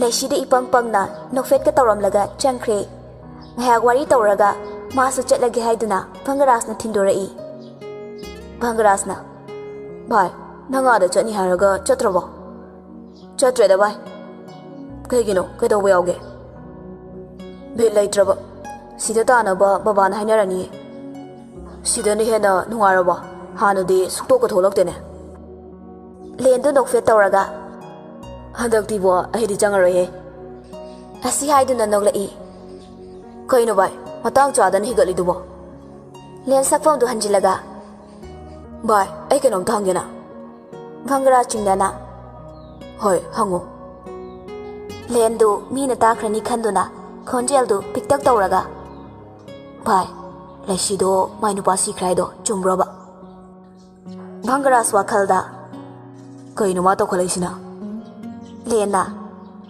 ꯚꯥꯏ ꯍꯥꯎ ꯚꯥꯏ ꯂꯩꯁꯤꯗꯣ ꯀꯃꯥꯏꯅ ꯂꯩꯈꯤꯗ꯭ꯔꯤꯅꯣ ꯃꯥꯏ ꯅꯨꯄꯥꯗꯣ ꯑꯁ ꯚꯥꯏ ꯑꯩ ꯀꯣꯟꯅ ꯐꯖꯅ ꯍꯥꯏꯒꯦ ꯐꯣꯟꯗ ꯍꯥꯏꯒꯦ ꯅꯪ ꯊꯦꯡꯉꯅꯦꯕ ꯑꯁ ꯌꯥꯅꯦꯃꯦ ꯑꯩ ꯐꯖꯅ ꯍꯥꯏꯒꯦꯃꯦ ꯍꯣꯏ ꯚꯥꯏ ꯑꯗꯨꯗꯤ ꯑꯩ ꯑꯃꯨꯛ ꯆꯠꯂꯨꯈꯤꯒꯦ ꯑꯩ ꯁꯨꯝ ꯂꯩꯍꯧꯔꯒꯦ ꯅꯨꯃꯤꯗꯥꯡ ꯋꯥꯏꯔꯝꯅꯤ ꯂꯦꯟꯅ ꯆꯠꯈ꯭ꯔꯕ ꯇꯨꯡꯗ ꯚꯪꯒꯔꯥꯖꯇꯨ ꯁꯨꯃꯥꯡꯗ ꯍꯪꯒꯠ ꯍꯟꯗꯥ ꯆꯠꯂꯤ ꯋꯥꯈꯜꯗꯁꯨ ꯃꯑꯣꯟ ꯈꯜꯂꯤ ꯃꯥꯒꯤꯗꯣ ꯀꯩꯅꯣꯝ ꯈꯜꯂꯛꯄ꯭ꯔꯥ ꯅꯠꯇꯦ ꯂꯩꯁꯤ ꯂꯦꯝꯕꯤꯁꯦ ꯄꯥꯝꯃꯤ ꯖꯥꯠꯂꯣ ꯃꯤꯔꯟꯗꯥꯅ ꯉꯍꯥꯟ ꯂꯨꯈ꯭ꯔꯥꯕꯤꯅꯤ ꯍꯥꯏꯈꯤꯕꯗꯨꯗ ꯍꯩꯁ ꯁꯣꯏꯗ꯭ꯔꯦ ꯂꯩꯁꯤ ꯂꯦꯝꯕꯤꯁꯨ ꯅꯨꯃꯤꯗꯥꯡ ꯋꯥꯏꯔꯝꯒꯤ ꯂꯥꯏꯗꯨꯛ ꯊꯥꯕ ꯊꯣꯔꯛꯏ ꯚꯪꯒꯔꯥꯖ ꯂꯩꯁꯤꯗ ꯍꯥꯏꯐꯦꯠ ꯌꯦꯡꯂꯒ ꯃꯇꯝ ꯈꯔ ꯍꯧꯖꯤꯟꯈ꯭ꯔꯦ ꯃꯤꯔꯟꯗꯥ ꯑꯃꯗꯤ ꯏꯟꯗꯤꯔꯥ ꯚꯪꯒꯔꯥꯖꯅ ꯂꯩꯔꯤꯉꯩ ꯑꯐꯕ ꯁꯥꯏ ꯂꯩꯇ꯭ꯔꯕ ꯃꯇꯝꯗ ꯂꯩꯁꯤꯕꯨ ꯂꯥꯛꯅꯩ ꯃꯇꯝ ꯑꯗꯨ ꯏꯟꯗꯤꯔꯥꯁꯨ ꯃꯄꯨꯔꯣꯏꯕ ꯑꯅꯥꯕ ꯍꯦꯟꯖꯤꯜꯂꯦ ꯍꯥꯏꯗꯨꯅ ꯃꯌꯨꯝꯗ ꯃꯇꯝ ꯈꯔ ꯂꯩꯔꯨꯅꯕ ꯆꯠꯈꯤꯕ ꯃꯇꯝꯅꯤ ꯂꯩꯁꯤ ꯂꯦꯝꯕꯤ ꯏꯃꯨꯡꯗꯨ ꯋꯥꯏ ꯀꯟꯅ ꯇꯩꯔꯤ ꯃꯤꯔꯟꯗꯥꯗꯨ ꯁ꯭ꯂꯤꯄꯔꯗꯨꯒ ꯐꯗ꯭ꯔ ꯆꯠꯂꯤ ꯂꯩꯁꯤ ꯀꯩꯁꯨ ꯍꯥꯏꯖꯗꯦ ꯃꯥꯒꯤ ꯇꯩꯐꯝ ꯊꯣꯛꯄ ꯋꯥꯏꯗꯨ ꯇꯩꯔꯤ ꯃꯤꯔꯟꯗꯥꯅ iru lujanaba ising sahalo haibadudi laishi waidu taina taina khumai ina barum da thamambane ina gaina sakta asiga Miranda paithok tuna thokre ayu ki cha ising thongba thakpa loiraga Miranda ga mama ga kaurure Indirana bora ho haraga kedoraba ima yerum hobatuda bora do yaudrabane Indira sauna kariye sibu kanana chani na thongli ben sangno hai Miranda khangdu thangalo thawdu sahalu ne Miranda manem na haribadu sasa tawi Indirana thabak ama tawbada laithok togi da tawleine kari thokse sajaidana Laishina ima ai haurage ima chaba hobiro insang sina napa kanana chani na thongiba hanglaga thongba haitabro nang ngarang office da ahingli uba bangarasu halai Miranda Indira da ingi tawrai Indira laishigi masamdu pairaga soro soro chingi Miranda na laishigi mamai mamit khangdaba makai thajinbiri makut hanba sungamda wana khangli Miranda laishigi makuttu khangda yauriba thaw asabaduda lukke tawbaduda Miranda asi haiduna bangras lauraga chensilai nangaude laishigi makuttu khangduda namsinkre Bangras silakduna Indira bu laktana chingthui Miranda na fariba laishigi makuttu kanthaladuna Bangras Miranda gi mamaiduda magi khuba achobuduna thajilli Miranda ngahaktangdu gyan tade Laishilembidi China du khang mangamda ona thoina khangli makutusu loina popthokle Ima ayamna wari khang mangamdi asi haiduna hiki kapli Bangras laishigi matawdu yeng mangamdre sathina sokle asawa mamit aniduna imo ngangli aina kayara khana hakige sumba thabakse tawnona Bangras Miranda da onsiladuna nang boyna thajaruba nang boyna nusirubane aina khwaidagi thajaruba nangna sumai torakani di punsida khaludabane adabu ngasidi imina ure hayo kaigino sukmi nusi leitana mi bo otpade Miranda khumpam khangdre Bangras khonjeldu wangna laurai khomona chindo Miranda na dada mani ma da kuthari ni Laishilembidi ingangakna Miranda de yengai Bangras amuka hena saukre phatha bangamdana Miranda gi mamaiduda amuka sathajille tat adok na chinthiwa nongma da simingonda wa fawba kanna ngang bangamdaba mana imasi da khutha ga doriba Miranda khumde tumina non thaduna adumak laikre Bangras mamada mo ansilai nangbu karamba mamano Laishilembise nangi na mo ohanne mana natro yumsigi da maka thokli base adok minushi leitaba nang boigi mani haibada hainingdi namo wani mak chak mana ba mit yengna yeng bangam daba nakoi ani gi puchelse angak pone sanga pawba minushi kangi aduga noide Miranda aina nangonda kayara khana aiki nang aigi wa thawai di natra aidi nangbo ngakpi bangam moi haiki bane kaptuna laiba laishibu tapna konsinbiduna purai Laishi mapi sulepa laitana tarai makhol thokna kaptuna Yabo aigi kutse yamna ai lengbe adre Bangras mapi ira chelai adubu Laishi ukini khanduna mapi do taithoi Laishi gi makhuttu tamna pairai Laishi khanglaw lawrai Ima nai asi hairaga amukap thorai Bangarasu upailare khanduna Doctor Chanaba Laishibu putorai Miranda di chakna yengduna laihawi gari du thauraga Laishibu hospital tamna purai Laishi khonjel du pikna Yambong yaudoba kayang walige aigi kutse yam naiba yaudore ngaktang kango Laishi tumina famkre naraba suma makhol thokna na hera khidre hospital yoraduna doctor na Laishibu phajana treatment tawbi doctor na Kamai tawrino sibo onthona thina sokrena Laishina aina nga tawgi tawbada soibadagi thawdo hajinkhibane doctor Laishigi pakhumdu tabada Bangras tu tamna yengai doctor na thawa sabana pokpasi jat yam thibani ꯃꯇꯨꯡꯗꯗꯤ ꯐꯖꯅ ꯌꯦꯡꯉꯒ ꯇꯧꯀꯣ ꯂꯩꯁꯤꯅ ꯍꯣꯏ doctor sir 이베ꯝ ꯑꯁꯤ ꯃꯇꯝ ꯈꯔꯗꯤ ꯄꯣꯊꯥꯍꯜꯂꯨꯀꯣ ꯍꯣꯏ doctor ꯁꯣꯝꯗꯅ ꯃꯤꯔꯦꯟꯗꯥꯅ ꯀꯩꯁꯨ ꯂꯩꯇꯕ ꯃꯤꯅꯥꯏ ꯅꯨꯄꯤꯗꯨꯒꯤ ꯍꯛꯇꯛꯇ ꯅꯍꯥꯟ ꯑꯩꯉꯣꯟꯗ ꯈꯨꯠ ꯊꯥꯈꯤꯕ ꯑꯩ ꯌꯥꯝ ꯄꯦꯟꯗꯦꯗ ꯏꯟꯗꯤꯔꯥꯅ ꯅꯪꯉꯣꯟꯗ ꯈꯛꯁꯨ ꯅꯠꯇꯦꯅꯦ ꯃꯤꯅꯥꯏ ꯅꯨꯄꯤꯗꯨꯒꯤ ꯍꯛꯇꯛꯇ ꯏꯆꯥꯅ ꯃꯃꯥ ꯑꯩꯉꯣꯟꯗ ꯐꯥꯎꯕ ꯑꯀꯟꯕ ꯈꯣꯟ ꯊꯥꯔꯤꯕꯗꯨꯅꯤ ꯉꯁꯤꯗꯤ ꯗꯥꯅ ꯑꯩꯕꯨ ꯉꯥꯛꯄꯤꯒꯅꯤ ꯊꯥꯖꯗ꯭ꯔꯦ ꯍꯦꯔꯥ ꯃꯥꯅ ꯉꯥꯛꯄꯤꯗ꯭ꯔꯒ ꯀꯩꯗꯧꯔꯒꯦ ꯅꯨꯡꯉꯥꯏꯅ ꯑꯗꯨꯝ ꯂꯩꯊꯣ 이마ꯁꯤ ꯇꯥꯍꯧꯔꯤꯕ ꯅꯠꯇ꯭ꯔꯣ ꯗꯥꯅ ꯍꯥꯏꯔꯝꯕꯁꯤꯡꯗꯣ ꯐꯤꯕꯝꯁꯤꯗ ꯑꯩꯕꯨ ꯀꯔꯝꯅ ꯅꯨꯡꯉꯥꯏꯅ ꯂꯩꯊꯣꯛꯇꯣꯏꯅꯣ ꯍꯩ ꯀꯩꯁꯨ ꯅꯠꯇꯕꯗꯅꯦ ꯌꯥꯝ ꯍꯦꯟꯅ ꯈꯟꯖꯤꯜꯂꯨꯅꯨꯀꯣ 이마ꯁꯤ ꯃꯤꯅꯥꯏ ꯅꯨꯄꯤꯗꯨꯅ ꯗꯗꯥꯁꯦ ꯄꯨꯛꯁꯨꯝ ꯁꯨꯝꯈ꯭ꯔꯕ ꯀꯩꯅꯣꯝ ꯇꯧꯔꯦꯕ ꯑꯁꯨꯛ ꯀꯨꯏꯅ ꯅꯨꯡꯁꯤꯅꯔꯛꯄꯗ ꯑꯩꯉꯣꯟꯗ ꯑꯀꯟꯕ ꯋꯥ ꯑꯃ ꯐꯥꯎꯕ ꯍꯥꯏꯔꯛꯈꯤꯗ꯭ꯔꯤꯕꯅꯤ ꯑꯗꯨꯕꯨ ꯉꯁꯤꯗꯤ ꯃꯥꯅ ꯑꯩꯈꯣꯏ ꯑꯅꯤꯒꯤ ꯄꯨꯟꯁꯤꯗ ꯂꯥꯛꯄꯗꯒꯤ ꯄꯨꯝꯅꯃꯛ ꯑꯣꯟꯈ꯭ꯔꯦ ꯑꯗꯨꯕꯨꯗꯤ ꯆꯨꯝꯕ ꯍꯦꯔꯥ ꯃꯤꯅꯥꯏ ꯅꯨꯄꯤ ꯃꯥꯅ ꯏꯆꯥꯕꯨ ꯁꯨꯝꯗꯅ ꯀꯌꯥꯝ ꯀꯨꯏꯅꯕꯨ ꯁꯨꯝꯕ ꯉꯝꯗꯧꯔꯤꯒꯦ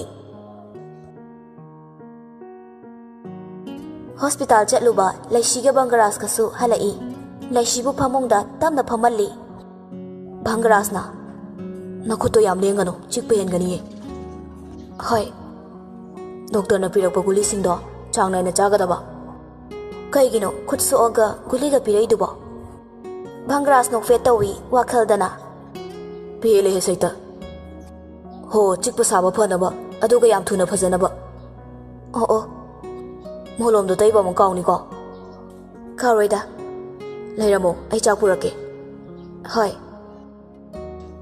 ꯕꯪꯒꯔꯥꯖ ꯀꯤꯆꯟꯗ ꯆꯪꯉꯛꯇꯨꯅ ꯀꯨꯀꯔꯗꯨ ꯍꯥꯡꯗꯨꯅ ꯌꯦꯡꯉꯤ ꯆꯥꯛ ꯑꯃꯠꯇ ꯊꯣꯡꯉꯝꯗ꯭ꯔꯦ 이마씨 미란다 ꯏꯟꯗꯤꯔꯥ ꯃꯆꯥꯅ ꯀꯧꯕꯗꯨ ꯇꯥꯔꯗꯨꯅ ꯊꯣꯛꯂꯛꯏ ꯁꯅꯥ ꯀꯩꯗꯧꯔꯦ ꯑꯩꯈꯣꯏ ꯆꯥꯛ ꯂꯣꯏꯔꯕꯣ ꯊꯣꯡꯗ꯭ꯔꯤꯗ ꯍꯧꯖꯤꯛꯐꯥꯎ ꯆꯥꯛ ꯊꯣꯡꯗ꯭ꯔꯒ ꯀꯔꯝ ꯀꯥꯟꯗ ꯊꯣꯡꯗꯣꯏꯕ ꯊꯣꯡꯕꯤꯅꯕ ꯂꯩꯇ꯭ꯔꯕ ꯃꯤꯔꯟꯗꯥꯅ ꯀꯥꯏ ꯆꯠꯈ꯭ꯔꯕ ꯑꯉꯥꯡꯗꯣ ꯅꯪꯅ ꯉꯁꯥꯏ ꯐꯨꯕꯤꯕꯗꯨꯗ ꯃꯃꯥꯏꯗꯣ ꯂꯦꯡꯕ ꯌꯥꯗ꯭ꯔꯤꯌꯦ 이베ꯝꯃ ꯂꯩꯁꯤꯗꯣ ꯀꯩꯁꯨ ꯇꯧꯗ꯭ꯔꯗꯤ ꯊꯣꯡꯍꯜꯂꯒꯦ ꯑꯣ ꯑꯩꯅ ꯉꯁꯥꯏ ꯈꯨꯕꯥꯛ ꯑꯅꯤꯔꯛ ꯑꯍꯨꯝꯂꯛ ꯊꯥꯈꯤꯕꯗꯨꯒꯤ ꯃꯥꯗꯣ ꯃꯁꯥ ꯉꯝꯗ꯭ꯔꯕ ꯑꯣꯏꯔꯦ ꯅꯣꯏꯕꯥꯅꯤ ꯆꯪꯗꯅ ꯅꯁꯪꯒ ꯐꯣꯏꯈꯤꯕ ꯂꯩꯁꯤꯅ ꯃꯁꯥꯗꯣ ꯀꯩꯁꯨ ꯇꯧꯗ꯭ꯔꯗꯤ ꯆꯥꯛ ꯊꯣꯡꯍꯜꯂꯣꯕ ꯁꯅꯥ ꯐꯠꯇ꯭ꯔꯗꯤ ꯊꯣꯡꯍꯜꯂꯅꯨ ꯕꯪꯒꯔꯥꯖ ꯃꯃꯥꯅ ꯉꯥꯡꯂꯤꯕꯗꯨ ꯇꯥꯗꯦ ꯃꯈꯣꯏꯒꯤ ꯀꯥꯗ ꯆꯪꯉꯛꯏ ꯏꯟꯗꯤꯔꯥ ꯕꯪꯒꯔꯥꯖꯇ ꯃꯃꯤꯠꯇꯨ ꯈꯥꯅ ꯌꯦꯡꯂꯒ ꯂꯩꯍꯧꯏ ꯕꯪꯒꯔꯥꯖ ꯀꯥꯗ ꯆꯪꯉꯛꯄꯗ ꯃꯤꯔꯟꯗꯥꯗꯨ ꯇꯨꯝꯗꯨꯅ ꯂꯩꯔꯝꯃꯤ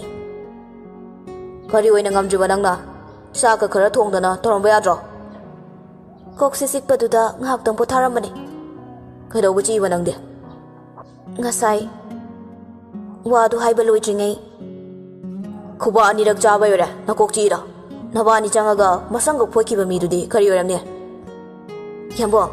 ꯌꯥꯕꯨꯡꯅ ꯍꯟꯗꯛ ꯍꯣꯡꯉꯛꯏꯕ ꯃꯇꯧꯁꯦ ꯑꯩ ꯌꯥꯝ ꯄꯦꯟꯗꯦ ꯍꯣꯡꯉꯛꯄ꯭ꯔꯥ ꯑꯩꯒꯤ ꯇꯧꯁꯦ ꯀꯅꯥꯅ ꯑꯣꯏꯍꯟꯕꯅꯣ ꯑꯩꯅ ꯅꯪꯉꯣꯟꯗ ꯀꯩ ꯍꯥꯏꯈꯤꯒꯦ ꯅꯪ ꯑꯩꯕꯨ ꯎꯁꯤꯠꯇꯦ ꯅꯠꯇ꯭ꯔꯥ ꯕꯪꯒꯔꯥꯖ ꯎꯄꯨꯗꯒꯤ ꯐꯤꯔꯣꯜꯁꯤꯡꯗꯨ ꯂꯣꯏꯅ ꯄꯨꯊꯣꯔꯛꯏ ꯃꯤꯔꯟꯗꯥ ꯉꯛꯅ ꯕꯪꯒꯔꯥꯖꯇ ꯌꯦꯡꯗꯨꯅ ꯂꯩ ꯕꯪꯒꯔꯥꯖ ꯐꯣꯟꯗꯨ ꯂꯧꯊꯣꯛꯂꯒ ꯑꯦꯟꯗ꯭ꯔꯌꯨꯗ ꯀꯣꯜ ꯇꯧꯏ ꯔꯤꯡ ꯍꯦꯛ ꯆꯠꯄꯒ ꯔꯤꯁꯤꯞ ꯇꯧꯔꯛꯏ ꯍꯦꯜꯂꯣ ꯁꯔ ꯑꯩꯒꯤ ꯍꯥꯟꯅꯩ ꯔꯨꯝꯗꯣ ꯁꯦꯡꯗꯣꯛꯑꯝꯃꯣ ꯐꯅꯤ ꯁꯔ ꯈꯔ ꯊꯨꯒꯗꯕꯅꯤ ꯑꯣꯀꯦ ꯁꯔ ꯁꯥꯟꯅꯔꯤꯕ ꯋꯥꯔꯤꯗꯨꯗ ꯃꯤꯔꯟꯗꯥꯗꯨ ꯕꯪꯒꯔꯥꯖꯇ ꯍꯥꯏꯔꯛꯏ ꯗꯥ ꯀꯩꯒꯤꯅꯣ ꯀꯥ ꯁꯦꯡꯗꯣꯛꯅꯕ ꯍꯥꯏꯗ꯭ꯔꯤꯗꯨꯕꯣ ꯕꯪꯒꯔꯥꯖ ꯁꯨꯀꯨꯝ ꯈꯨꯝꯗꯦ ꯐꯤꯔꯣꯜꯁꯤꯡꯗꯨ ꯍꯥꯞꯆꯤꯜꯂꯒ ꯊꯣꯛꯈꯤꯒꯦ ꯇꯧꯕꯒ ꯃꯤꯔꯟꯗꯥꯅ ꯃꯥꯒꯤ ꯃꯈꯨꯠꯇꯨ ꯐꯥꯔꯛꯏ ꯈꯨꯠꯁꯦ ꯊꯥꯗꯣꯛꯑꯣ ꯗꯥꯅ ꯈꯜꯂꯤꯁꯦ ꯀꯩꯅꯣ ꯋꯥꯍꯪ ꯑꯗꯨ ꯅꯁꯥꯅ ꯅꯁꯥꯗ ꯍꯪꯖꯧ ꯕꯪꯒꯔꯥꯖ ꯃꯤꯔꯟꯗꯥꯒꯤ ꯃꯈꯨꯠꯇꯨ ꯀꯟꯊꯠꯂꯤ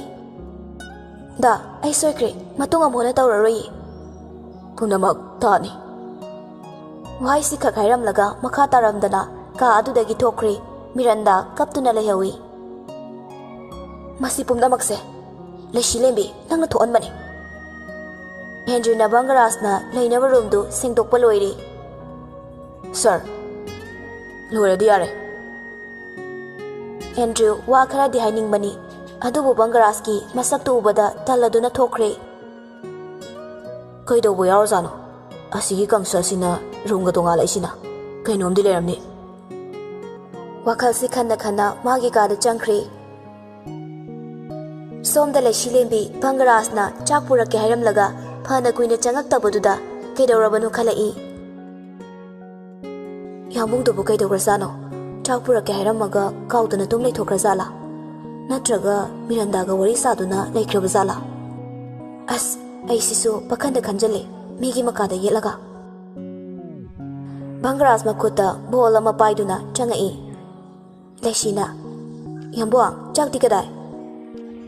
ꯁꯤ ꯑꯣꯏꯅ ꯆꯥꯔꯣ꯫ ꯌꯥꯝꯕꯨꯡ, ꯆꯥꯛ ꯂꯧꯅꯤꯅ ꯆꯠꯈ꯭ꯔꯒ ꯀꯩꯅꯣꯕ? ꯁꯪꯒꯣꯝ ꯈꯦꯔꯁꯦ ꯑꯩꯅ ꯍꯧꯔꯛꯄꯅꯦ꯫ ꯑꯦ, ꯑꯩꯒꯤꯔꯣ? ꯂꯩꯁꯤꯂꯦꯝꯕꯤ ꯃꯄꯨꯛꯅꯤꯡ ꯅꯨꯡꯁꯤꯔꯛꯏ꯫ ꯄꯨꯟꯁꯤꯗ ꯏꯍꯥꯟ ꯍꯥꯟꯅ ꯃꯄꯨꯔꯣꯏꯕꯅ ꯃꯥꯒꯤꯗꯃꯛ ꯀꯦꯌꯔ ꯂꯧꯕꯤꯕ ꯍꯧꯔꯛꯂꯤ ꯈꯟꯅ ꯍꯔꯥꯎꯖꯩ꯫ ꯀꯩꯗꯧꯔꯒꯦ? ꯍꯥꯎꯔꯝꯃꯣꯏ ꯈꯜꯂꯤꯔꯥ? ꯑꯗꯨꯒꯤ ꯅꯠꯇꯤꯌꯦ꯫ ꯑꯗꯨꯗꯤ ꯆꯥꯔꯣꯗꯅ꯫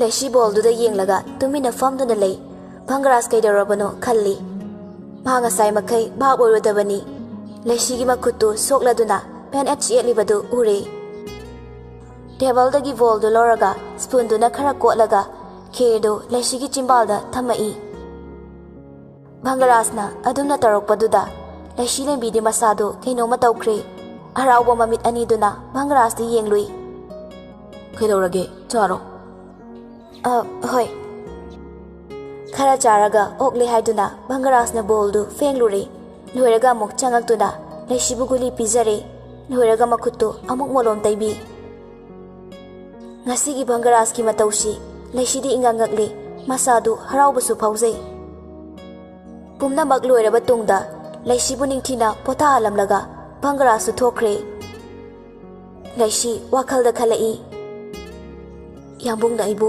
ꯇꯁꯦꯡꯅ ꯅꯨꯡꯁꯤꯔꯕ꯭ꯔꯥ? ꯅꯠꯇ꯭ꯔꯒ ꯑꯩꯉꯣꯟꯗ ꯃꯤꯅꯨꯡꯁꯤ ꯎꯠꯄꯤꯔꯕ꯭ꯔꯥ? ꯑꯩꯅ ꯊꯃꯣꯏ ꯁꯦꯡꯅ ꯅꯨꯡꯁꯤꯖꯕꯁꯦ ꯌꯥꯝꯕꯨꯡꯅ ꯈꯪꯕꯤꯔꯕ꯭ꯔꯥ? ꯉꯁꯤꯗꯤ ꯑꯩ ꯌꯥꯝꯅ ꯅꯨꯡꯉꯥꯏꯌꯦ꯫ ꯄꯨꯛꯅꯤꯡꯁꯨ ꯅꯨꯡꯁꯤꯌꯦ꯫ ꯄꯨꯟꯁꯤꯗ ꯌꯥꯝꯕꯨꯡꯅ ꯑꯩꯕꯨ ꯅꯨꯡꯁꯤꯕꯤꯔꯛꯑꯣꯏꯗ꯭ꯔꯥ ꯈꯟꯖꯔꯨꯕꯅꯤ꯫ ꯑꯗꯨꯕꯨ ꯉꯁꯤꯗꯤ ꯑꯩ ꯌꯥꯝꯕꯨꯡꯒꯤ ꯃꯤꯅꯨꯡꯁꯤ ꯈꯖꯤꯛꯇ ꯑꯣꯏꯔꯕꯁꯨ ꯐꯪꯖꯔꯦ꯫ ꯃꯤꯅꯝꯕ ꯑꯣꯏꯔꯝꯕ ꯊꯣꯛꯂꯕꯁꯨ ꯑꯩꯒꯤ ꯊꯃꯣꯏꯁꯤꯅꯗꯤ ꯌꯥꯝꯕꯨꯡꯗꯒꯤ ꯐꯥꯎꯔꯛꯄ ꯑꯁꯦꯡꯕ ꯃꯤꯅꯨꯡꯁꯤꯅꯤ ꯈꯟꯖꯔꯒꯦ꯫ ꯑꯩ ꯁꯤꯔꯕꯁꯨ ꯌꯥꯔꯦ꯫ ꯑꯟꯖꯂꯤ ꯃꯆꯥꯅꯨꯄꯤ ꯑꯃ ꯐꯪꯖꯔꯦ꯫ ꯃꯌꯥꯝ ꯄꯨꯝꯅꯃꯛ ꯍꯔꯥꯎꯅꯔꯤ꯫ ꯃꯅꯦꯝ ꯁꯛꯁꯤꯅꯤꯗꯤ ꯃꯥꯏꯊꯣꯡꯗꯨ ꯏꯁꯨꯛ ꯁꯨꯛꯊꯩ꯫ ꯃꯌꯥꯝꯅ ꯂꯥꯡꯂꯤꯕꯗꯨ ꯃꯥ ꯌꯥꯎꯗꯦ꯫ ꯒꯨꯅꯅ, ꯌꯥꯔꯦꯗ ꯃꯃꯥ, ꯃꯤꯅ ꯎꯈ꯭ꯔꯒ ꯀꯔꯤ ꯈꯟꯗꯧꯔꯤꯒꯦ? ꯅꯨꯄꯤ ꯑꯣꯏꯔꯕꯁꯨ ꯏꯁꯨꯅꯤꯅꯦ꯫ ꯁꯛꯁꯤꯅꯤ ꯈꯨꯝꯗꯦ, ꯐꯦꯠ ꯂꯥꯎꯗꯨꯅ ꯊꯣꯛꯈ꯭ꯔꯦ꯫ ꯒꯨꯅ ꯃꯥꯒꯤ ꯅꯨꯄꯤꯕꯨ ꯌꯦꯡꯗꯨꯅ ꯂꯩꯍꯧꯏ꯫ ꯑꯟꯖꯂꯤꯗꯤ ꯃꯆꯥꯅꯨꯄꯤꯗꯨ ꯌꯦꯡꯂꯒ ꯍꯔꯥꯎꯖꯔꯤ꯫ ꯄ꯭ꯔꯦꯃꯤꯂꯥꯅ, ꯏꯆꯥ ꯀꯩꯁꯨ ꯇꯧꯗ꯭ꯔꯦꯗꯅ? ꯏꯃꯥ, ꯇꯧꯗ꯭ꯔꯦ꯫ ꯐꯔꯦ ꯐꯔꯦ, ꯏꯃꯥ ꯍꯣꯏꯁꯨꯅꯦ ꯍꯟꯅꯕ ꯇꯧꯔꯒꯦ꯫ ꯍꯌꯦꯡꯗꯣ ꯉꯟꯇꯥꯅ ꯂꯥꯛꯑꯒꯦꯀꯣ꯫ ꯖꯤꯇꯦꯟꯅ, ꯃꯃꯥ, ꯅꯪꯗꯤ ꯂꯩꯍꯧꯔꯣꯗꯅ ꯏꯄꯥꯟ ꯌꯧꯗ꯭ꯔꯤ ꯐꯥꯎꯕ꯫ ꯑꯗꯨꯅ ꯐꯔꯗ꯭ꯔꯥ ꯃꯣꯏ ꯄꯥꯕꯨꯡ? ꯒꯨꯅꯅ, ꯏꯕꯦꯝꯃ, ꯂꯩꯍꯧꯔꯣ ꯂꯩꯍꯧꯔꯣ꯫ ꯄ꯭ꯔꯦꯃꯤꯂꯥꯅ, ꯏꯅꯝꯃꯗꯤ ꯎꯗꯦ, ꯇꯥꯗ ꯀꯗꯣꯝꯗ ꯂꯩꯈ꯭ꯔꯒꯦ? ꯃꯕꯨꯡꯒꯤ ꯃꯆꯥꯅꯨꯄꯤ ꯑꯃ ꯆꯦꯜꯂꯦꯅ ꯆꯠꯇ ꯌꯥꯗ ꯆꯠꯈ꯭ꯔꯦꯅꯦ꯫ ꯑꯩꯉꯣꯟꯗ ꯁꯤꯟꯅꯔꯝꯃꯦ꯫ ꯑꯣ, ꯑꯗꯨꯁꯨ ꯆꯠꯇꯕ ꯌꯥꯗꯕꯅꯤ꯫ ꯑꯟꯖꯂꯤ ꯀꯥꯒꯤ ꯑꯀꯣꯏꯕꯗꯨ ꯌꯦꯡꯂꯒ, ꯏꯃꯥ, ꯗꯗꯥꯗꯤ? ꯄ꯭ꯔꯦꯃꯤꯂꯥꯅ, ꯌꯥꯏꯔꯤꯄꯣꯛꯇ ꯍꯥꯏꯕ꯭ꯔꯥ ꯂꯩ ꯍꯥꯏꯅꯦ꯫ ꯂꯥꯛꯑꯒꯦꯕꯨꯗꯤ ꯍꯥꯏꯔꯛꯄꯅꯦ꯫ ꯏꯃꯥ, ꯑꯩꯈꯣꯏ ꯀꯩꯗꯧꯉꯩ ꯍꯟꯗꯣꯏꯅꯣ? ꯍꯌꯦꯡ ꯍꯟꯗꯣꯏꯅꯦ꯫ ꯁꯣꯝꯗ ꯅꯤꯈꯤꯜ ꯅꯨꯄꯤ ꯑꯃꯒ ꯍꯣꯇꯦꯜꯗ ꯂꯩꯔꯤ꯫ ꯄ꯭ꯔꯤꯟꯁꯤꯅ, ꯗꯥ ꯅꯤꯈꯤꯜ, ꯅꯪꯁꯦ ꯌꯥꯝ ꯅꯨꯡꯁꯤꯌꯦ꯫ ꯅꯤꯈꯤꯜꯅ, ꯑꯩꯁꯨ ꯅꯪ ꯌꯥꯝ ꯅꯨꯡꯁꯤꯌꯦ꯫ ꯑꯗꯣ ꯑꯩꯁꯦ ꯅꯣꯏꯗ ꯀꯔꯝ ꯀꯥꯟ ꯄꯨꯁꯤꯟꯕꯤꯗꯣꯏꯅꯣ? ꯅꯨꯡꯁꯤꯕꯤ, ꯍꯧꯖꯤꯛꯀꯤꯗꯤ ꯊꯕꯛ ꯌꯥꯝ ꯆꯤꯜꯂꯤ꯫ ꯈꯔ ꯂꯩꯔꯒ ꯏꯃꯥꯒꯤ ꯃꯃꯧ ꯑꯣꯏꯍꯟꯗꯣꯏꯅꯦ꯫ ꯅꯨꯡꯁꯤꯕꯅ꯫ ꯇꯟꯖꯥꯗꯨꯗ ꯃꯄꯥ ꯒꯨꯅꯒꯤ ꯐꯣꯟ ꯇꯧꯁꯤꯜꯂꯛꯏ꯫ ꯍꯦꯜꯂꯣ, ꯄꯥꯕꯨꯡ? ꯍꯩ, ꯅꯪꯕꯨ ꯀꯥꯏꯗ ꯂꯩꯒꯦꯅꯦ? ꯄꯥꯕꯨꯡ, ꯊꯕꯛ ꯃꯐꯝꯗ ꯂꯩꯌꯦ꯫ ꯍꯥꯏ, ꯍꯜꯂꯛꯅꯕ ꯇꯧꯔꯣꯅꯦ꯫ ꯍꯌꯦꯡꯗꯣ ꯉꯟꯇꯥꯅ ꯂꯥꯛꯑꯒꯦ꯫ ꯐꯣꯟ ꯊꯝꯈ꯭ꯔꯕ ꯇꯨꯡꯗ, ꯗꯥ, ꯀꯅꯥꯅꯣ? ꯄꯥꯕꯨꯡꯅꯦ꯫ ꯀꯩ ꯍꯥꯏꯔꯛꯏꯅꯣ? ꯌꯨꯝꯗ ꯍꯜꯂꯛꯑꯣꯅ ꯍꯥꯏꯔꯛꯄꯅꯦ꯫ ꯄ꯭ꯔꯤꯟꯁꯤ ꯄꯨꯡꯗꯨ ꯌꯦꯡꯂꯒ, ꯍꯧꯖꯤꯛꯄꯣ? ꯍꯌꯦꯡ ꯍꯟꯗꯣꯏꯅꯦ꯫ ꯀꯦꯐ ꯑꯃꯗ ꯚꯪꯒꯔꯥꯖꯀ ꯂꯦꯟꯒꯗꯨ ꯀꯣꯐꯤ ꯑꯃꯃꯝ ꯊꯛꯂꯨꯁꯤ ꯍꯥꯏꯗꯨꯅ ꯆꯪꯉꯛꯏ꯫ ꯂꯦꯟꯅ, ꯚꯥꯏ, ꯍꯥꯎ ꯚꯥꯏ, ꯑꯩ ꯀꯩꯅꯣꯝꯇ ꯍꯥꯏꯒꯦꯅ꯫ Hayo bai. Noi da lei bala shido.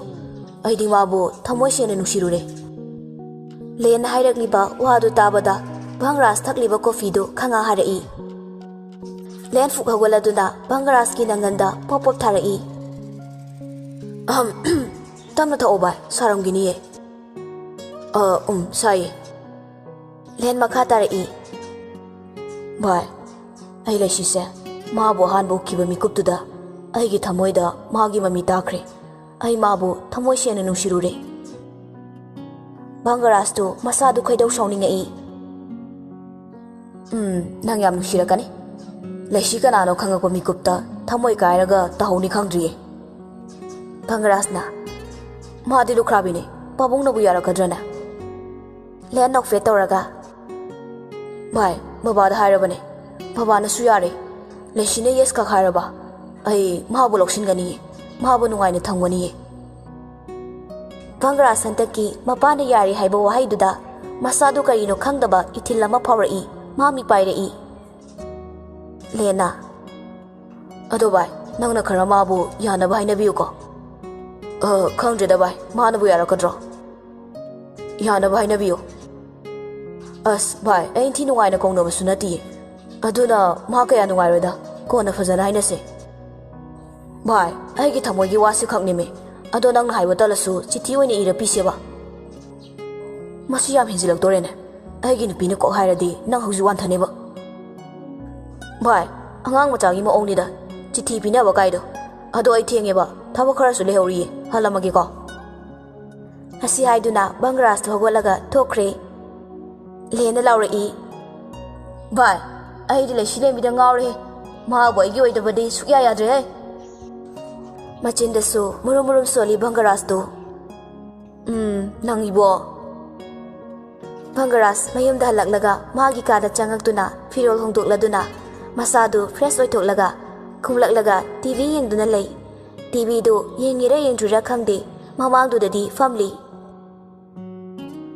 Ngasigi yumgi thaba ingkhang pumba Indira na loina tawramle. Bangras TV du muthalamlaga leshi kada changai.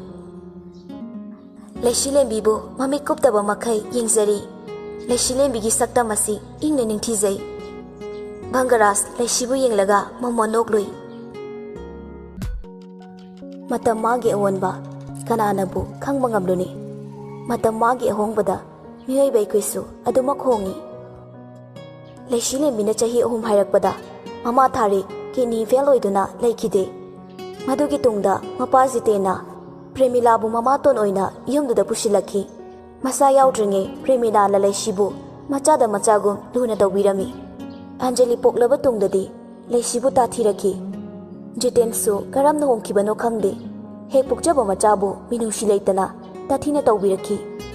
Leiriba property khudingmak thari inglingeida leishi lembida palamki. Mabuk phatrabi Premila na leishina leisa pungkak pharakpada nushiba sasinaki.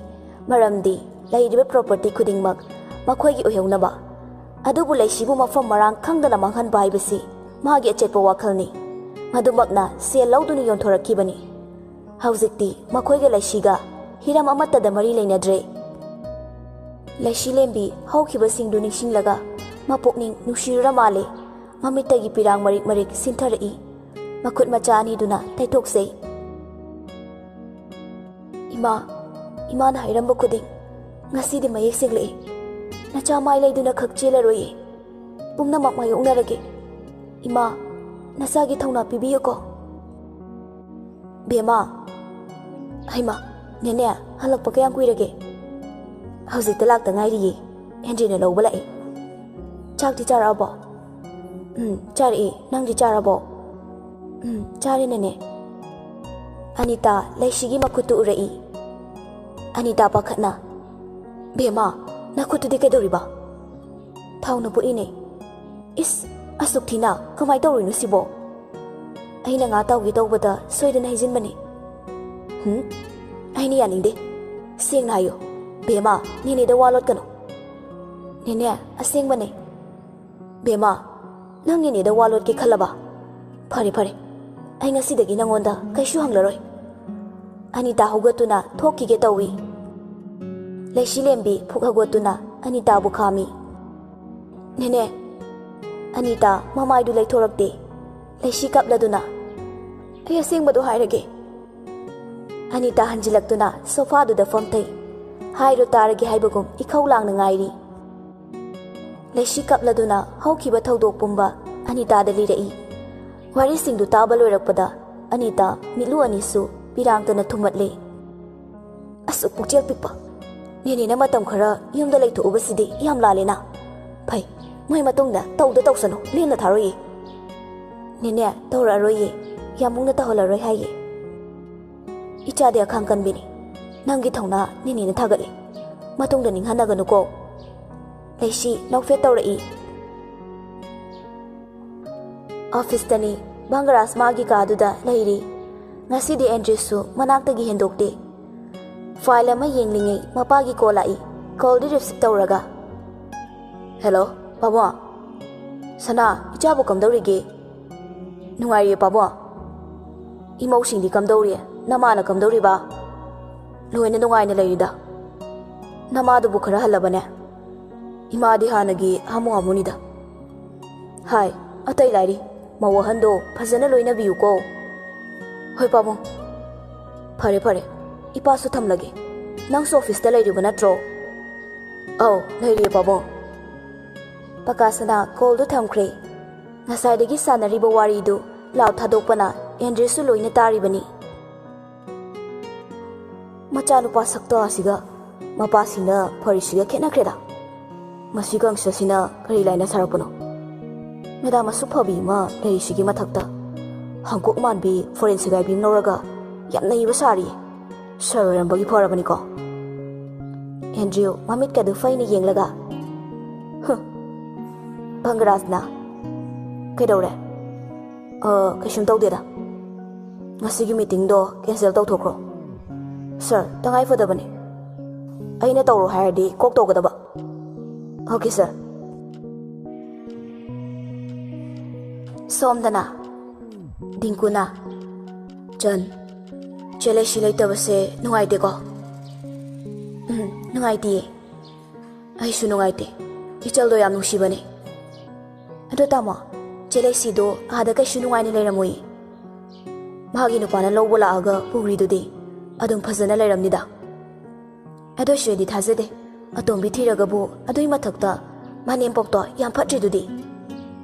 Chan migi wa toksida. Tamona han hauraga. Chalo chalo chak tu thongro. Milusu makha taramdana chakhum nomda changkhre. Leishi nangbu nungai ni leibra. Aina ichalgi mateng pangba sungamdre.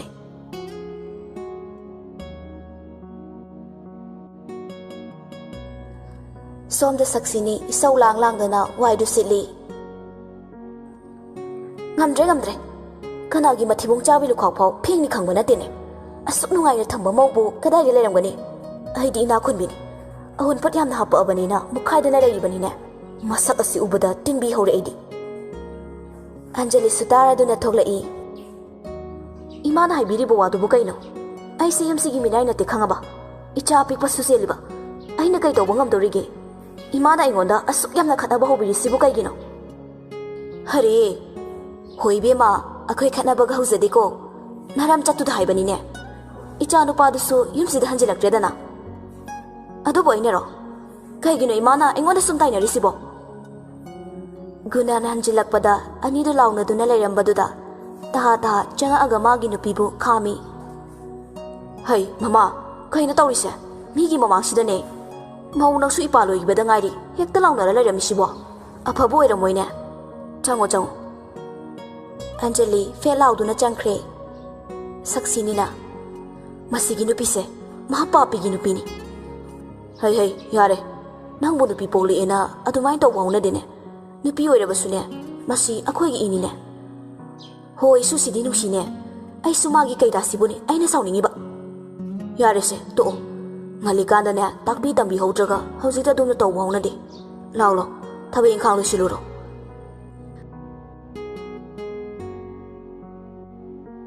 Anita lakpadagi Indira su yumgi thabak mana amata yaukidre. mahausagumbani mamaudu punsiladuna wa khanari. Indirana, nangsu nangi nupani khara nauthosanana tawba yadro. Kaidino de imasi sauri ni haidana kaaga hongkhriduni wa amta ngangnaba yadeba aigi wa sukta tabidi. Chahi nipan hena nungsinaraga luhongakpa natro. Nang haibadane yaroidaba leite ngayaka kisum saudana tawba oirini pangkhrida nangse. Khangdre de imasi. Somda sangai office dani Dinkuna. Bye. Nang na tawrisi aidi kaya yaningdebo. Nikhilna. Aina kaidaraga. Nupi leiraba nangna pakhang sarido haibanida. Khara halo hojikti. Hana oireso. Bye. Nangna khangdaba yam lei. Leshi hoi leikaidadi chatrabo bye. Chatreda bye. My hero duna nahan kin khara pijare. Ai shi yam hawbaduda chaningdraba. Aduni khango. Megi nupi lumuradi. Ado bye. Anjalina nangwanda wa hangasune. Ai airport ta nangi na teng pangba chali khumuko. Hauraba mo pile. Si khak ma teng pangbadi yai kaino. Okay. Leshi lembi upudo hangdoktuna koiti thiri. Kaino loira male. As aidi kamdawne. Khutta paisa somta leite. Nene da hangbasu ikaise. Leisi do matha sana phamduna lei. Anita su tanja chana changai. Leshina makhada phammaga matha sana leirambadu ubada pakhana changsilai. Bema kedore. Nene ahidak loi thokri. Chada basu yaroi. Aidi paisa somta leite. Yamungsu yumda leite. Ihe adugira nangna ya matha sa leiramise. Aidi kari oiraboi ningure. Icham chamna kari shukhangdana haidorakliba Anita gi wahini. Leishin hidak loi thokre hairibadu makhut nabada chaba hidak singduni mana khallubadi. Adubu leishidi maithongdu imak makshilli. Anitana.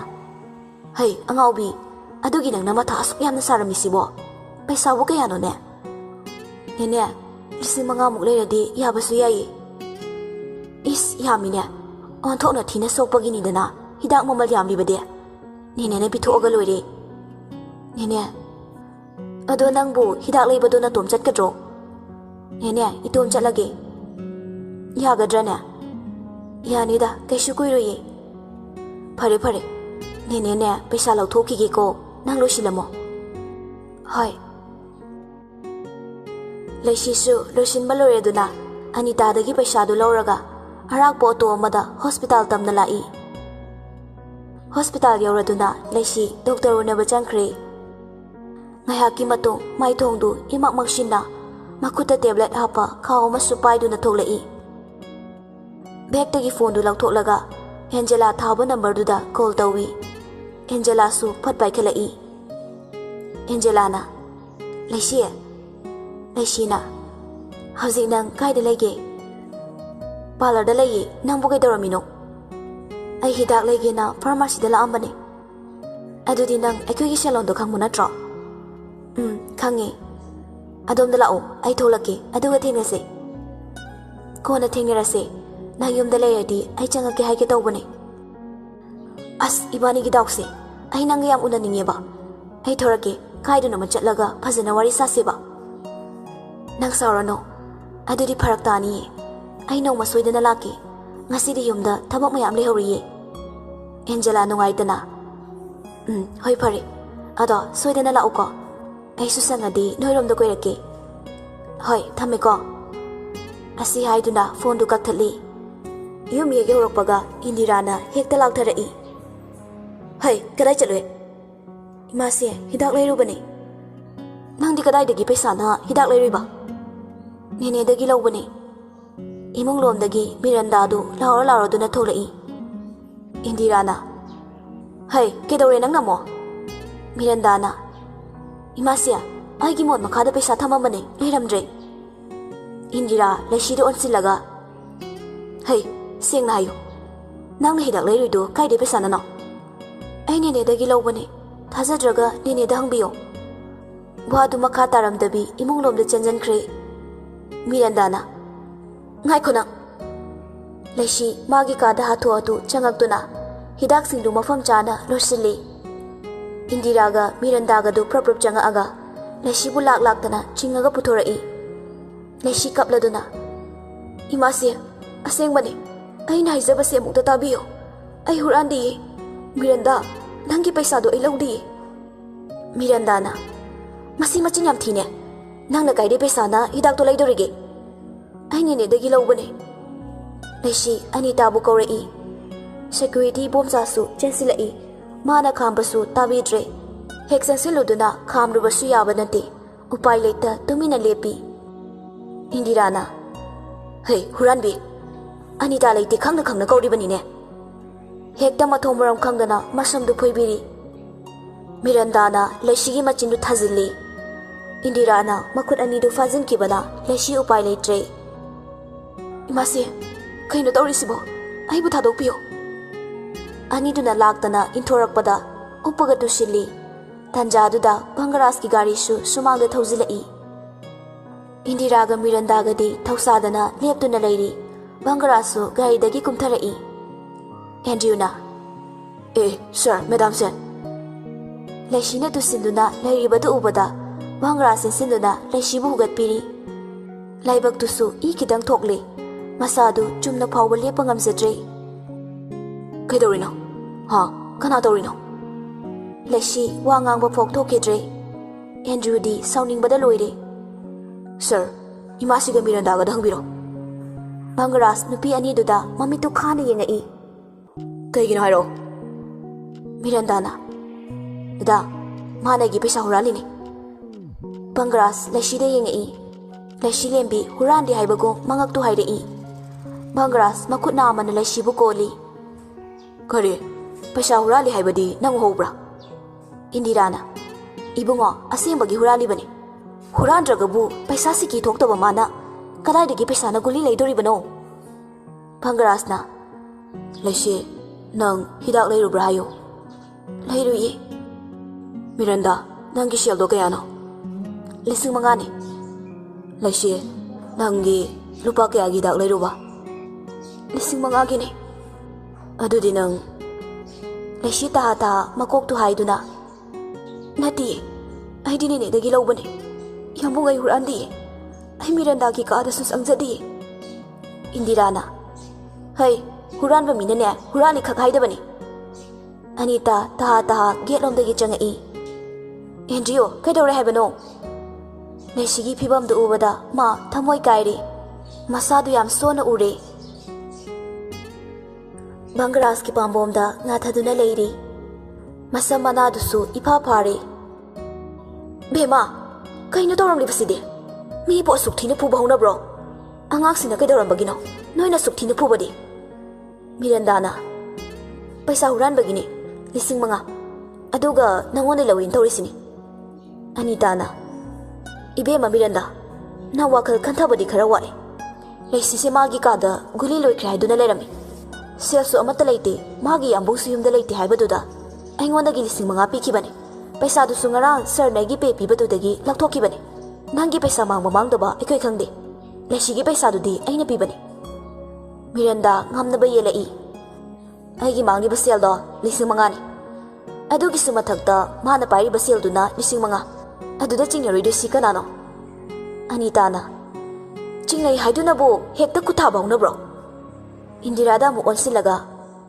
Madam suni angang asina soidana mana lawdi hairamgani angang asigi wahi ama phawba tabidaba minungsi leitana phubi basidi dharma leimande Miranda du wa khungge tawbaga Bangarasna khanglaw lawrai Laishi du khangpre he khangi mayam du su tumina leinai Bangarasna anti Laishi se amukta Anitana Laishi bu tapna konsinbi Bangaras asawbana phathaba ngamdana Mirandagi mamai mamit khangdaba makai thazilli Nangsu nungaibra yengo mi ama oiradi miyoibagi li chachalo nangse aina fana nungsirambani nangina tawduna ai boina handre nangi thamoidubu karamba thamoino Imase nangsu nupini ko nang boigi madura mausagi aigi maduga kayada khenariba karamna onkiba imagi thamoino Noi ngasidagi engonda wam thairakano Asi haramnaga Laishibu puduna imunglomda changai Laishina senaba firol putoktuna phamung mathaktuda thamli. Firoldo loina mole. Iru lojatho. Aduga siselamo. Ai amuk lake. Bangarasu firol hongdoklaga Laishigi kada changakpada mamittu khuptaba makhai Laishibu yengzai. Tangawrabi kuchududa angangma machugi sutne laitengmadu kayada pakchariba.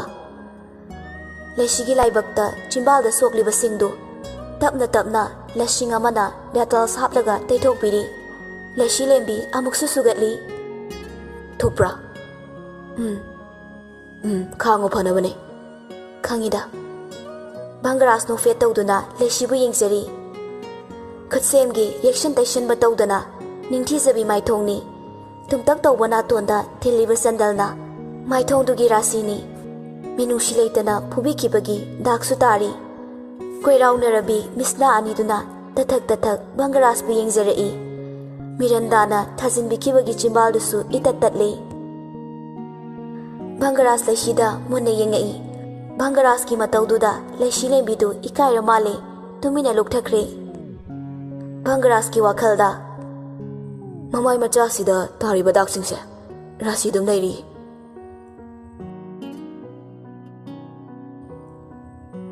Ahingi matamni pumnamak tumna hinakre. Michik miracle takidre. Bangaras ti Laishigi nakanda ahingi achikpada magi loinabigi maithongbu mayak sengna yengli.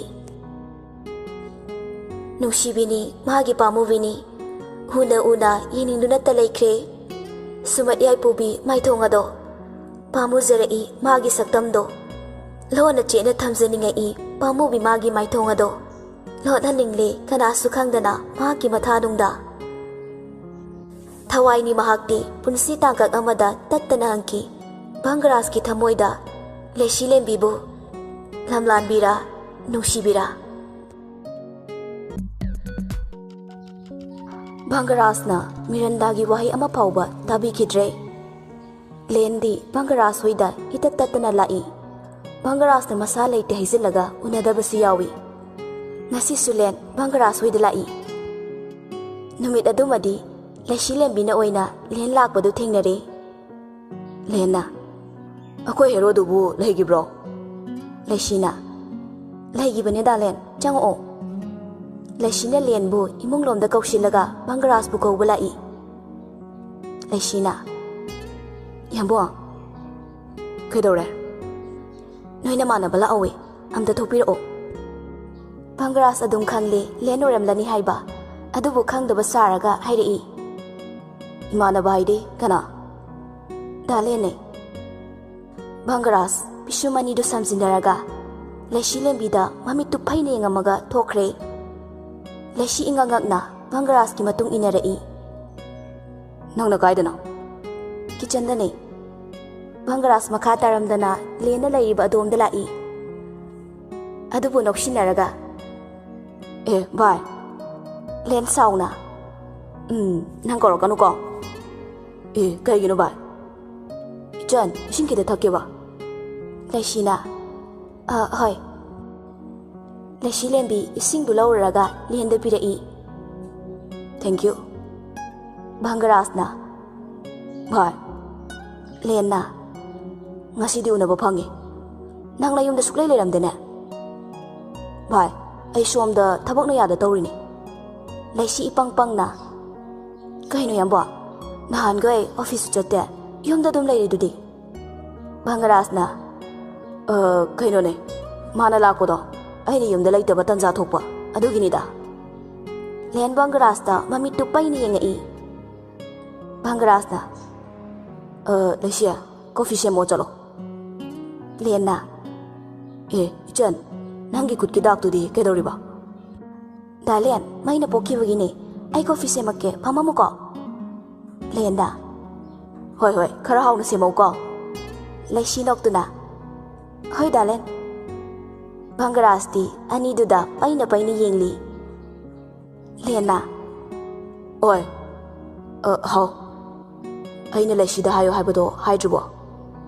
Haijida bai nangi wadu oiroida. As bai nang sidiba ai san haijabana phadore khangde. ꯑꯁ ꯌꯥꯔꯦ ꯚꯥꯏ ꯂꯩꯁꯤ ꯊꯣꯔꯛꯄꯗ ꯑꯅꯤꯗꯨ ꯁꯥꯟꯅꯔꯝꯕ ꯋꯥꯔꯤ ꯆꯞ ꯂꯦꯞꯄꯤ ꯀꯣꯐꯤꯗꯨ ꯕꯪꯒꯔꯥꯖꯀ ꯂꯦꯟꯒꯗ ꯄꯤꯔꯛꯏ ꯗꯥꯂꯦꯟꯗꯤ ꯅꯨꯡꯉꯥꯏꯔꯤꯕꯣ ꯑꯧ ꯅꯨꯡꯉꯥꯏꯔꯤꯌꯦ ꯏꯆꯟꯗꯤ ꯀꯝꯗꯧꯔꯤꯒꯦ ꯑꯩꯁꯨ ꯅꯨꯡꯉꯥꯏꯔꯤꯌꯦ ꯑꯗꯣ ꯆꯟ ꯅꯪꯁꯨ ꯑꯩꯈꯣꯏꯗ ꯀꯣꯏꯔꯛꯄꯗꯤ ꯌꯥꯕꯖꯥꯠꯅꯤ ꯑꯩꯈꯣꯏ ꯕꯥꯅꯁꯨ ꯅꯪꯗꯣ ꯈꯪꯅꯅꯤꯡꯉꯦꯅ ꯍꯥꯏꯕ ꯑꯩꯗꯤ ꯀꯩꯒꯤ ꯂꯦꯟ ꯍꯥꯏꯒꯦ ꯍꯥꯏꯗꯣꯛꯎꯔꯒ ꯒ꯭ꯌꯥꯟ ꯂꯥꯛꯏ ꯅꯣꯏ ꯃꯌꯥꯝꯒ ꯁꯨꯝ ꯈꯪꯅꯅꯤꯡ ꯇꯧꯔꯤꯖꯥꯠꯅꯤꯗ ꯑꯟꯇꯤ ꯍꯣꯏ ꯃꯤꯔꯟꯗꯥ ꯍꯣꯏꯗꯤ ꯂꯣꯏꯅ ꯈꯪꯕꯅꯦ ꯅꯪ ꯈꯛꯇ ꯉꯥꯏꯔꯦ ꯈꯪꯗ꯭ꯔꯤꯁꯦ ꯑꯗꯨꯒꯤꯅꯤꯗ ꯍꯣꯏ ꯌꯥꯏꯌꯦ ꯅꯣꯡꯃ ꯂꯥꯛꯀꯦ ꯚꯪꯒꯔꯥꯖꯅ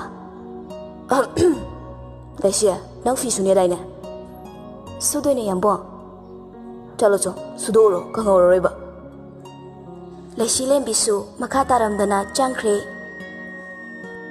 ꯂꯦꯟꯅ 이보 ꯅꯪ 미나 ಚಾನ್ಸ್ ꯐꯪꯉꯤꯉꯩꯁꯤꯗ ꯋꯥꯔꯤ ꯁꯥꯍꯧꯒꯦ ꯇꯧꯔꯦ ꯑꯗꯨꯒ ꯅꯪꯅ ꯄ꯭ꯔꯞ ꯍꯦꯛꯇ ꯊꯥꯖꯤꯟꯈꯤꯕ ꯃꯤꯠ ꯌꯥꯝ ꯅꯥꯔꯕ ꯍꯣ ꯌꯦꯡꯕꯤꯌꯨ ꯍꯥꯏꯗꯤꯌꯦ ꯑꯗꯨꯏꯗꯤ ꯏꯃꯥꯡꯗ ꯎꯍꯜꯂꯛꯀꯅꯣ ꯉꯁꯤꯗꯤ ꯎꯖꯅꯤꯡꯕ ꯁꯛꯇꯝꯁꯨ ꯎꯕ ꯐꯪꯉꯦ ꯇꯨꯝꯕ ꯌꯥꯔꯅꯤ ꯃꯊꯪꯗ ꯄ꯭ꯔꯄꯣꯁ ꯗꯦ ꯑꯁꯤ ꯍꯥꯏꯗꯨꯅ ꯃꯤꯆꯤ ꯈꯠꯆꯤꯜꯂꯛꯏ ꯚꯪꯒꯔꯥꯖꯇꯤ ꯐꯨꯛ ꯍꯧꯒꯠꯂꯒ ꯂꯦꯟꯕꯨ ꯐꯨꯅꯤꯡꯕ ꯇꯟꯖꯥ ꯍꯥꯏꯕꯗꯨ ꯌꯧꯔꯦ ꯂꯦꯟꯅ ꯑꯗꯣ ꯚꯥꯏ ꯉꯁꯤꯗꯤ ꯃꯁꯛ ꯎꯔꯃꯤꯅ ꯆꯠꯂꯒꯦ ꯍꯌꯦꯡ ꯑꯃꯨꯛ ꯂꯥꯛꯑꯒꯦ ꯍꯌꯦꯡꯗꯣ ꯑꯩ ꯌꯨꯝꯗ ꯂꯩꯔꯣꯏꯌꯦ ꯂꯩꯁꯤ ꯂꯩꯗꯣꯏ ꯅꯠꯇ꯭ꯔꯣ ꯃꯥ ꯂꯩꯔꯗꯤ ꯅꯪ ꯂꯩꯇ꯭ꯔꯁꯨ ꯌꯥꯔꯦ ꯆꯠꯂꯦ ꯂꯥꯛꯑꯣ ꯂꯥꯛꯑꯣ ꯃꯊꯪꯗꯤ ꯑꯩꯅ ꯅꯪ ꯂꯩꯁꯤꯒꯤ ꯃꯍꯨꯠꯇ ꯁ꯭ꯄꯦꯁꯤꯌꯦꯜ ꯑꯣꯏꯕ ꯑꯃ ꯊꯥꯗꯣꯔꯛꯀꯦ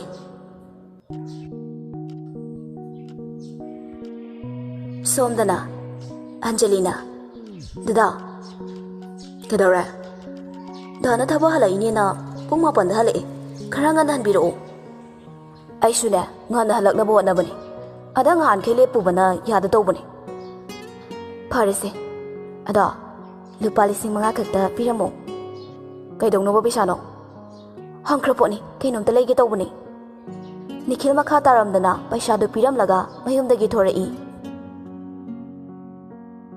ꯁꯣꯝꯗ ꯚꯪꯒꯔꯥꯖꯀꯤ ꯌꯨꯝꯗꯅꯤ ꯃꯌꯥꯝꯗꯨ ꯆꯥꯛ ꯆꯥꯅꯔꯤ ꯂꯩꯁꯤꯅ ꯃꯌꯥꯝꯒꯤ ꯑꯋꯥꯠ ꯑꯄꯥ ꯍꯥꯞꯂꯤ ꯏꯟꯗꯤꯔꯥꯅ ꯂꯩꯁꯤ ꯅꯪꯁꯨ ꯆꯥꯔꯣꯗꯅ ꯂꯩꯁꯤꯗꯤ ꯃꯉꯣꯟꯗ ꯅꯠꯇꯕꯣꯏ ꯅꯤꯡꯉꯤ ꯑꯗꯨꯅ ꯃꯥꯒꯤ ꯇꯧꯐꯝ ꯊꯣꯛꯄ ꯊꯕꯛꯇꯨ ꯇꯧꯗꯨꯅ ꯂꯩꯔꯤ ꯑꯅꯤꯇꯥꯅ ꯕꯦꯃꯥ ꯃꯦꯗꯥꯝꯗ ꯅꯪꯁꯨ ꯆꯥꯔꯣ ꯍꯥꯏꯔꯤꯌꯦ ꯆꯥꯔꯁꯤ ꯂꯥꯛꯑꯣꯗꯅ ꯂꯩꯁꯤ ꯏꯉꯛ ꯉꯛꯅ ꯏꯃꯥꯁꯦ ꯑꯩ ꯀꯣꯟꯅ ꯆꯥꯒꯦ ꯑꯋꯥꯠ ꯑꯄꯥ ꯑꯗꯨꯝ ꯍꯥꯞꯄꯛꯀꯦ ꯃꯤꯔꯟꯗꯥꯁꯨ ꯃꯅꯦꯝꯗ ꯉꯛꯆꯥꯗꯅ ꯌꯦꯡꯗꯨꯅ ꯂꯩ ꯂꯩꯔꯤꯕ ꯑꯇꯩꯗꯨꯁꯨ ꯑꯉꯛꯄ ꯄꯣꯛꯄꯅꯤ ꯚꯪꯒꯔꯥꯖꯅ ꯂꯥꯛꯑꯣ ꯍꯣꯔꯦꯟ ꯅꯇꯣꯝ ꯆꯥꯕ ꯅꯨꯡꯉꯥꯏꯔꯣꯏ ꯅꯪꯅ ꯑꯍꯜꯅꯤ ꯑꯉꯥꯡꯅ ꯇꯧꯒꯗꯕꯗ ꯅꯪꯅ ꯇꯧꯔ ꯂꯩꯔꯦ ꯂꯩꯁꯤ ꯃꯥꯒꯤ ꯆꯥꯛ ꯆꯔꯨꯛꯇꯨ ꯊꯤꯔꯒ ꯄꯨꯂꯞ ꯆꯥꯃꯤꯟꯅꯔꯦ ꯚꯪꯒꯔꯥꯖ ꯑꯣꯐꯤꯁ ꯆꯠꯅꯕ ꯂꯣꯏꯁꯤꯜꯂꯤꯉꯩ ꯃꯤꯔꯟꯗꯥ ꯆꯪꯉꯛꯏ ꯃꯤꯔꯟꯗꯥꯅ ꯗꯗꯥ ꯀꯩ ꯂꯩꯔꯦ ꯁꯤꯗ ꯆꯪꯉꯛꯄꯁꯤ ꯌꯥꯗꯕ꯭ꯔꯣ ꯏꯊꯥ ꯊꯥꯖꯗꯅ ꯆꯪꯉꯛꯄꯗꯨꯗ ꯀꯩꯗꯧꯔꯕꯅꯣꯅ ꯈꯜꯂꯨꯕꯅꯦ ꯑꯩ ꯌꯨꯝꯐꯥꯎꯗ ꯆꯠꯂꯨꯒꯦ ꯗꯗꯥꯅ ꯑꯣꯐꯤꯁ ꯆꯠꯄꯗ ꯑꯩꯕꯨ ꯗ꯭ꯔꯣꯞ ꯇꯧꯕꯤꯔꯝꯃꯣ ꯑꯩꯗꯤ ꯄꯨꯡ 4 ꯆꯞ ꯆꯥꯅ ꯃꯤꯇꯤꯡ ꯂꯩꯕꯅꯦ ꯌꯥꯔꯔꯣꯏꯌꯦ ꯑꯩ ꯗ꯭ꯔꯥꯏꯚꯔ ꯑꯃ ꯊꯥꯔꯛꯀꯦ ꯃꯤꯔꯟꯗꯥ ꯏꯁꯨꯛ ꯁꯨꯛꯅ ꯌꯥꯅꯤꯌꯦ ꯀꯨꯏꯔꯣꯏꯕ ꯑꯩ ꯂꯣꯏꯁꯤꯜꯂꯛꯑꯒꯦ ꯑꯩ ꯊꯣꯛꯑꯦꯀꯣ ꯍꯣꯔꯦꯟꯗꯣ ꯗ꯭ꯔꯥꯏꯚꯔ ꯑꯃ ꯊꯥꯔꯛꯑꯒꯦ ꯚꯪꯒꯔꯥꯖꯇꯨ ꯍꯥꯊꯨ ꯍꯥꯊꯨ ꯊꯣꯛꯈ꯭ꯔꯦ ꯍꯣꯏ ꯑꯝꯕꯣ ꯀꯪꯁꯁꯤꯗꯤ ꯂꯩꯁꯤ ꯃꯆꯤꯟꯗꯣ ꯑꯃꯨꯛ ꯈꯪꯃꯤꯟ ꯃꯦꯟꯁꯤꯜꯂꯤ ꯚꯪꯒꯔꯥꯖ ꯄꯤꯁꯨꯝꯗꯨ ꯁꯨꯛꯂꯞ ꯇꯧꯔꯒ ꯀꯩꯗꯧꯔꯦ ꯌꯥꯝꯕꯨꯡꯒꯤ ꯐꯣꯟꯁꯦ ꯀꯧꯔꯝꯃꯦꯕ ꯚꯪꯒꯔꯥꯖ ꯅꯣꯛꯐꯦꯠ ꯇꯧꯔꯒ ꯇꯥꯏꯃꯤꯡ ꯈꯪꯕ ꯑꯩꯒꯤ ꯃꯣꯕꯥꯏꯜ ꯑꯁꯤ ꯍꯥꯏꯗꯨꯅ ꯅꯣꯛꯇꯨꯅ ꯊꯣꯛꯈ꯭ꯔꯦ ꯂꯩꯁꯤ ꯂꯦꯝꯕꯤꯗꯤ ꯃꯃꯤꯠꯇꯨ ꯂꯥꯎꯊꯣꯛꯇꯨꯅ ꯚꯪꯒꯔꯥꯖꯇ ꯌꯦꯡꯗꯨꯅ ꯂꯩꯍꯧꯏ ꯕꯦꯜꯀꯣꯅꯤꯗꯒꯤ ꯃꯤꯔꯟꯗꯥ ꯃꯈꯣꯏ ꯑꯅꯤꯒꯤ ꯃꯇꯧꯗꯨ ꯎꯍꯧꯔꯦ ꯑꯩꯒꯤ ꯊꯋꯥꯏ ꯑꯣꯏꯔꯤꯕ ꯃꯍꯥꯛꯄꯨ ꯅꯪꯅ ꯑꯩꯉꯣꯟꯗꯒꯤ ꯃꯨꯟꯕꯗꯤ ꯃꯇꯤꯛꯁꯨ ꯅꯠꯇꯦ ꯄꯨꯟꯁꯤ ꯑꯁꯤꯗ ꯃꯍꯥꯛ ꯈꯛꯇꯅꯤ ꯑꯩꯒꯤ ꯊꯃꯣꯏꯗ ꯂꯥꯠꯈꯤꯕ ꯑꯔꯣꯏꯕꯁꯨ ꯃꯍꯥꯛꯅꯤ ꯑꯩꯈꯣꯏ ꯑꯅꯤꯒꯤ ꯃꯔꯤꯁꯤꯗ ꯌꯦꯜꯂꯛꯄ ꯈꯨꯗꯤꯡ ꯑꯩꯅ ꯂꯦꯝꯅ ꯊꯥꯔꯣꯏ ꯃꯤꯔꯟꯗꯥ ꯃꯄꯥꯝꯗ ꯏꯟꯗꯤꯔꯥꯒ ꯂꯣꯏꯅꯅ ꯆꯠꯈ꯭ꯔꯦ ꯅꯣꯡ ꯅꯤꯅꯤꯗꯤ ꯍꯜꯂꯛꯑꯣꯏ ꯍꯥꯏꯔꯝꯃꯤ ꯑꯅꯤꯇꯥꯒ ꯐꯤल्म ꯌꯦꯡꯗꯨꯅ ꯂꯩꯔꯤ ꯂꯩꯁꯤ ꯂꯦꯝꯕꯤꯗꯤ ꯃꯗꯨꯗ ꯊꯋꯥꯏ ꯌꯥꯎꯈꯤꯕꯅ ꯚꯪꯒꯔꯥꯖ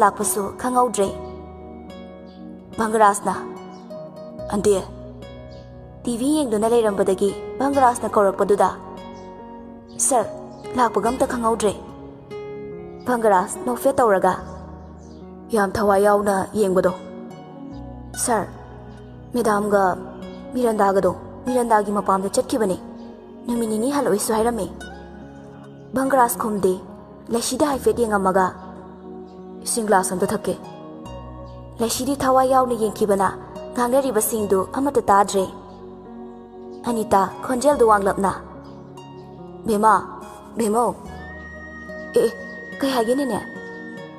ꯏꯆꯥꯗꯤ ꯑꯣꯟꯊꯣꯛꯅ ꯄꯨꯛꯅꯤꯡ ꯆꯪꯅ ꯌꯦꯡꯈ꯭ꯔꯦꯗ꯫ ꯅꯣꯏ ꯑꯃꯨꯛ ꯍꯜꯂꯛꯈ꯭ꯔꯕꯅꯦ, ꯏꯁꯤꯡ ꯒ꯭ꯂꯥꯁ ꯑꯝꯇ ꯄꯨꯔꯛꯑꯣ ꯍꯥꯏꯕꯅꯤ꯫ ꯆꯠꯂꯣ ꯆꯠꯂꯣ ꯄꯤꯔꯨꯔꯣ꯫ ꯑꯁ ꯁꯤꯃꯥ ꯅꯨꯡꯉꯥꯏꯔꯀꯥꯟꯁꯤꯗ꯫ ꯕꯪꯒꯔꯥꯖ ꯐꯤꯔꯣꯜ ꯍꯣꯡꯂꯤꯉꯩ ꯂꯩꯁꯤꯗꯨ ꯏꯁꯤꯡ ꯒ꯭ꯂꯥꯁ ꯑꯃ ꯄꯥꯏꯔꯒ ꯆꯪꯉꯛꯏ꯫ ꯌꯥꯝꯕ꯭ꯋꯥꯡ ꯏꯁꯤꯡꯁꯤꯗ ꯂꯩꯔꯦ, ꯊꯝꯃꯣ꯫ ꯇꯦꯕꯜꯗꯨꯗ ꯏꯁꯤꯡꯗꯨ ꯊꯅꯝꯂꯒ ꯊꯣꯛꯈꯤꯒꯦ ꯇꯧꯕꯒ ꯑꯗꯨꯒꯤ ꯐꯤꯔꯣꯜꯁꯤꯡꯗꯨ ꯎꯄꯨꯗ ꯑꯝꯇ ꯍꯥꯞꯄꯝꯃꯣ꯫ ꯂꯩꯁꯤ ꯕꯪꯒꯔꯥꯖꯅ ꯁꯦꯠꯂꯨꯕꯁꯤꯡꯗꯨ ꯅꯤꯡꯊꯤꯅ ꯊꯨꯞꯂꯒ ꯎꯄꯨꯗꯨꯗ ꯍꯥꯞꯆꯤꯜꯂꯤ꯫ ꯂꯣꯏꯔꯗꯨꯅ ꯑꯃꯨꯛ ꯊꯣꯛꯈꯤꯒꯦ ꯇꯧꯏ꯫ ꯑꯗꯨꯒꯤ ꯐꯥꯏꯜꯗꯣ ꯐꯃꯨꯡꯗ ꯑꯝꯇ ꯊꯅꯝꯃꯣ꯫ ꯂꯩꯁꯤ ꯐꯥꯏꯜꯗꯨ ꯂꯧꯔꯒ ꯐꯃꯨꯡꯗ ꯑꯃꯨꯛ ꯊꯝꯃꯤ꯫ ꯌꯥꯝꯕ꯭ꯋꯥꯡ ꯀꯩꯀꯩ ꯋꯥꯠꯂꯤꯒꯦ ꯍꯥꯏꯔꯛꯑꯣ, ꯑꯩ ꯁꯦꯔꯦꯜ ꯌꯦꯡꯗꯣꯏꯅꯦꯕ, ꯁꯠ ꯁꯠ ꯍꯥꯏꯔꯛꯑꯣ꯫ ꯕꯪꯒꯔꯥꯖ ꯋꯥꯈꯜꯗ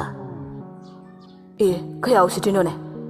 ꯅꯍꯥꯟꯈꯩꯗꯤ ꯑꯩꯅ ꯋꯥ ꯑꯃ ꯍꯥꯏꯕꯗ ꯀꯤꯗꯅꯒ ꯇꯧꯋꯦ, ꯑꯗꯨꯒ ꯉꯁꯤꯅ ꯑꯩ ꯁꯦꯔꯦꯜ ꯌꯦꯡꯗꯣꯏꯅꯤ ꯀꯥꯏꯅ꯫ ꯅꯪ ꯌꯥꯝ ꯌꯦꯡꯅꯦꯕ ꯍꯧꯖꯤꯛ꯫ ꯕꯪꯒꯔꯥꯖ ꯄꯤꯁꯨꯝꯗꯨ ꯁꯨꯛꯂꯒ ꯀꯩꯕ ꯍꯧꯖꯤꯛꯀꯤꯗꯣ? ꯂꯩꯁꯤ ꯃꯃꯥꯏꯗꯨ ꯅꯣꯟꯊꯔꯒ ꯀꯩꯁꯨꯝ ꯍꯥꯏꯗꯤꯌꯦ꯫ ꯕꯪꯒꯔꯥꯖ ꯂꯩꯁꯤꯒꯤ ꯃꯇꯧꯗꯨꯗ ꯂꯣꯟꯅ ꯅꯣꯛꯆꯩ꯫ ꯆꯠꯂꯣ ꯆꯠꯂꯣ ꯏꯁꯤꯡꯁꯦ ꯄꯨꯊꯣꯛꯈ꯭ꯔꯣ, ꯍꯩ ꯃꯍꯤ ꯑꯝꯇ ꯁꯦꯝꯃꯛꯑꯣ꯫ ꯂꯩꯁꯤ ꯃꯨꯔꯨꯝ ꯃꯨꯔꯨꯝ ꯁꯣꯜꯂꯤ꯫ ꯑꯃꯃꯨꯛ ꯄꯨꯔꯛꯑꯣꯏ, ꯑꯃꯃꯨꯛ ꯊꯝꯃꯣꯏ, ꯑꯗꯨ ꯑꯃꯨꯛ ꯇꯧꯏ꯫ ꯕꯪꯒꯔꯥꯖꯇꯨ ꯇꯥꯍꯧꯔꯗꯨꯅ ꯄꯤꯁꯨꯝꯗꯨ ꯁꯨꯛꯂꯞ ꯇꯧꯔꯒ ꯀꯩ ꯍꯥꯏꯕꯅꯣ?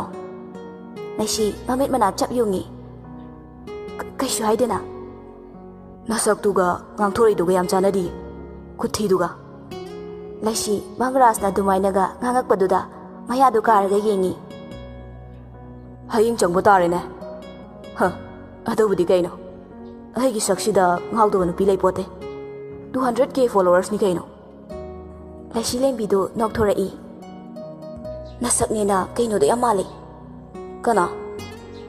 ꯃꯃꯤꯡꯗꯨꯕꯨ ꯀꯩꯑꯕ? ꯑꯣ ꯖꯣꯅꯤ ꯂꯦꯕꯔ꯫ ꯕꯪꯒꯔꯥꯖꯇꯨ ꯂꯩꯁꯤꯗ ꯃꯃꯤꯠꯇꯨ ꯄꯩꯅ ꯌꯦꯡꯉꯒ ꯀꯩꯑꯕ ꯍꯧꯖꯤꯛꯀꯤꯗꯣ? ꯁꯥꯎꯔꯤꯁꯤ ꯌꯦꯡꯉꯨꯅꯦ ꯖꯣꯅꯤ ꯂꯦꯕꯔꯁꯦ꯫ ꯂꯩꯔꯝꯃꯨ ꯅꯪ ꯈꯪꯅꯦꯕ꯫ ꯂꯩꯁꯤ ꯀꯥꯗꯨꯗ ꯀꯣꯏꯆꯦꯟ ꯆꯦꯜꯂꯤ꯫ ꯕꯪꯒꯔꯥꯖꯅ ꯀꯣꯏꯇꯥꯟ ꯇꯥꯟꯅꯩ꯫ ꯂꯩꯁꯤꯅ ꯌꯥꯝꯕ꯭ꯋꯥꯡ ꯇꯥꯟꯅꯔꯛꯀꯅꯣꯕ, ꯋꯥꯏ ꯍꯥꯏꯕꯅꯦ꯫ ꯀꯔꯤ ꯋꯥꯕ? ꯃꯤ ꯀꯔꯦꯝꯅꯕꯗꯤ ꯍꯩꯕ꯭ꯔꯥ ꯅꯪ? ꯍꯣ ꯃꯥꯟꯗꯦꯕ, ꯃꯤꯁꯤꯡꯁꯦ ꯑꯁꯦꯡꯕ ꯍꯥꯏꯔꯗꯤ ꯁꯥꯎꯋꯦꯗꯣ ꯆꯨꯝꯖꯥꯠꯅꯤꯀꯣ꯫ ꯕꯪꯒꯔꯥꯖꯁꯨ ꯅꯣꯛꯂꯒ ꯂꯩꯁꯤꯕꯨ ꯀꯣꯏꯇꯥꯟ ꯇꯥꯟꯅꯩ꯫ ꯉꯁꯤꯗꯤ ꯂꯩꯁꯤ ꯂꯦꯝꯕꯤꯒꯤ ꯊꯃꯣꯏ ꯄꯦꯟꯅ ꯅꯣꯛꯆꯔꯦ꯫ ꯕꯪꯒꯔꯥꯖ ꯂꯩꯁꯤꯒꯤ ꯃꯀꯥ ꯂꯥꯝꯅ ꯅꯣꯛꯄ ꯃꯤꯅꯣꯛꯇꯨ ꯉꯁꯤꯅ ꯑꯍꯥꯟꯕ ꯎꯕꯅꯤ꯫ ꯂꯩꯁꯤ ꯋꯥꯔꯗꯨꯅ ꯐꯃꯨꯡꯗꯨꯗ ꯐꯝꯂꯤ꯫ ꯕꯪꯒꯔꯥꯖꯁꯨ ꯁꯣꯐꯥꯗꯨꯗ ꯐꯝꯂꯤ꯫ ꯑꯅꯤꯗꯨ ꯃꯥꯏ ꯃꯥꯏ ꯑꯣꯟꯁꯤꯟꯅꯔꯗꯨꯅ ꯐꯝꯂꯤꯕꯅꯤ꯫ ꯂꯩꯁꯤꯗꯤ ꯁꯤꯊ ꯁꯤꯊ ꯅꯣꯛꯆꯔꯤ꯫ ꯕꯪꯒꯔꯥꯖꯀꯤ ꯋꯥꯈꯜꯗ ꯅꯪꯅ ꯅꯣꯛꯄ ꯎꯔꯒ ꯊꯃꯣꯏ ꯑꯁꯤꯗ ꯐꯥꯎꯔꯤꯕ ꯏꯊꯤꯜꯁꯤꯅ ꯀꯔꯤ ꯅꯣꯛꯂꯒꯅ ꯍꯦꯟꯅ ꯅꯨꯡꯁꯤꯌꯦ ꯅꯪꯒꯤ ꯃꯥꯏꯊꯣꯡ ꯑꯁꯦ꯫ ꯂꯩꯁꯤ, ꯑꯗꯣꯝꯅ ꯅꯍꯥꯟꯈꯩꯁꯨ ꯅꯣꯛꯇ꯭ꯔꯤꯕ ꯀꯩꯒꯤꯅꯣ? ꯂꯩꯁꯤ ꯇꯞꯅ ꯌꯥꯝꯕꯨꯡ ꯑꯉꯥꯡ ꯌꯥꯝ ꯃꯥꯜꯂꯦ꯫ ꯑꯩꯅ ꯀꯔꯤ ꯍꯔꯥꯎꯗꯨꯅ ꯀꯅꯥꯒꯤ ꯑꯁꯥꯗ ꯄꯨꯟꯁꯤꯁꯦ ꯅꯣꯛꯅ ꯍꯔꯥꯎꯅ ꯍꯤꯡꯒꯗꯧꯔꯤꯕꯅꯣ? ꯋꯥꯍꯩ ꯈꯔꯁꯤ ꯍꯥꯏꯔꯝꯂꯒ ꯍꯧꯒꯠꯇꯨꯅ ꯊꯣꯛꯈ꯭ꯔꯦ꯫ ꯅꯨꯃꯤꯠ ꯑꯗꯨꯗꯤ ꯂꯩꯁꯤ ꯍꯔꯥꯎ ꯍꯔꯥꯎ ꯃꯌꯥꯝꯗꯨꯒ ꯂꯩꯃꯤꯟꯅꯩ꯫ ꯕꯪꯒꯔꯥꯖꯀ ꯂꯩꯁꯤꯒꯁꯨ ꯑꯗꯨꯝ ꯐꯖꯅ ꯂꯣꯏꯅꯩ꯫ ꯃꯔꯛꯁꯤꯗ ꯂꯦꯟꯁꯨ ꯕꯪꯒꯔꯥꯖꯇ ꯂꯩꯁꯤꯒꯤ ꯋꯥ ꯍꯧꯗꯣꯔꯛꯄ ꯂꯦꯞꯇꯦ꯫ ꯂꯦꯟꯅ ꯇꯛꯄ ꯍꯦꯜꯂꯛꯄꯗꯒꯤ ꯕꯪꯒꯔꯥꯖꯁꯨ ꯂꯦꯟꯒ ꯎꯅꯗꯨꯅ ꯑꯁꯦꯡꯕ ꯄꯨꯝꯕ ꯍꯥꯏꯔꯒꯦ ꯍꯥꯏꯅ ꯈꯜꯂꯛꯏ꯫ ꯅꯨꯃꯤꯠ ꯅꯤꯅꯤꯒꯤ ꯃꯇꯨꯡ ꯏꯟꯗꯤꯔꯥꯒ ꯃꯤꯔꯟꯗꯥꯒꯁꯨ ꯍꯜꯂꯛꯂꯦ꯫ ꯍꯥꯟꯅꯒꯨꯝꯅ ꯂꯩꯁꯤꯗ ꯊꯤꯅ ꯊꯤꯅ ꯇꯧꯔꯝꯕꯗꯨ ꯇꯧꯈꯤꯗ꯭ꯔꯦ, ꯑꯗꯨꯕꯨ ꯏꯟꯊꯤ ꯅꯨꯡꯉꯥꯏꯅ ꯉꯥꯡꯕꯗꯤ ꯇꯧꯗ꯭ꯔꯤ꯫ ꯃꯤꯔꯟꯗꯥ ꯕꯪꯒꯔꯥꯖꯅ ꯅꯛꯁꯤꯟꯅꯕ ꯀꯟꯅ ꯍꯣꯠꯅꯩ, ꯑꯗꯨꯕꯨ ꯃꯃꯥꯡꯗ ꯂꯥꯜꯂꯨꯕꯅ ꯋꯥ ꯀꯟꯅ ꯉꯥꯡꯕꯗꯤ ꯉꯝꯗ꯭ꯔꯦ꯫ ꯅꯨꯃꯤꯗꯥꯡ ꯋꯥꯏꯔꯝꯅꯤ꯫ ꯂꯩꯁꯤ ꯂꯦꯝꯕꯤꯗꯨ ꯁꯨꯃꯥꯡꯗ ꯁꯟꯙ꯭ꯌꯥꯒꯤ ꯑꯥꯔꯇꯤ ꯀꯠꯂꯤꯉꯩ ꯏꯕꯣꯝꯆꯥꯒ ꯅꯨꯄꯥ ꯑꯃꯒ ꯒꯦꯠꯇ ꯀꯩꯅꯣ ꯉꯥꯡꯅꯗꯨꯅ ꯂꯩꯕꯗꯨ ꯎꯔꯗꯨꯅ ꯒꯦꯠꯂꯣꯝꯗ ꯊꯣꯔꯛꯏ꯫ ꯂꯩꯁꯤꯅ ꯀꯀꯥ ꯀꯅꯥꯅꯣ? ꯏꯕꯦꯝꯃ ꯈꯪꯗꯦꯅꯦ, ꯁꯔꯗ ꯆꯦꯁꯤ ꯄꯤꯌꯨ ꯍꯥꯏꯔꯝꯃꯤꯅꯦ꯫ ꯀꯩ ꯑꯣꯏꯖꯥꯠꯅꯣ? ꯀꯅꯥꯅꯤ ꯍꯥꯏꯒꯦ ꯀꯀꯥ? ꯁꯔꯒꯤ ꯃꯃꯥꯟꯅꯕꯅꯤ ꯍꯥꯏꯅꯦ, ꯏꯕꯦꯝꯃꯅ ꯈꯔ ꯄꯤꯕꯤꯌꯨꯁꯦ꯫ ꯍꯣꯏ ꯀꯀꯥ, ꯑꯩ ꯄꯤꯔꯨꯔꯒꯦ꯫ ꯏꯕꯣꯝꯆꯥꯗꯒꯤ ꯆꯦꯗꯨ ꯂꯧꯔꯒ ꯚꯪꯒꯔꯥꯖꯀꯤ ꯀꯥꯗ ꯆꯪꯉꯛꯏ꯫ ꯂꯩꯁꯤꯅ ꯌꯥꯝꯕꯣ ꯍꯥꯎꯅꯦ ꯁꯦ ꯀꯩꯅꯣ ꯁꯤꯗꯤ? ꯈꯪꯗꯤꯌꯦ ꯀꯀꯥ, ꯏꯕꯣꯝꯆꯥꯗ ꯌꯥꯝꯕꯨꯡꯒꯤ ꯃꯃꯥꯟꯅꯕ ꯑꯃꯅ ꯄꯤꯔꯝꯃꯦ ꯍꯥꯏꯌꯦ꯫ ꯚꯪꯒꯔꯥꯖ ꯆꯤꯡꯅꯅ ꯂꯩꯁꯤꯗꯒꯤ ꯆꯦꯗꯨ ꯂꯧꯏ꯫ ꯏꯟꯚꯦꯂꯞ ꯃꯅꯨꯡꯗꯨꯗ ꯌꯥꯎꯔꯤꯕ ꯆꯦꯗꯨ ꯍꯥꯡꯗꯣꯛꯇꯨꯅ ꯄꯥꯕꯒ ꯚꯪꯒꯔꯥꯖ ꯃꯃꯤꯠꯇꯨ ꯏꯃꯨꯛ ꯉꯥꯡꯂꯤ꯫ ꯂꯩꯁꯤ ꯆꯤꯡꯅꯅ ꯚꯪꯒꯔꯥꯖꯇ ꯌꯦꯡꯉꯛꯏ꯫ ꯌꯥꯝꯕꯣ ꯀꯅꯥꯒꯤ ꯆꯤꯊꯤꯅꯣ? ꯀꯩ ꯍꯥꯏꯔꯛꯏꯅꯣ? ꯏꯃꯥꯟꯅꯕꯒꯤꯅꯤꯗ꯫ ꯑꯗꯣ ꯀꯩ ꯍꯥꯏꯔꯛꯏꯅꯣꯕ? ꯁꯨꯝ ꯀꯝꯗꯧꯔꯤꯒꯦ ꯍꯪꯉꯛꯄꯅꯦ꯫ ꯅꯣꯏ ꯅꯃꯥꯟꯅꯕꯗꯣ ꯁꯤꯗꯒ ꯂꯩꯇꯕ꯭ꯔꯣ? ꯆꯤꯊꯤꯒ ꯏꯔꯩꯁꯤꯕꯣ? ꯑꯗꯨꯒ ꯌꯥꯝꯕꯨꯡꯅ ꯁꯥꯎꯔꯤꯗꯨꯅ ꯀꯩꯒꯤ? ꯁꯥꯎꯗꯦꯗ, ꯑꯩꯕꯨ ꯀꯥꯏꯗ ꯁꯥꯎꯒꯦꯕ? ꯆꯠꯂꯣ ꯆꯠꯂꯣ ꯊꯕꯛ ꯇꯧꯔꯨꯔꯣ꯫ ꯑꯩꯗꯤ ꯁꯥꯎꯕꯒ ꯃꯥꯜꯂꯨꯔꯦ꯫ ꯁꯥꯎꯗꯦ ꯁꯥꯎꯗꯦ꯫ ꯂꯩꯁꯤ ꯊꯣꯛꯈꯤꯕꯒ ꯚꯪꯒꯔꯥꯖ ꯃꯥꯒꯤ ꯐꯣꯟꯗꯨ ꯂꯧꯊꯣꯛꯂꯒ ꯆꯦꯗꯨꯗ ꯏꯔꯛꯄ ꯅꯝꯕꯔꯗꯨꯗ ꯀꯣꯜꯗꯨ ꯇꯧꯏ꯫ ꯔꯤꯡ ꯍꯦꯛ ꯆꯠꯄꯒꯁꯨ ꯄꯥꯏꯈꯠꯂꯛꯏ꯫ ꯅꯨꯄꯥꯗꯨꯅ ꯍꯦꯜꯂꯣ ꯃꯤꯁꯇꯔ ꯚꯪꯒꯔꯥꯖ, ꯁꯣꯝꯒꯤ ꯀꯣꯜꯇꯕꯨ ꯈꯧꯔꯥꯡꯅ ꯉꯥꯏꯖꯔꯝꯕꯅꯤ꯫ ꯅꯪ ꯀꯅꯥꯅꯣ? ꯀꯔꯤꯒꯤ ꯆꯦꯁꯤ ꯄꯤꯔꯝꯂꯤꯕꯅꯣ? ꯑꯗꯨꯒ ꯑꯁꯨꯛ ꯌꯥꯝꯕ ꯁꯦꯜꯒꯤ ꯗꯤꯃꯥꯟꯅ? ꯍꯦꯔꯥ 5 crore ꯈꯛꯇꯗꯨꯕꯨ ꯅꯣꯏꯗꯗꯤ ꯄꯩꯁꯥꯔꯣ? ꯑꯗꯨꯒꯨꯝꯕ ꯁꯦꯜꯗꯨꯗꯤ ꯀꯩꯁꯨ ꯅꯠꯇꯦꯗ, ꯃꯗꯨ ꯋꯥꯠꯂꯕꯅꯤ꯫ ꯑꯁꯨꯛ ꯌꯥꯝꯕ ꯁꯦꯜꯁꯤꯗꯤ ꯑꯩꯒꯤ ꯄꯨꯟꯁꯤꯗꯕꯨ ꯎꯒꯤ ꯐꯪꯗ꯭ꯔꯤ꯫ ꯑꯗꯨꯒ ꯅꯪ ꯀꯅꯥꯅꯣ? ꯀꯔꯤꯒꯤ ꯁꯦꯜꯁꯤ ꯄꯤꯌꯨ ꯍꯥꯏꯔꯤꯕꯅꯣ? ꯑꯩ ꯂꯣꯏꯅ ꯈꯪꯉꯤ꯫ ꯁꯦꯜꯒꯤ ꯋꯥꯐꯝꯁꯤ ꯌꯥꯔꯣꯅꯦ, ꯑꯃꯨꯛ ꯍꯥꯏꯕꯗ ꯒ꯭ꯌꯥꯟ ꯇꯥꯅꯁꯦ꯫ ꯃꯗꯨꯅ ꯅꯪꯒꯤ ꯑꯐꯕ ꯑꯣꯏꯅꯤ꯫ ꯋꯥꯐꯝ ꯑꯗꯣ ꯑꯩꯅ ꯌꯥꯗ꯭ꯔꯕꯗꯤ? ꯌꯥꯗ꯭ꯔꯒꯅ ꯅꯪ ꯑꯃꯗꯤ ꯅꯪꯒꯤ ꯏꯃꯨꯡ ꯈꯨꯗꯣꯡꯊꯤꯕ ꯅꯪꯂꯦꯗꯅ꯫ ꯑꯩꯗꯤ ꯁꯦꯜꯗꯣ ꯄꯤꯕ ꯉꯝꯃꯣꯏ꯫ ꯅꯪꯅ ꯇꯧꯅꯤꯡꯕ ꯇꯧꯔꯛꯑꯣ꯫ ꯚꯪꯒꯔꯥꯖ ꯄꯥꯃꯨꯛꯁꯨ ꯃꯨꯛꯀꯅꯨꯗ꯫ ꯅꯪꯅ ꯉꯝꯃꯒ ꯑꯩꯉꯣꯟꯗꯒꯤ ꯁꯦꯜꯗꯣ ꯂꯧ꯫ ꯃꯔꯝ ꯂꯩꯇꯅ ꯑꯩꯗꯤ ꯁꯦꯜ ꯄꯤꯔꯣꯏꯌꯦ꯫ ꯌꯦꯡꯅꯕ ꯇꯥꯔꯦꯗꯅ꯫ ꯑꯁꯤ ꯍꯥꯏꯔꯒ ꯅꯨꯄꯥꯗꯨ ꯁꯥꯎꯅ ꯀꯣꯜ ꯀꯛꯈ꯭ꯔꯦ꯫ ꯊꯕꯛ ꯁꯨꯔꯒ ꯄꯩꯁꯥ ꯇꯥꯟꯒꯤꯗꯤ ꯂꯩꯇꯗꯅ ꯃꯤꯉꯣꯟꯗꯒꯤ ꯁꯦꯜ ꯈꯥꯏꯔꯒ ꯍꯤꯡꯅ ꯈꯜꯂꯤꯕ ꯅꯣꯏꯒꯤ ꯀꯣꯛꯁꯦ ꯑꯉꯛꯄꯅꯤ꯫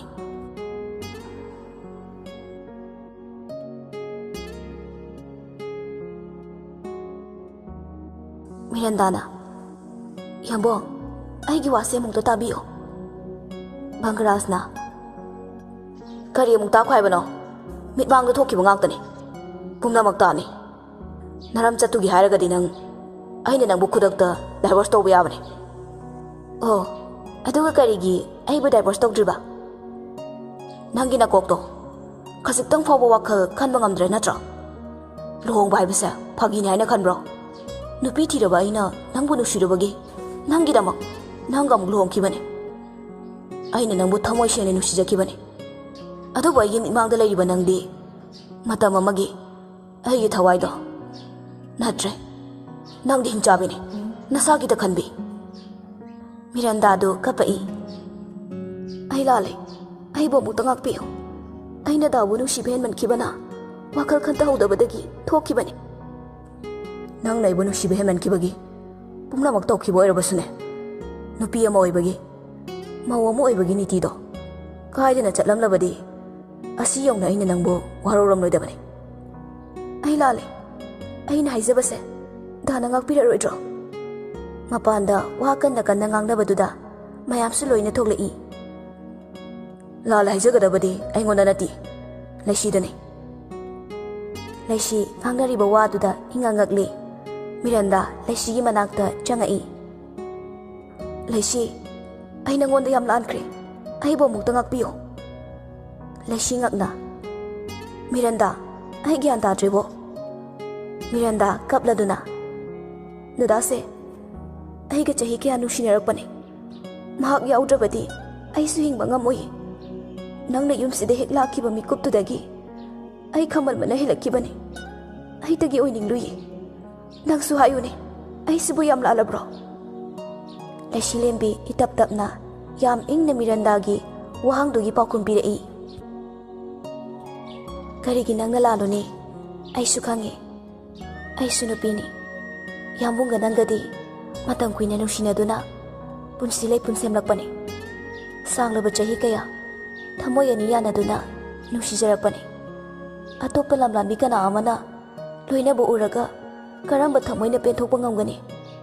ꯑꯩ ꯑꯣꯏꯔꯕꯁꯨ ꯌꯥꯝꯕꯨꯡ ꯑꯁꯦ ꯑꯩ ꯈꯛꯀꯤ ꯑꯣꯏꯅꯤꯡꯒꯅꯤꯌꯦ. ꯅꯪ ꯂꯥꯟꯗꯤꯌꯦ ꯃꯤꯔꯟꯗꯥ. ꯂꯩꯁꯤꯒꯤ ꯑꯔꯣꯏꯕꯒꯤ ꯋꯥꯍꯩ. ꯑꯩ ꯑꯣꯏꯔꯕꯁꯨ ꯌꯥꯝꯕꯨꯡ ꯑꯁꯤ ꯑꯩ ꯈꯛꯇꯒꯤ ꯑꯣꯏꯅꯤꯡꯒꯅꯤ. ꯋꯥꯍꯩ ꯑꯁꯤ ꯕꯪꯒꯔꯥꯖꯀꯤ ꯅꯥꯀꯣꯡꯗ ꯅꯤꯟꯗꯨꯅ ꯂꯩꯈ꯭ꯔꯦ. ꯃꯤꯔꯟꯗꯥ ꯀꯞꯄꯗꯤ ꯂꯦꯞꯇꯦ. ꯂꯩꯁꯤꯅ ꯃꯥꯕꯨ ꯊꯦꯝꯖꯤꯟꯕꯤꯔꯛꯏ. ꯀꯞꯀꯅꯣ, ꯑꯩꯁꯨ ꯄꯨꯝꯅꯃꯛ ꯀꯥꯎꯊꯣꯛꯈ꯭ꯔꯦ. ꯀꯔꯤꯁꯨ ꯈꯟꯗ꯭ꯔꯦ. ꯅꯪ ꯂꯥꯟꯗꯤꯌꯦ. ꯍꯧꯖꯤꯛꯇꯤ ꯑꯩꯈꯣꯏ ꯄꯨꯟꯅ ꯅꯨꯡꯁꯤꯅꯅ ꯂꯩꯃꯤꯟꯅꯁꯤꯀꯣ. ꯃꯤꯔꯟꯗꯥꯅ ꯑꯩꯁꯨ ꯍꯧꯈꯤꯕꯁꯤꯡꯗꯣ ꯌꯥꯝ ꯅꯤꯡꯉꯝꯃꯛꯇ꯭ꯔꯦ. ꯕꯪꯒꯔꯥꯖꯇꯤ ꯀꯔꯤꯁꯨ ꯍꯥꯏꯔꯝꯗꯅ ꯃꯥꯒꯤ ꯀꯥꯗ ꯆꯪꯈ꯭ꯔꯦ. ꯃꯌꯥꯝꯁꯨ ꯃꯍꯩ ꯆꯪꯂꯛꯈ꯭ꯔꯦ. ꯑꯦꯟꯗ꯭ꯔꯌꯨꯅ ꯅꯦꯅꯦ. ꯑꯅꯤꯇꯥꯅ ꯀꯩꯗꯧꯔꯦ? ꯐꯣꯔꯦꯟ ꯁꯦꯒꯥꯏꯕꯤꯁꯤꯕꯨ ꯁꯦꯡꯂꯖꯥꯠꯂꯣ? ꯀꯅꯥꯅ ꯈꯪꯖꯅꯦꯒꯦ? ꯑꯩꯗꯤꯅꯦ ꯄꯪꯀꯤꯗ ꯀꯤꯖꯩꯀꯣ. ꯉꯛꯄꯨ ꯉꯛꯎꯔꯤ. ꯄꯨꯔꯥ ꯐꯤल्मꯒ ꯃꯥꯜꯂꯨꯔꯦ. ꯃꯥꯒꯤ ꯒ꯭ꯌꯥꯟ ꯈꯨꯇꯥꯗꯣ ꯊꯨꯃꯟꯈ꯭ꯔꯦꯕ. ꯌꯦꯡꯕ ꯇꯥꯕꯅꯤ. ꯑꯩꯅ ꯇꯧꯒꯗꯕꯁꯤꯕꯨ ꯀꯔꯤꯅꯣ? ꯅꯨꯡ ꯑꯅꯤꯒꯤ ꯃꯔꯛꯇ ꯍꯥ ꯍꯥꯏꯕꯗꯣ ꯑꯩ ꯑꯣꯏꯔꯦ. ꯃꯤꯔꯟꯗꯥꯅ ꯑꯣꯜꯂꯛꯄꯁꯦ ꯑꯩ ꯌꯥꯝꯅ ꯅꯨꯡꯉꯥꯏꯌꯦ. ꯅꯈꯣꯏ ꯑꯅꯤ ꯅꯨꯡꯁꯤꯅꯅ ꯂꯩꯃꯤꯟꯅꯧꯀꯣ. ꯑꯩꯗꯤ ꯅꯈꯣꯏ ꯑꯅꯤꯗꯒꯤ ꯅꯥꯊꯩꯗꯨꯅ ꯂꯩꯕ ꯇꯥꯕꯅꯤ. ꯇꯁꯦꯡꯅ ꯍꯥꯏꯔꯕꯗ ꯕꯪꯒꯔꯥꯖ ꯍꯟꯗꯛꯇꯤ ꯃꯊꯥ ꯐꯖꯅ ꯁꯥꯔꯦ. ꯏꯃꯨꯡ ꯃꯅꯨꯡꯒꯤ ꯄ꯭ꯔꯣꯕ꯭ꯂꯦꯝꯅ ꯇꯣꯉꯥꯟꯅ ꯊꯝꯈ꯭ꯔꯒ ꯑꯣꯐꯤꯁꯀꯤ ꯊꯕꯛ, ꯁꯦꯜꯒꯤ ꯗꯤꯃꯥꯟ ꯄꯨꯝꯅꯃꯛ ꯃꯥꯒꯤ ꯃꯊꯛꯇ ꯇꯥꯔꯤꯕꯅꯤ. ꯃꯤꯀꯨꯞ ꯑꯃ ꯐꯥꯎꯕ ꯄꯣꯊꯥꯐꯝ ꯈꯪꯗ꯭ꯔꯦ. ꯃꯤꯔꯟꯗꯥꯒꯤ ꯀꯥꯗꯅꯤ. ꯃꯤꯔꯟꯗꯥ ꯃꯤꯡꯁꯦꯜ ꯃꯃꯥꯡꯗꯨꯗ ꯐꯝꯂꯒ ꯃꯄꯤꯒꯗꯨ ꯃꯈꯨꯠꯇꯨꯅ ꯐꯠ ꯐꯠ ꯇꯩꯊꯣꯛꯂꯒ ꯑꯈꯥꯕ ꯃꯤꯅꯣꯛ ꯑꯃ ꯅꯣꯛꯂꯛꯏ. ꯑꯩꯅ ꯁꯥꯟꯅꯕ ꯂꯤꯂꯥ ꯅꯃꯤꯠ ꯊꯤꯠꯅ ꯌꯦꯡꯉꯣ. ꯑꯩꯉꯣꯟꯗ ꯁꯤꯡꯅꯔꯛꯄ ꯈꯨꯗꯤꯡꯃꯛ ꯑꯃꯠꯇ ꯂꯦꯝꯅ ꯊꯥꯔꯨꯏ. ꯏꯅꯦꯝꯄꯣꯛ ꯅꯪꯁꯨ ꯍꯟꯗꯛꯇꯤ ꯂꯩꯁꯤꯒꯤ ꯃꯤꯆꯪꯒ ꯆꯪꯕ ꯍꯧꯔꯛꯑꯦ. ꯑꯩꯒꯤ ꯋꯥ ꯊꯑꯣꯏꯅ ꯇꯥꯕꯤꯗ꯭ꯔꯦ. ꯑꯗꯨ ꯑꯣꯏꯕ ꯇꯥꯔꯕꯗꯤ ꯑꯩ ꯁꯨꯗꯥꯒ ꯅꯛꯁꯤꯟꯅꯅꯕ ꯗ꯭ꯔꯃꯥ ꯁꯥꯟꯅꯕ ꯇꯥꯕꯅꯤ. ꯃꯤꯔꯟꯗꯥꯒꯤ ꯐꯣꯟꯗ ꯃꯄꯥꯒꯤ ꯀꯣꯜ ꯂꯥꯛꯏ. ꯃꯤꯔꯟꯗꯥ ꯐꯣꯟꯗꯨ ꯍꯥꯏꯐꯦꯠ ꯌꯦꯡꯂꯒ ꯄꯥꯏꯈꯠꯂꯤ. ꯍꯦꯜꯂꯣ ꯄꯥ. ꯏꯆꯥ ꯊꯣꯏꯕꯤ, ꯏꯆꯥꯕꯨ ꯅꯨꯡꯉꯥꯏꯔꯤꯕꯣ? ꯅꯨꯡꯉꯥꯏꯔꯤꯌꯦ. ꯄꯥꯗꯤ ꯅꯨꯡꯉꯥꯏꯔꯤꯕꯣ? ꯑꯩꯁꯨ ꯅꯨꯡꯉꯥꯏꯔꯤ. ꯏꯆꯥꯗꯤ ꯅꯍꯥꯟ ꯌꯨꯝꯗ ꯂꯥꯛꯑꯝꯃꯤ ꯍꯥꯏꯅꯦ. ꯏꯄꯥꯗꯤ ꯌꯨꯝꯗ ꯂꯩꯇ꯭ꯔꯕꯅꯤꯅ ꯊꯦꯡꯅꯍꯧꯗ꯭ꯔꯦꯗꯣ. ꯂꯥꯛꯑꯝꯃꯦ. ꯄꯥ ꯅꯪ ꯂꯩꯔꯝꯗꯕꯗꯣ ꯑꯩ ꯀꯌꯥꯝ ꯅꯨꯡꯉꯥꯏꯇꯦ ꯈꯪꯉꯕ꯭ꯔꯥ? ꯐꯣꯟꯁꯨ ꯑꯗꯨꯝ ꯑꯣꯐ ꯊꯝꯃꯦ. ꯏꯄꯥꯒꯤ ꯐꯣꯟꯗꯣ ꯇꯥꯕꯗꯒꯤ ꯀꯥꯏꯈ꯭ꯔꯦꯅꯦ. ꯑꯅꯧꯕ ꯑꯃ ꯂꯩꯔꯤꯕꯅꯤ. ꯉꯥꯏꯈꯣ, ꯅꯪꯕꯨ ꯌꯨꯝꯗꯨꯗ ꯁꯨꯝ ꯂꯩꯁꯟꯕꯗꯣ ꯍꯩꯅꯕ꯭ꯔꯅꯦ? ꯑꯁ ꯀꯥꯏꯗꯅꯣ ꯍꯩꯅꯗꯦꯗ. ꯍꯩꯅꯗꯦ ꯍꯥꯏꯗꯨꯅꯕꯨ ꯀꯩꯗꯧꯔꯨꯅꯦ? ꯊꯕꯛ ꯑꯃ ꯁꯨꯝ ꯇꯧꯁꯟꯁꯤꯔꯣ ꯏꯄꯥ ꯁꯤꯜꯂꯛꯀꯦ? ꯍꯣꯏ ꯌꯥꯏꯌꯦ. ꯑꯩ ꯁꯤꯗ ꯂꯩꯕꯁꯦ ꯕꯣꯔꯤꯡ ꯌꯥꯝ ꯆꯨꯔꯦꯕ. ꯅꯪ ꯄꯥꯕꯨꯡ ꯁꯥꯟꯇꯗꯣ ꯈꯪꯉꯤꯗꯅ. ꯃꯥꯒꯤ ꯑꯣꯐꯤꯁꯀꯤ ꯀ꯭ꯂꯥꯔꯛ ꯂꯧꯅꯤ ꯍꯥꯏꯕꯅꯤ. ꯃꯗꯨ ꯑꯣꯏꯅ ꯇꯧꯍꯧꯔꯁꯤ. ꯏꯆꯥꯅ ꯍꯩꯅꯗ꯭ꯔꯗꯤ ꯈꯪꯗ꯭ꯔꯦ. ꯑꯁ ꯄꯥ ꯍꯩꯅꯅꯤꯕ. ꯑꯗꯨꯝ ꯇꯧꯔꯒꯦ. ꯐꯔꯦ ꯐꯔꯦ. ꯏꯕꯨꯡꯉꯣꯗꯁꯨꯅꯦ ꯍꯥꯏꯐꯦꯠ ꯍꯥꯏꯔꯒ ꯌꯦꯡꯉꯣ. ꯍꯣꯏ ꯌꯥꯏꯌꯦ. ꯃꯤꯔꯟꯗꯥ ꯕꯪꯒꯔꯥꯖꯇ ꯃꯄꯥꯅ ꯍꯥꯏꯔꯛꯄꯁꯤꯡꯗꯨ ꯇꯝꯂꯤ. ꯕꯪꯒꯔꯥꯖꯁꯨ ꯏꯂꯥꯏ ꯂꯥꯏꯅ ꯌꯥꯊꯣꯔꯛꯏ. ꯁꯟꯗꯦ ꯅꯨꯃꯤꯠꯅꯤ. ꯕꯪꯒꯔꯥꯖꯅ ꯂꯦꯟꯕꯨ ꯒꯥꯔꯗꯦꯟ ꯑꯃꯗ ꯎꯅꯁꯤ ꯍꯥꯏꯗꯨꯅ ꯀꯧꯏ. ꯂꯦꯟꯁꯨ ꯍꯣꯁꯄꯤꯇꯥꯜꯗꯒꯤ ꯁꯨꯇꯤ ꯂꯧꯔꯦ. ꯍꯥꯏꯅꯈꯤꯕ ꯄꯨꯡꯗꯤ ꯇꯥꯁꯤꯜꯂꯛꯂꯗꯨꯅ ꯂꯦꯟꯗꯨ ꯗ꯭ꯔꯦꯁ ꯂꯣꯏꯁꯤꯜꯂꯤ. ꯃꯥꯒꯤꯁꯦ ꯂꯩꯁꯤꯗ ꯁꯣꯏꯗꯅ ꯍꯧꯗꯣꯛꯑꯝꯃꯅꯤꯕ. ꯃꯥꯅ ꯑꯩ ꯊꯦꯡꯅꯁꯦ ꯍꯥꯏꯔꯛꯏꯁꯦ. ꯂꯩꯁꯤꯅ ꯀꯔꯤꯕꯨ ꯍꯥꯏꯔꯛꯏꯖꯥꯠꯅꯣ? ꯑꯁ ꯑꯩꯗꯤꯕ ꯃꯤꯍꯨꯜꯒ ꯁꯨꯗ꯭ꯔꯦ. ꯂꯣꯏꯁꯟꯕ ꯂꯣꯏꯔꯗꯨꯅ ꯕꯪꯒꯔꯥꯖꯇ ꯀꯣꯜ ꯇꯧꯔꯛꯏ. ꯚꯥꯏ ꯑꯩ ꯂꯣꯏꯔꯦ. ꯅꯪ ꯂꯥꯛꯇ꯭ꯔꯤꯕꯣ? ꯑꯣ ꯑꯩ ꯊꯣꯛꯂꯛꯑꯦ.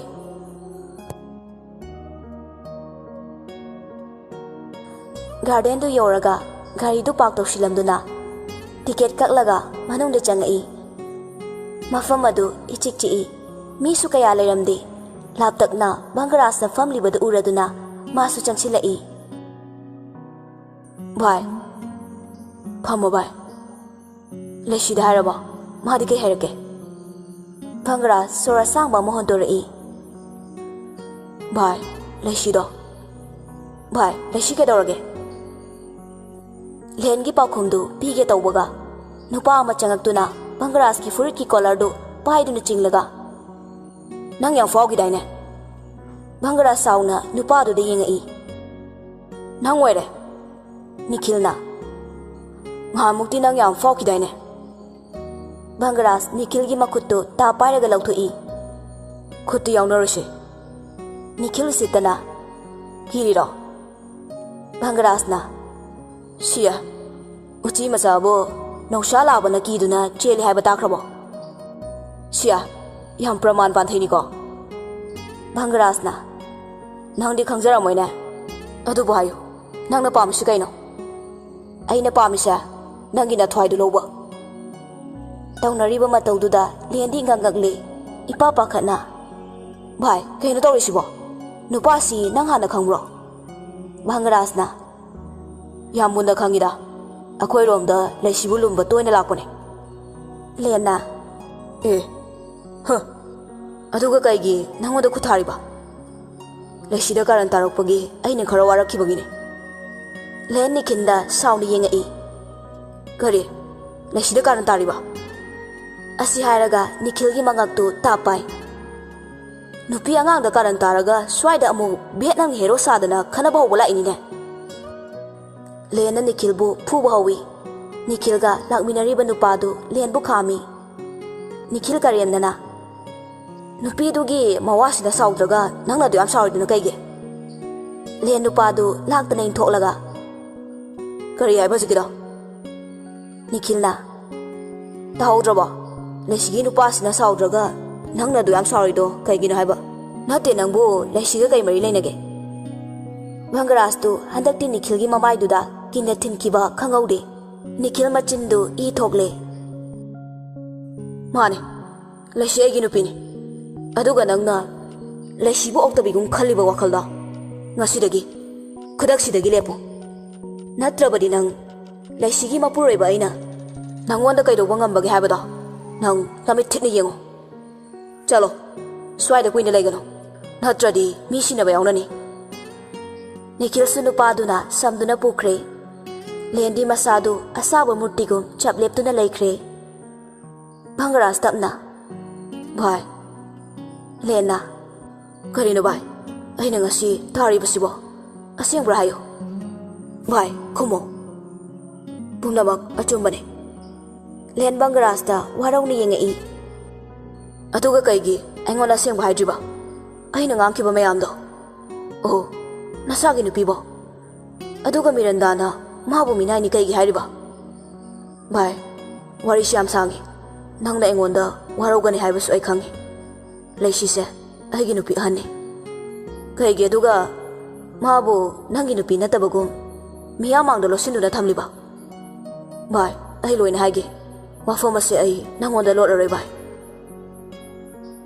Bangaras haukiba wari pumba lengi mafamda lirai bhai nang swayo ai kari tawgadabano khangdre noigi wakhalse angakpani ado pukchel pikpa ima sijasu asumna tawrangani thajarodabani aduga Miranda masu nupini ko nupi amagi awaba khangdaba lesina kaya wana leramgani bhai nangai buwarogano bhai ai warogde ai gi thamoi sidi kaijasano masidi kai sunate ngasi asengba pumba khanglamdrabadi tungda kari orangone Bangaras mapira chelai aisu kai haigadabano khangdrabai matha su sare maraksida selgi dimanso ahin haigadabadi Miranda nangi nupi atomini yumdugi maruai bhakti laisilembigini bhai nang khalo laisilembibu aina nusirubagi magi michangda haibanati bhai nang wakhal munna khalo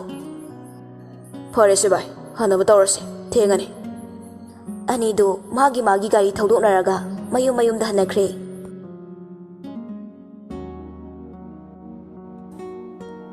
lenda pumna makhangalabani Bangaras ki wakhaldu yang le som da len mayum da halaklaba tungda firolga hongdana phamungduda long haithai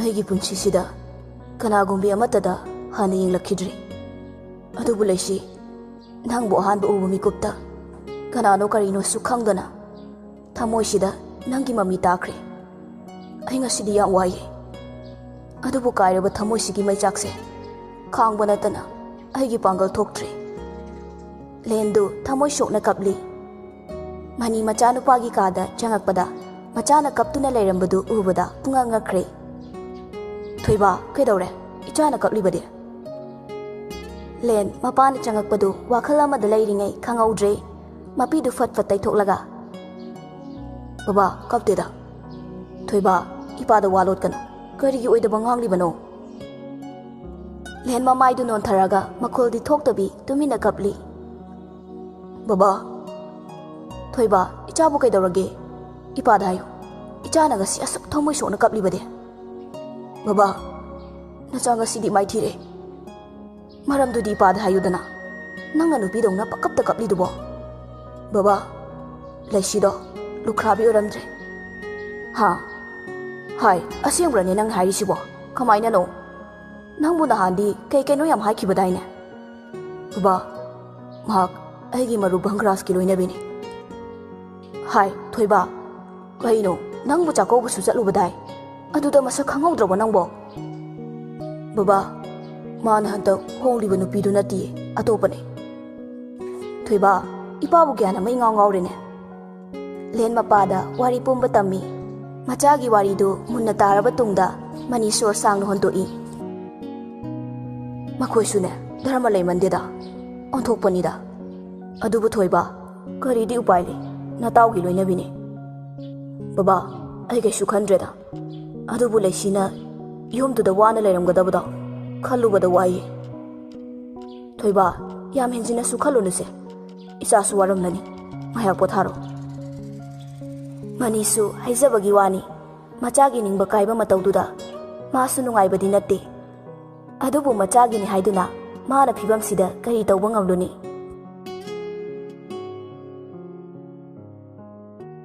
ꯃꯇꯝ ꯈꯔ ꯍꯧꯈ꯭ꯔꯦ ꯃꯤꯔꯟꯗꯥꯁꯨ ꯃꯄꯥꯅ ꯍꯥꯏꯅꯗꯨꯅ ꯃꯄꯥꯒꯤ ꯃꯔꯨꯞ ꯁꯥꯟꯇꯒꯤꯗ clerk ꯑꯣꯏꯅ ꯊꯕꯛ ꯄꯨꯕ ꯍꯧꯔꯦ ꯃꯔꯛꯁꯤꯗ ꯂꯩꯁꯤꯂꯦꯝꯕꯤꯁꯨ ꯗꯣꯛꯇꯔꯗ ꯇꯣꯏꯅ ꯆꯠꯂꯤ ꯃꯍꯥꯛꯅ ꯗꯣꯛꯇꯔꯗ ꯆꯠꯄꯁꯤ ꯑꯅꯤꯇꯥ ꯈꯛꯇꯃꯛ ꯈꯪꯉꯤ ꯃꯤꯔꯟꯗꯥꯅ ꯂꯩꯁꯦ ꯆꯥꯛꯇꯨꯕꯨ ꯂꯣꯏꯗ꯭ꯔꯤꯕꯣ ꯂꯣꯏꯗꯣꯔꯦ ꯊꯦꯡꯉꯕꯣ ꯍꯣꯏ ꯊꯦꯡꯉꯦꯅ ꯇꯧꯕꯅꯦ ꯂꯣꯏꯔꯒꯦ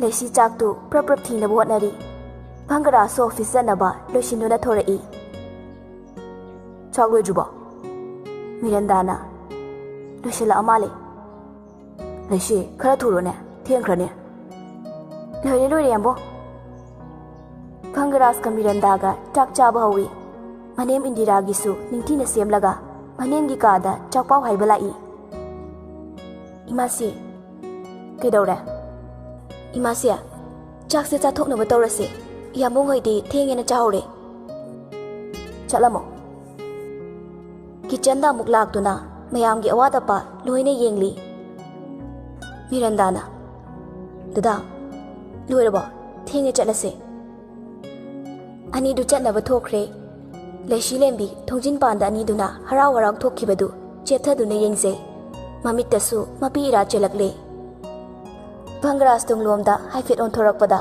ꯂꯩꯁꯤꯅ ꯅꯨꯡꯉꯥꯏꯇꯅ ꯌꯦꯡꯂꯝꯕꯗꯨ ꯎꯔꯦ ꯆꯠꯂꯝꯕꯗꯨ ꯍꯥꯏꯐꯦꯠ ꯂꯦꯞꯄꯤ ꯂꯩꯁꯤ ꯄꯥꯈꯠꯅ ꯃꯅꯨꯡꯂꯣꯝꯗ ꯂꯩꯁꯤꯟꯈ꯭ꯔꯦ ꯃꯤꯔꯟꯗꯥꯅ ꯀꯩꯗꯧꯔꯒꯦ ꯊꯦꯡꯉꯦ ꯍꯥꯏꯔꯒ ꯍꯣꯏ ꯆꯠꯂꯁꯦ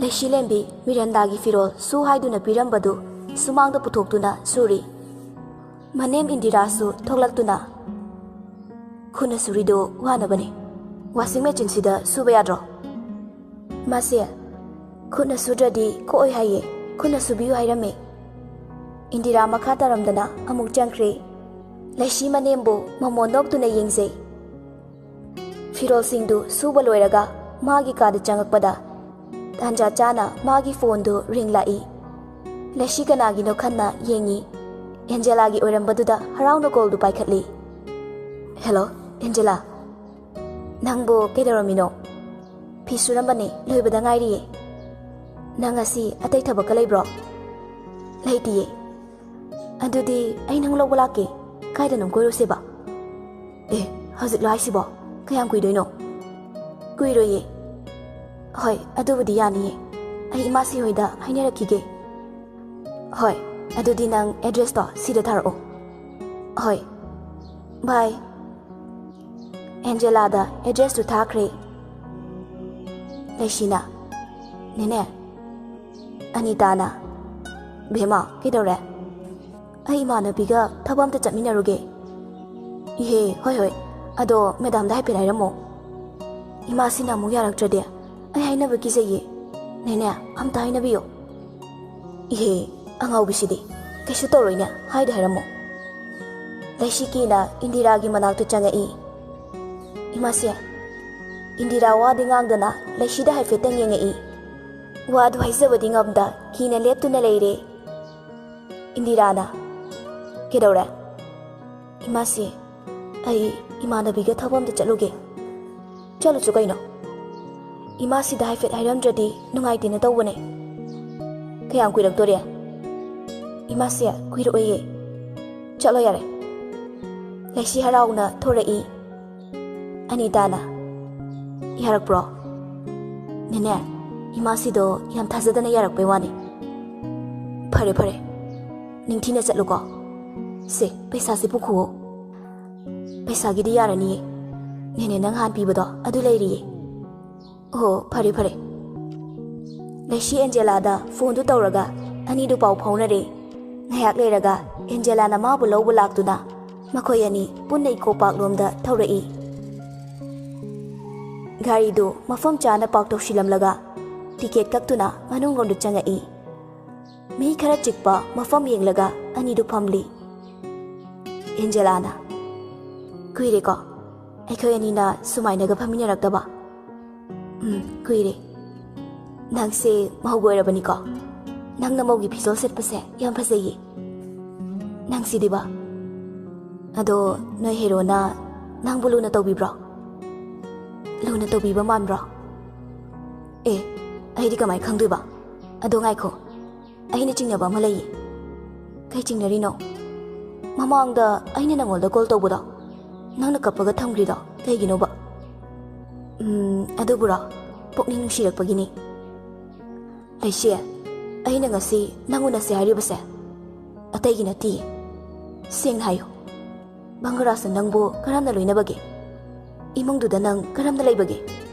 ꯍꯥꯏꯌꯨ ꯄꯨꯟꯁꯤ ꯈꯣꯡꯆꯠꯁꯤ ꯑꯉꯛ ꯑꯉꯛꯄ ꯉꯥꯛꯇꯅꯤ ꯊꯦꯡꯅꯔꯤꯕ ꯑꯩ ꯌꯥꯝ ꯅꯨꯡꯉꯥꯏꯅ ꯂꯩꯌꯦ ꯃꯈꯣꯏꯅ ꯑꯩꯕꯨ ꯂꯨꯅ ꯇꯧꯕꯤꯌꯦ ꯂꯩꯁꯤ ꯃꯃꯤꯠ ꯑꯅꯤꯗꯨ ꯄꯤꯗꯅ ꯊꯨꯝꯃꯠꯂꯦ ꯑꯣꯏꯗꯕ ꯄꯥꯎꯈꯨꯝꯗꯨꯅ ꯑꯩꯒꯤ ꯋꯥꯍꯪꯕꯨ ꯀꯨꯞꯁꯤꯟꯗꯨꯅ ꯊꯝꯒꯦ ꯈꯟꯒꯅꯨ ꯂꯥ ꯑꯩ ꯌꯥꯝ ꯅꯨꯡꯉꯥꯏꯔꯤꯌꯦ ꯑꯣ ꯅꯪ ꯍꯥꯏꯔꯔꯣꯏ ꯅꯠꯇ꯭ꯔꯣ ꯅꯨꯃꯤꯠꯇꯨꯗ ꯅꯪꯅ ꯑꯩꯉꯣꯟꯗ ꯀꯔꯤ ꯍꯥꯏꯗꯨꯅ ꯀꯣꯜ ꯀꯛꯈ꯭ꯔꯤꯕꯅꯣ ꯂꯥ ꯑꯩ ꯌꯥꯝꯕꯨꯡꯒꯤ ꯅꯨꯄꯤ ꯑꯍꯟꯅꯤ ꯑꯩ ꯌꯥꯝ ꯅꯨꯡꯉꯥꯏꯅ ꯂꯩꯔꯤꯌꯦ ꯃꯁꯤꯗꯒꯤ ꯍꯦꯟꯕ ꯑꯩ ꯀꯔꯤ ꯍꯥꯏꯌꯨ ꯍꯥꯏꯕꯅꯣ ꯀꯔꯤ ꯂꯩꯁꯤ ꯀꯩꯅꯣ ꯅꯪ ꯍꯥꯏꯁꯤꯕꯣ ꯑꯩꯕꯨ ꯃꯪꯂꯣ ꯇꯥꯏꯕꯪꯂꯣ ꯄꯨꯟꯁꯤꯁꯦ ꯃꯪꯂꯥꯟ ꯑꯣꯏꯔꯝꯂꯕꯗꯤ ꯀꯌꯥꯗ ꯅꯨꯡꯉꯥꯏꯒꯅꯤ ꯀꯃꯥꯏꯅ ꯀꯔꯤꯒꯤ ꯃꯥꯅ ꯅꯨꯄꯤ ꯂꯣꯜꯂꯤꯕꯗꯤ ꯃꯥꯅ ꯌꯥꯝ ꯆꯥꯎꯈꯠꯇꯦꯅ ꯑꯗꯨꯃꯥꯏ ꯍꯥꯏꯒꯅꯨ ꯃꯣꯏ ꯀꯅꯥꯁꯨ ꯂꯥꯟꯗꯤꯌꯦ ꯂꯩꯁꯤ ꯀꯩꯅꯣ ꯅꯪ ꯍꯥꯏꯗꯨꯕꯣ ꯍꯥ ꯀꯔꯤꯒꯤ ꯂꯥꯟꯗꯕꯅꯣ ꯀꯔꯤꯒꯤꯅꯣ ꯅꯪꯅ ꯃꯣꯏ ꯀꯟꯈꯠꯂꯤꯁꯤꯅ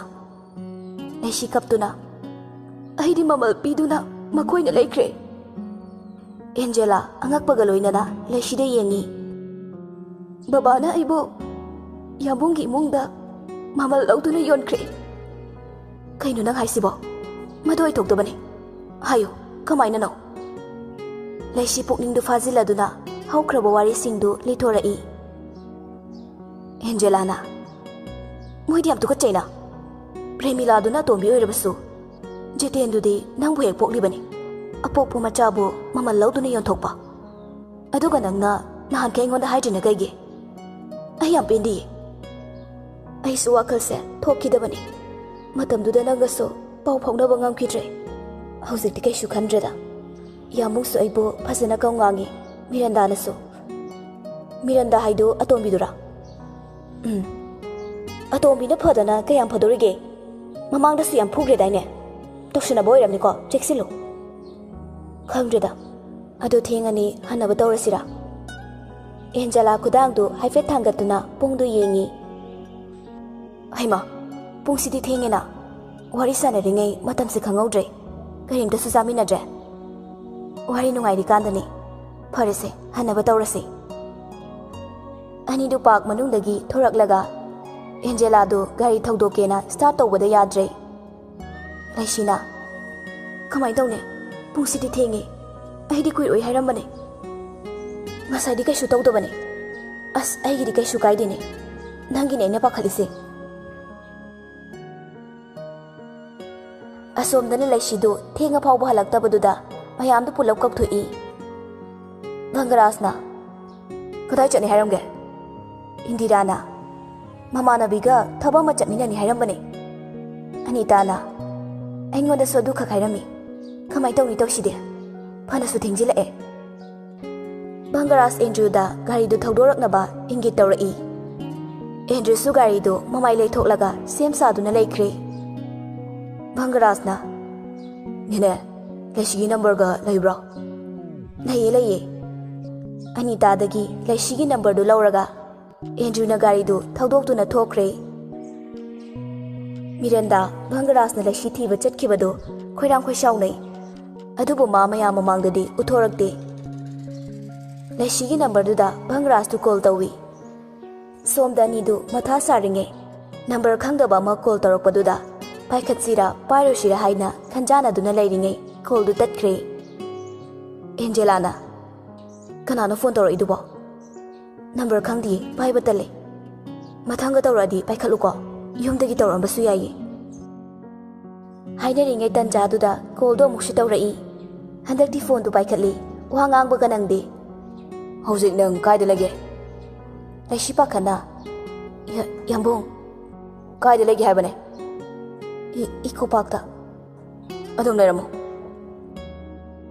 asi haiduna call du kakre Noi madam do Eco Park ta leir hai hoi sir Angelana Noi nu para kari hai no adum leramo laki as amongang birani ngangoida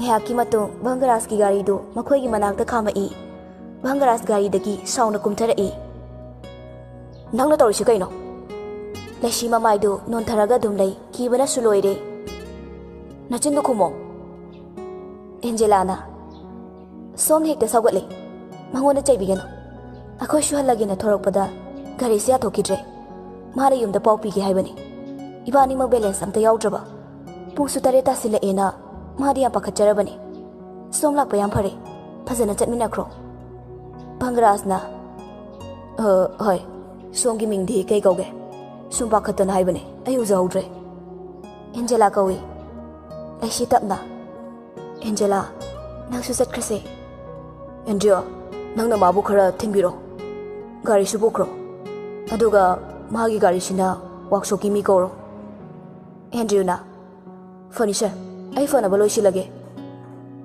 adu haiduna Andrew nokfe tawi Laishina akhoi di kai da handoiba yumbu yoradi yaraba natra Laishi do amo non thaduna laikre Angelana phare adudi akhoi mu chalage ko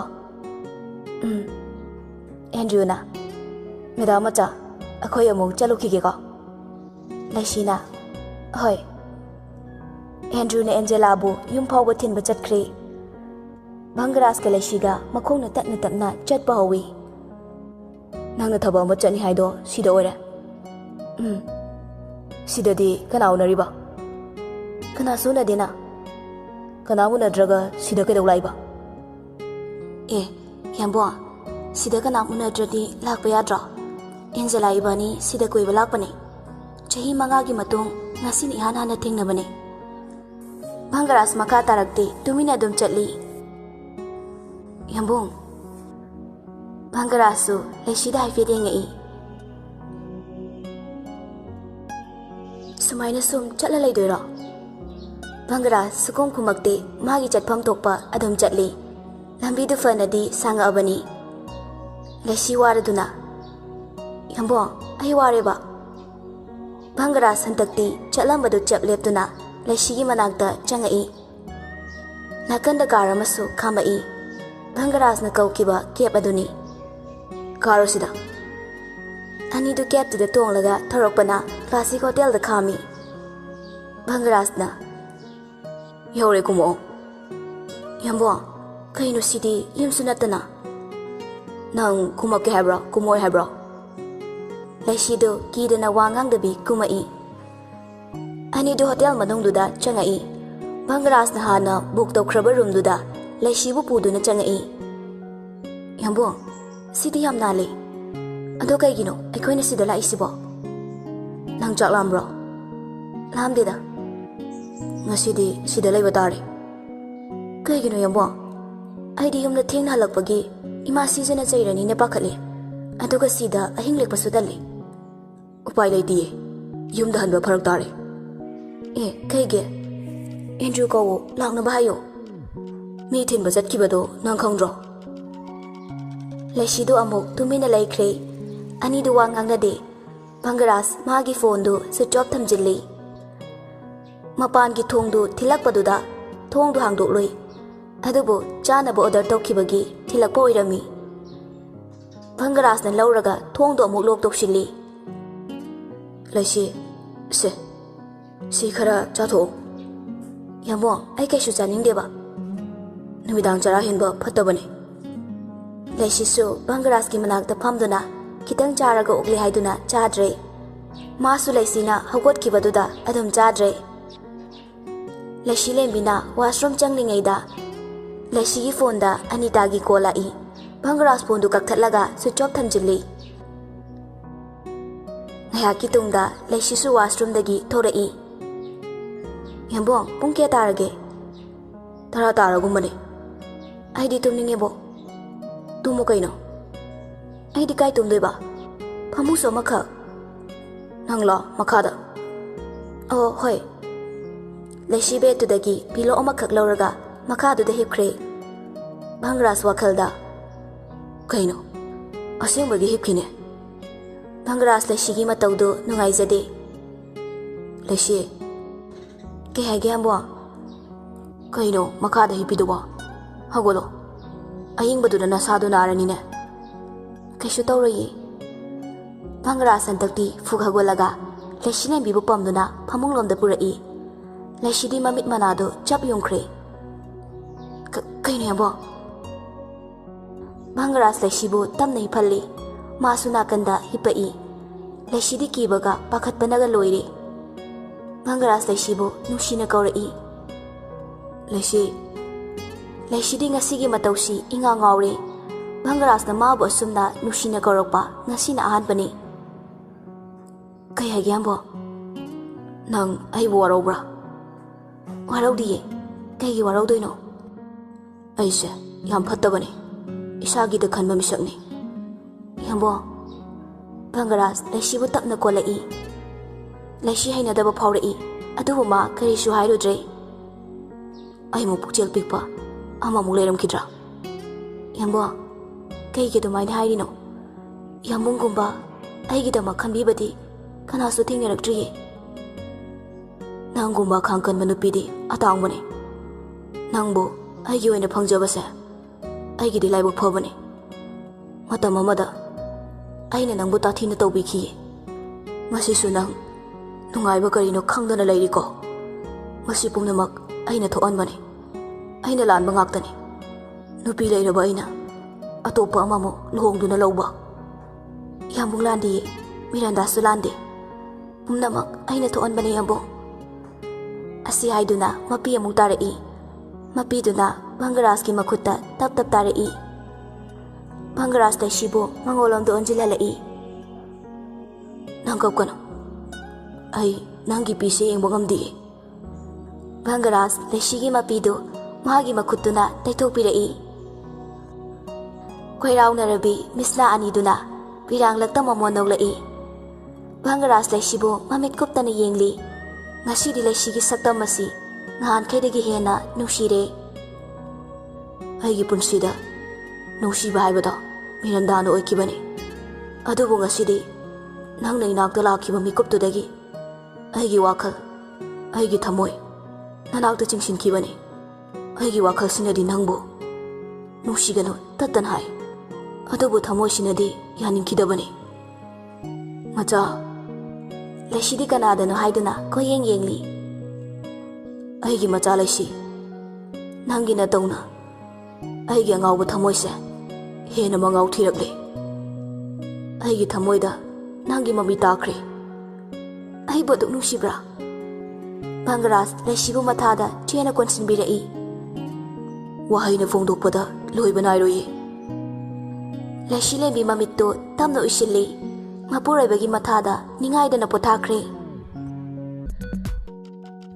ꯑꯍꯤꯡ ꯑꯗꯨ ꯃꯤꯔꯟꯗꯥ ꯇꯨꯝꯕ ꯌꯥꯗ꯭ꯔꯦ, ꯍꯪꯒꯠ ꯍꯟꯗꯥ ꯆꯠꯂꯤ꯫ ꯃꯥꯕꯨ ꯀꯩꯗꯧꯔꯖꯥꯠꯅꯣ? ꯍꯧꯖꯤꯛꯐꯥꯎ ꯍꯜꯂꯛꯇ꯭ꯔꯤꯁꯤꯕꯣ? ꯑꯃꯗꯨꯒ ꯊꯦꯡꯅꯔꯖꯥꯠꯂꯥ? ꯑꯩꯒꯤ ꯄꯨꯛꯅꯤꯡꯁꯦ ꯂꯩꯇꯥꯐꯝ ꯈꯪꯗꯦꯗ꯫ ꯃꯄꯥꯟꯗ ꯑꯦꯟꯗ꯭ꯔꯨꯒ ꯏꯟꯗꯤꯔꯥꯒ ꯋꯥ ꯉꯥꯡꯅꯕꯒꯤ ꯃꯈꯣꯜ ꯇꯥꯕꯗ ꯊꯣꯛꯂꯛꯏ꯫ ꯏꯟꯗꯤꯔꯥꯅ, ꯐꯣꯟꯁꯨ ꯑꯣꯞ ꯂꯩ, ꯀꯗꯥꯏꯗ ꯂꯩꯍꯧꯔꯤꯅꯣꯕ? ꯑꯦꯟꯗ꯭ꯔꯤꯌꯨꯅ, ꯏꯃꯥꯁꯦ ꯂꯩꯁꯤꯗ ꯍꯣꯁꯄꯤꯇꯥꯜꯗ ꯂꯩꯔꯝꯃꯤ, ꯂꯝꯕꯤꯗ ꯂꯩꯊꯔꯛꯏ ꯍꯥꯏꯕ꯭ꯔꯥ ꯀꯩꯅꯣ? ꯑꯅꯤꯇꯥꯅ, ꯑꯦꯟꯗ꯭ꯔꯤꯌꯨ, ꯕꯦꯝ ꯑꯗꯨꯕꯨ ꯈꯔ ꯐꯍꯧꯔꯕꯣ? ꯑꯦꯟꯗ꯭ꯔꯤꯌꯨꯅ, ꯈꯔ ꯐꯍꯧꯔꯦ, ꯍꯌꯦꯡ ꯂꯥꯛꯑꯅꯤꯗ, ꯃꯦꯗꯥꯝ ꯍꯣꯏ ꯋꯥꯕꯤꯔꯨꯔꯅꯨ꯫ ꯏꯟꯗꯤꯔꯥꯅ, ꯃꯕꯥꯅꯤꯃꯛꯀꯤ ꯐꯣꯟꯁꯨ ꯑꯣꯞ ꯂꯩꯕꯗꯨꯗ ꯄꯥꯈꯠꯂꯨꯕꯅꯤ꯫ ꯑꯦꯟꯗ꯭ꯔꯤꯌꯨꯅ, ꯃꯦꯗꯥꯝ ꯃꯆꯥꯒꯤ ꯐꯣꯟꯗꯨꯁꯨ ꯃꯩ ꯑꯝꯇ ꯌꯥꯎꯍꯧꯗ꯭ꯔꯦ, ꯁꯥꯔꯒꯤ ꯐꯣꯟꯁꯨ ꯆꯞ ꯃꯥꯟꯅꯩ꯫ ꯏꯟꯗꯤꯔꯥꯅ, ꯑꯣ ꯐꯔꯦ ꯐꯔꯦ, ꯅꯪꯁꯨ ꯄꯣꯊꯥꯔꯨꯔꯣ꯫ ꯃꯤꯔꯟꯗꯥꯅ, ꯗꯗꯥ ꯀꯩꯗꯧꯏ ꯍꯥꯏꯕꯅꯣ? ꯑꯅꯤꯇꯥꯅ, ꯀꯩꯁꯨ ꯇꯧꯗꯦꯗ, ꯕꯦꯝꯃ ꯂꯩꯁꯤꯗꯣ ꯍꯣꯁꯄꯤꯇꯥꯜꯗ ꯄꯨꯈꯠꯂꯦ ꯍꯥꯏꯕ, ꯅꯪꯁꯨ ꯄꯣꯊꯥꯖꯔꯨꯔꯣ꯫ ꯃꯤꯔꯟꯗꯥꯅ, ꯀꯔꯝ ꯀꯥꯟꯗ ꯄꯨꯈꯠꯂꯤꯕ? ꯑꯦꯟꯗ꯭ꯔꯨꯅ, ꯉꯁꯥꯏ ꯅꯨꯃꯤꯗꯥꯡ ꯋꯥꯏꯔꯝ ꯄꯨꯈꯠꯄꯅꯤ ꯍꯥꯏꯌꯦ, ꯑꯩꯁꯨ ꯋꯥꯔꯦ, ꯄꯣꯊꯥꯅꯕ ꯇꯧꯔꯒꯦ꯫ ꯑꯦꯟꯗ꯭ꯔꯤꯁꯨ ꯃꯈꯥ ꯇꯥꯔꯝꯗꯕꯤ ꯆꯪꯈ꯭ꯔꯦ꯫ ꯏꯟꯗꯤꯔꯥꯒ ꯑꯅꯤꯇꯥꯒꯁꯨ ꯃꯥꯒꯤ ꯃꯥꯒꯤ ꯀꯥꯗ ꯆꯪꯈ꯭ꯔꯦ꯫ ꯂꯩꯍꯧꯔꯤꯕ ꯍꯥꯏꯕꯕꯨ ꯃꯤꯔꯟꯗꯥ ꯈꯛꯇꯅꯤ꯫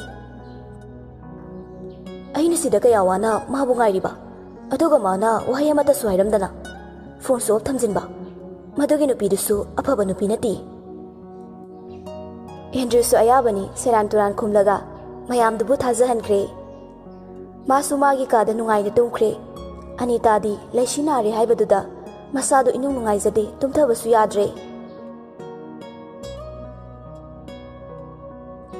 ꯑꯌꯨꯛꯀꯤ ꯃꯇꯝꯅꯤ꯫ ꯀꯣꯔꯧꯍꯟꯕ ꯃꯍꯥꯛꯁꯨ ꯃꯁꯦꯛ ꯃꯉꯥꯜ ꯅꯥꯏꯅ ꯇꯥꯏꯕꯪ ꯄꯨꯝꯅꯃꯛꯄꯨ ꯃꯉꯥꯜ ꯄꯤꯔꯔꯤ꯫ ꯚꯪꯒꯔꯥꯖ ꯅꯤꯡꯉꯥꯏꯗꯅ ꯇꯨꯝꯂꯤꯕ ꯂꯩꯁꯤꯕꯨ ꯌꯦꯡꯖꯔꯤ꯫ ꯂꯩꯁꯤꯂꯦꯝꯕꯤ ꯃꯤꯀꯞ ꯊꯣꯔꯛꯄꯗ ꯚꯪꯒꯔꯥꯖꯅ ꯃꯥꯕꯨ ꯌꯦꯡꯗꯨꯅ ꯂꯩꯔꯝꯕꯗꯨꯗ ꯏꯀꯥꯏꯅꯗꯨꯅ ꯂꯣꯠꯈ꯭ꯔꯦ꯫ ꯂꯩꯁꯤꯒꯤ ꯃꯇꯧꯗꯨ ꯅꯨꯡꯁꯤꯕꯅꯁꯨ ꯉꯥꯎꯔꯦ꯫ ꯌꯥꯝꯕꯣ, ꯍꯥꯎꯅꯦ, ꯑꯗꯨꯝꯅ ꯌꯦꯡꯒꯅꯨ꯫ ꯌꯦꯡꯍꯟꯅꯤꯡꯗꯕꯩ ꯋꯥꯔꯣ?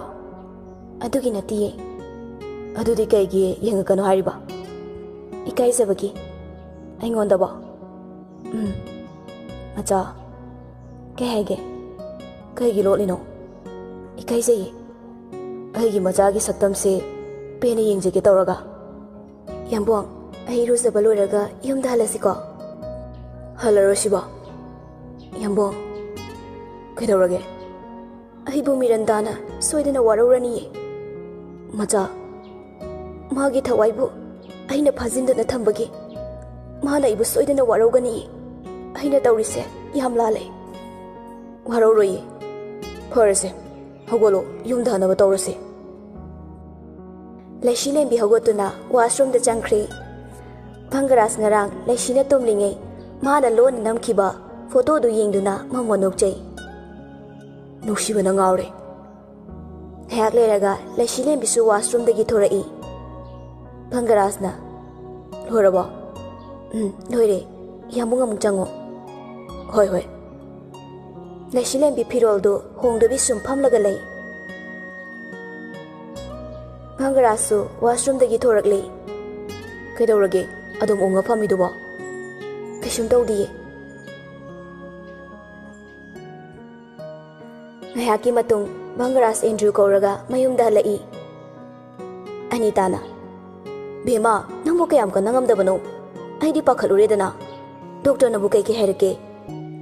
ꯂꯩꯁꯤ ꯏꯉꯛ ꯉꯛꯅ, ꯀꯩꯅꯣ, ꯑꯩꯗꯤ ꯅꯥꯁꯨ ꯅꯥꯗꯅ꯫ ꯃꯤꯔꯟꯗꯥꯗꯨ ꯂꯩꯁꯤꯗ ꯃꯨꯟꯅ ꯌꯦꯡꯉꯤ꯫ ꯚꯪꯒꯔꯥꯖꯅ, ꯌꯥꯝ ꯀꯟꯅ ꯉꯝꯗꯕ ꯅꯠꯇꯦꯗ꯫ ꯃꯆꯥ, ꯂꯥꯛꯑꯣ, ꯅꯪꯒꯤ ꯀꯥꯗ ꯄꯣꯊꯥꯔꯣ ꯂꯥꯛꯑꯣ꯫ ꯃꯤꯔꯟꯗꯥ ꯌꯥꯝ ꯉꯛꯅ, ꯃꯆꯥ ꯍꯥꯏꯕ꯫ ꯑꯦꯟꯗ꯭ꯔꯨꯅ, ꯃꯦꯗꯥꯝ ꯃꯆꯥ, ꯁꯔꯅ ꯆꯪꯉꯛꯑꯣ ꯍꯥꯏꯔꯤꯌꯦ꯫ ꯂꯩꯁꯤꯅ ꯍꯣꯏ꯫ ꯃꯤꯔꯟꯗꯥ ꯋꯥꯈꯜꯗ ꯀꯌꯥꯗ ꯊꯨꯅ ꯍꯣꯡꯂꯤꯕ ꯑꯩꯕꯨ ꯅꯨꯡꯁꯤꯅ ꯑꯕꯦꯝꯗꯒꯤ ꯃꯤꯔꯟꯗꯥ, ꯑꯗꯨꯒ ꯃꯤꯅꯥꯏ ꯅꯨꯄꯤꯁꯤꯗꯅ ꯃꯆꯥ꯫ ꯀꯔꯤꯒꯤꯅꯣ ꯃꯥꯅ ꯍꯧꯖꯤꯛ ꯐꯥꯎꯕ ꯍꯤꯡꯗꯨꯅ ꯂꯩꯔꯤꯕꯁꯦ? ꯗꯗꯥꯅ ꯑꯍꯥꯟꯕ ꯂꯨꯍꯣꯡꯗꯨꯅ ꯂꯧꯕ ꯅꯨꯄꯤꯗꯨ ꯁꯤꯒꯅꯤ ꯍꯥꯏꯔꯒ꯫ ꯃꯤꯔꯟꯗꯥ ꯈꯜꯂꯨꯔꯒ ꯃꯤꯄꯥꯏꯕ ꯍꯦꯜꯂꯛꯏ꯫ ꯑꯍꯥꯟꯕ ꯂꯨꯍꯣꯡꯗꯨꯅ ꯂꯧꯕ ꯅꯨꯄꯤ ꯁꯤꯒꯅꯤ ꯍꯥꯏꯔꯤꯕꯁꯤ ꯁꯣꯏꯔꯕ꯭ꯔꯥ ꯍꯥꯏꯅ ꯈꯜꯂꯛꯏ꯫ ꯋꯥꯈꯜꯁꯤꯅ ꯐꯨꯡꯕꯪꯅꯔꯦ, ꯂꯩꯐꯝ ꯆꯥꯐꯝ ꯈꯪꯗ꯭ꯔꯦ꯫ ꯑꯁꯣꯝꯗꯅ ꯀꯝꯗꯧꯔꯤ? ꯑꯟꯖꯂꯤꯁꯨ ꯊꯥ 2 ꯐꯥꯔꯛꯂꯕꯅꯤ꯫ ꯑꯉꯥꯡ ꯎꯅꯕ ꯃꯁꯥꯗꯨ ꯐꯅꯌꯥꯝꯗꯤ ꯀꯟꯈꯠꯂꯕꯅꯤ, ꯑꯗꯨꯕꯨ ꯁꯨꯅꯤꯡꯗꯕꯒꯤ ꯍꯧꯅꯕꯤ ꯃꯁꯥ ꯁꯣꯟꯖꯤꯟꯅꯗꯨꯅ ꯂꯩ꯫ ꯃꯅꯦꯄꯣꯛꯅ ꯌꯥꯗ꯭ꯔꯤꯕꯗꯨ ꯌꯥꯅꯕ ꯆꯠꯀꯦꯗꯤ ꯍꯥꯏꯗꯗꯅ ꯀꯥꯗꯒꯤ ꯁꯨꯛꯍꯦꯟ ꯍꯦꯟꯗꯣꯛꯇꯦ꯫ ꯃꯈꯣꯏꯒꯤ ꯀꯥꯗꯨꯁꯨ ꯕꯤꯕꯨꯂꯥ ꯆꯨꯔꯦ꯫ ꯐꯤꯔꯣꯜ ꯆꯥꯔꯣꯜ ꯑꯃꯠꯇ ꯃꯐꯝ ꯃꯔꯥꯡ ꯈꯪꯗ꯭ꯔꯦ꯫ ꯃꯍꯥꯛꯅ ꯁꯣꯜꯂꯤꯉꯩ ꯃꯅꯦꯝꯄꯣꯛꯅ ꯂꯣꯏꯁꯤꯜꯂꯝꯕꯗꯨꯁꯨ ꯃꯥꯒꯤ ꯃꯑꯣꯡ ꯃꯇꯧꯗꯨꯗ ꯇꯟꯗꯅ ꯃꯣꯏꯒꯤ ꯀꯥꯗ ꯆꯪꯉꯛꯈꯤꯗ꯭ꯔꯦ꯫ ꯅꯤꯈꯤꯜꯁꯨ ꯌꯨꯝꯗꯨꯗ ꯁꯨꯛꯂꯩ ꯂꯩꯅꯤꯡꯕ ꯄꯣꯛꯇ꯭ꯔꯦ꯫ ꯀꯅꯥꯅꯕꯨ ꯂꯩꯅꯤꯡꯂꯨꯅꯤ? ꯃꯆꯥ ꯑꯄꯤꯛꯄ ꯆꯦꯜꯂꯒ ꯊꯕꯛ ꯃꯅꯥ ꯑꯃꯠꯇꯁꯨ ꯌꯥꯎꯕ ꯅꯠꯇꯦ꯫ ꯀꯥꯗꯨꯁꯨ ꯏꯆꯥꯏ ꯆꯥꯏꯔꯒ ꯀꯔꯝꯕ ꯅꯨꯄꯥꯅꯕꯨ ꯍꯩꯅꯤꯡ ꯍꯔꯥꯎꯒꯅꯤ? ꯄ꯭ꯔꯤꯟꯁꯤꯅ ꯗꯗꯥ, ꯑꯩꯉꯣꯟꯗꯒꯤ ꯂꯩꯊꯣꯛꯀꯦ ꯈꯜꯂꯗꯤꯅꯦ, ꯑꯩꯗꯤ ꯌꯦꯡꯉꯣ ꯄꯨꯂꯤꯁ ꯄꯨꯔꯒ ꯂꯥꯛꯇꯣꯏꯅꯦ꯫ ꯅꯤꯈꯤꯜꯅ ꯀꯤꯕꯨ ꯀꯤꯔꯦꯗ꯫ ꯑꯗꯣ ꯀꯔꯝ ꯀꯥꯟꯗ ꯅꯣꯏꯗ ꯄꯨꯁꯤꯟꯗꯣꯏꯅꯣꯕ? ꯉꯥꯏꯈꯣꯗ, ꯇꯍꯥꯈꯤꯅꯣ꯫ ꯀꯩꯗꯧꯔꯒꯦ? ꯊꯥ 5ꯃꯨꯛꯇꯤ ꯂꯩꯈꯤꯁꯦꯕ, ꯑꯗꯨꯒ ꯑꯩꯅ ꯅꯪꯕꯨ ꯁꯣꯏꯗꯅ ꯑꯩꯈꯣꯏꯗ ꯄꯨꯁꯟꯗꯣꯏꯅꯦ꯫ ꯑꯗꯣ ꯗꯗꯥ, ꯑꯩ ꯗ꯭ꯔꯦꯁ ꯈꯤꯇ ꯂꯩꯒꯦꯕ, 5Kꯗ ꯄꯤꯌꯨ꯫ ꯄꯤꯊꯣꯛꯑ ꯂꯣꯏꯔꯦ ꯀꯩꯅꯣ, ꯏꯇꯨꯒꯤꯕꯣ꯫ ꯅꯨꯡꯁꯤꯕꯅ, ꯑꯗꯣꯗ ꯗꯥꯒ ꯆꯠꯃꯤꯟꯅꯁꯦꯕ, ꯑꯩ ꯏꯇꯣꯝ ꯆꯠꯄ ꯇꯜꯂꯦꯕ꯫ ꯆꯠꯊꯣꯛꯑꯒ ꯂꯣꯏꯔꯦꯗꯅ꯫ ꯑꯁꯨꯝꯅ ꯑꯅꯤꯗꯨ ꯕꯖꯥꯔ ꯂꯣꯝꯗ ꯂꯥꯛꯏ꯫ ꯈꯪꯍꯧꯗꯅ ꯗꯤꯡꯀꯨꯒ ꯊꯦꯡꯅꯔꯦ꯫ ꯗꯤꯡꯀꯨꯅ ꯚꯥꯏ꯫ ꯅꯤꯈꯤꯜꯅ ꯀꯗꯣꯝ ꯆꯠꯂꯨꯕꯅꯣ? ꯑꯩꯈꯣꯏ ꯃꯤꯂꯨꯒꯤ ꯂꯥꯏꯔꯤꯛ ꯑꯝꯇ ꯌꯦꯡꯒꯦꯅ ꯂꯥꯛꯄꯅꯦ꯫ ꯗꯤꯡꯀꯨ ꯄ꯭ꯔꯤꯟꯁꯤꯗ ꯌꯦꯡꯂꯒ ꯀꯅꯥꯅꯣ ꯃꯥꯗꯤ? ꯅꯇꯩꯃꯅꯤꯅꯦ꯫ ꯀꯩꯅꯣ ꯍꯥꯏꯁꯤꯕꯣ? ꯚꯥꯏ, ꯀꯣꯟꯅ ꯊꯦꯡꯅꯔꯁꯤꯀꯣ꯫ ꯍꯣꯏ꯫ ꯅꯤꯈꯤꯜ ꯆꯠꯈꯤꯕꯒ ꯃꯁꯤ ꯃꯁꯨ ꯐꯖꯅ ꯆꯣꯞꯄꯤꯍꯦ, ꯅꯨꯄꯤꯁꯤꯁꯨ ꯌꯥꯏꯅꯦ꯫ ꯑꯟꯖꯂꯤꯗꯨ ꯅꯨꯡꯕꯨ ꯅꯨꯡꯉꯥꯏꯇꯦꯗ꯫ ꯇꯤꯡꯀꯨꯁꯨ ꯃꯆꯟꯒꯤ ꯂꯥꯏꯔꯤꯛꯇꯨ ꯂꯩꯔꯒ ꯃꯌꯨꯝꯗ ꯍꯟꯈ꯭ꯔꯦ꯫ ꯁꯣꯝꯗ ꯕꯪꯒꯔꯥꯖꯇꯤ ꯂꯩꯁꯤꯗ ꯄꯨꯔꯥ ꯉꯥꯎꯔꯦ꯫ ꯃꯤꯀꯨꯞ ꯑꯃꯠꯇ ꯂꯩꯁꯤ ꯎꯗꯕꯗ ꯂꯩꯕ ꯉꯝꯗꯕ ꯍꯥꯏꯕꯗꯨ ꯑꯣꯏꯔꯦ꯫ ꯂꯩꯁꯤꯅ ꯋꯥꯏ ꯁꯤꯠꯂꯦ, ꯃꯥꯁꯨ ꯑꯗꯨꯋꯥꯏꯗ ꯁꯨꯔꯨ ꯅꯩꯅꯤ꯫ ꯆꯥꯛ ꯊꯣꯡꯂꯦ, ꯏꯁꯤꯡ ꯊꯛꯄ ꯁꯥꯔꯒ ꯉꯥꯏꯍꯥꯛ ꯂꯩꯇꯦ ꯆꯪꯉꯛꯀꯅꯤ꯫ ꯂꯩꯁꯤ ꯂꯦꯝꯕꯤꯗꯤ ꯃꯥꯒꯤ ꯃꯑꯣꯡ ꯃꯇꯧꯗꯨ ꯄꯥꯈꯠꯆꯩ꯫ ꯃꯔꯝꯗꯤ ꯃꯤꯔꯟꯗꯥꯅ ꯎꯈ꯭ꯔꯕꯗꯤ ꯀꯔꯤ ꯈꯟꯈꯤꯒꯗꯒꯦ ꯈꯟꯕꯗ꯫ ꯚꯪꯒꯔꯥꯖꯅ ꯃꯅꯥꯗ ꯍꯥꯞꯇꯦ꯫ ꯄꯨꯝꯅꯃꯛ ꯎꯔꯤꯕ ꯈꯪꯂꯤꯕ ꯃꯤꯔꯟꯗꯥꯗꯤ ꯂꯩꯁꯤ ꯂꯦꯝꯕꯤꯕꯨ ꯍꯥꯠꯅꯤꯡꯕ ꯍꯥꯏꯕꯗꯨ ꯑꯣꯏꯔꯦ꯫ ꯉꯁꯤꯁꯨ ꯃꯍꯧꯁꯥꯒꯨꯝ ꯋꯥꯛꯆꯤꯡꯒꯤ ꯏꯪꯈ꯭ꯔꯕ ꯑꯌꯨꯛꯇꯨꯗ ꯃꯊꯧ ꯏꯔꯩ ꯂꯩꯇꯕꯒꯨꯝ ꯚꯪꯒꯔꯥꯖꯇꯨ ꯑꯌꯨꯛ ꯉꯟꯇꯥ ꯍꯧꯒꯠꯂꯒ ꯂꯩꯁꯤꯒꯤ ꯃꯇꯨꯡꯗ ꯀꯣꯏꯏꯟ ꯏꯟꯅꯩ꯫ ꯑꯇꯩ ꯀꯅꯥꯁꯨ ꯍꯧꯒꯠꯅꯗ꯭ꯔꯤꯕꯅꯤ꯫ ꯂꯩꯁꯤ ꯂꯦꯝꯕꯤꯅ ꯌꯥꯝꯕꯨꯡ, ꯑꯩꯗꯤ ꯌꯥꯝ ꯇꯜꯂꯦ ꯑꯋꯣꯏꯕ꯫ ꯌꯥꯝꯕꯨꯡꯒꯤ ꯃꯇꯧꯁꯦ ꯃꯤꯔꯟꯗꯥꯅ ꯈꯪꯈ꯭ꯔꯗꯤ ꯅꯨꯡꯉꯥꯏꯔꯣꯏꯌꯦ꯫ ꯅꯪꯅ ꯑꯗꯨꯒꯤ ꯋꯥ ꯍꯥꯏꯗꯤꯌꯦ꯫ ꯂꯩꯁꯤ ꯂꯦꯝꯕꯤ ꯃꯥꯟꯅꯕ ꯇꯟꯗꯅ ꯋꯥꯗꯨ ꯃꯈꯥ ꯇꯥꯔꯝꯗꯕꯤ ꯃꯥꯒꯤ ꯃꯊꯧ ꯇꯧꯈ꯭ꯔꯦ꯫ ꯚꯪꯒꯔꯥꯖꯁꯨ ꯂꯩꯁꯤꯒꯤ ꯃꯅꯥꯛꯇ ꯁꯨꯔꯨ ꯅꯩꯔꯒ ꯂꯩꯔꯝꯕꯗꯨ ꯂꯩꯁꯤ ꯂꯦꯝꯕꯤꯅ ꯊꯧꯋꯥ ꯁꯥꯗꯕꯗꯨꯗ ꯇꯜꯂ ꯃꯥꯜꯂꯤ ꯃꯥꯒꯤ ꯀꯥꯗ ꯆꯪꯈ꯭ꯔꯦ꯫ ꯋꯥꯏ ꯁꯪꯅ ꯊꯕꯛ ꯏꯪꯈꯥꯡꯗꯨ ꯂꯣꯏꯁꯤꯜꯍꯧꯏ꯫ ꯚꯪꯒꯔꯥꯖꯀꯤ ꯃꯌꯨꯝꯗ ꯂꯩꯁꯤꯅ ꯂꯨꯍꯣꯡꯗꯨꯅ ꯂꯩꯔꯛꯄꯁꯤ ꯆꯍꯤ 1 ꯐꯥꯔꯛꯂꯕꯅꯤ꯫ ꯑꯅꯤꯇꯥꯅ ꯕꯦꯃꯥ, ꯏꯕꯥꯅꯤ ꯕꯖꯥꯔ ꯆꯠꯂꯨꯁꯤꯔꯣ? ꯅꯦꯅꯦ, ꯕꯖꯥꯔꯗ ꯀꯩ ꯂꯩꯔꯨꯁꯤ ꯍꯥꯏꯅꯣ? ꯏꯟꯁꯥꯡ ꯅꯥꯄꯤ ꯈꯔꯁꯨ ꯂꯩꯔꯛꯀꯅꯤ, ꯑꯗꯨꯒ ꯐꯤꯔꯣꯜꯁꯨ ꯂꯩꯔꯨꯅꯤꯌꯦ꯫ ꯍꯣꯏ ꯅꯦꯅꯦ, ꯆꯠꯂꯨꯁꯦ꯫ ꯚꯪꯒꯔꯥꯖꯁꯨ ꯊꯣꯛꯂꯛꯇꯨꯅ ꯅꯦꯅꯦ, ꯀꯥꯏ ꯆꯠꯇꯣꯏꯅꯣ? ꯕꯖꯥꯔ ꯐꯥꯎꯗ ꯆꯠꯂꯨꯒꯦ꯫ ꯑꯗꯨꯗꯤ ꯑꯦꯟꯗ꯭ꯔꯤꯒ ꯆꯠꯃꯤꯟꯅꯔꯣ꯫ ꯍꯣꯏ, ꯑꯗꯨꯅ ꯐꯔꯅꯤꯌꯦ, ꯂꯩꯁꯤꯁꯨ ꯌꯥꯎꯗꯣꯏꯅꯤ꯫ ꯃꯆꯥ, ꯅꯪꯕꯨ ꯆꯠꯇꯣꯏꯔꯣ? ꯆꯠꯇꯣꯏꯅꯦ ꯌꯥꯝꯕꯣ꯫ ꯀꯣꯟꯅ ꯆꯠꯂꯣꯗꯅ꯫ ꯇꯜꯂꯤ, ꯉꯝꯃꯔꯣꯏ꯫ ꯅꯦꯅꯦ, ꯆꯠꯁꯤ ꯂꯥꯛꯑꯣ꯫ ꯃꯥ ꯍꯥꯟꯅ ꯊꯣꯛꯂꯒ ꯒꯥꯔꯤꯗ ꯀꯥꯈ꯭ꯔꯦ꯫ ꯚꯪꯒꯔꯥꯖ ꯅꯣꯛꯇꯨꯅ ꯍꯣ ꯅꯪꯅꯤ ꯏꯕꯦꯝꯃ, ꯆꯠꯆꯧꯋꯣ, ꯑꯩꯅ ꯐꯥꯒꯤ ꯇꯧꯕꯅꯦ꯫ ꯂꯩꯁꯤ ꯃꯃꯤꯠꯀꯥꯗꯨ ꯐꯥꯛꯆꯤꯜꯂꯒ ꯑꯁꯦꯡꯕꯩꯔꯣ? ꯚꯪꯒꯔꯥꯖ ꯅꯣꯛꯇꯨꯅ ꯂꯩꯁꯤꯒꯤ ꯃꯇꯧꯗꯨ ꯅꯨꯡꯁꯤꯅ ꯌꯦꯡꯖꯩ꯫ ꯃꯤꯔꯟꯗꯥꯗꯤ ꯂꯩꯁꯤꯒꯤ ꯃꯇꯧꯗꯨ ꯊꯥꯖꯅꯤꯡꯕ ꯍꯥꯏꯕꯗꯨ ꯑꯣꯏꯔꯦ꯫ ꯃꯃꯤꯠꯀꯗꯨ ꯈꯥꯅ ꯌꯦꯡꯉꯤ꯫ ꯑꯦꯟꯗ꯭ꯔꯌꯨꯅ ꯑꯣꯟꯊꯣꯔꯛꯄꯗ ꯃꯤꯔꯟꯗꯥꯅ ꯂꯩꯁꯤꯗ ꯈꯥꯅ ꯌꯦꯡꯉꯝꯕꯗꯨ ꯎꯔꯤ꯫ ꯑꯦꯟꯗ꯭ꯔꯌꯨꯅ ꯃꯤꯔꯟꯗꯥ ꯅꯪꯁꯨ ꯆꯠꯂꯨꯁꯤꯗꯅ꯫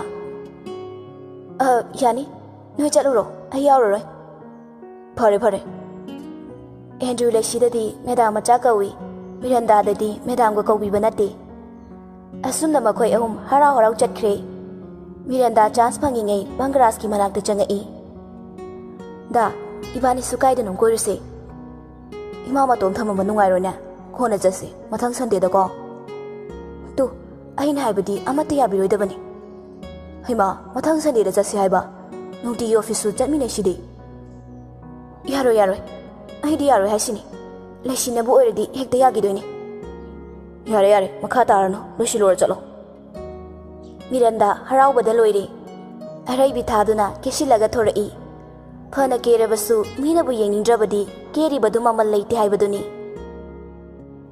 ꯕꯪꯒꯔꯥꯖ ꯒꯥꯔꯤꯗꯨ ꯊꯧꯔꯒ ꯃꯤꯔꯟꯗꯥꯕꯨ ꯆꯥ ꯍꯣꯇꯦꯜ ꯑꯄꯠꯄ ꯑꯃꯗ ꯄꯨꯁꯜꯂꯛꯏ꯫ ꯃꯤꯔꯟꯗꯥꯅ ꯗꯥ, ꯀꯩꯅꯣ ꯇꯧꯔꯤꯁꯤꯕꯣ?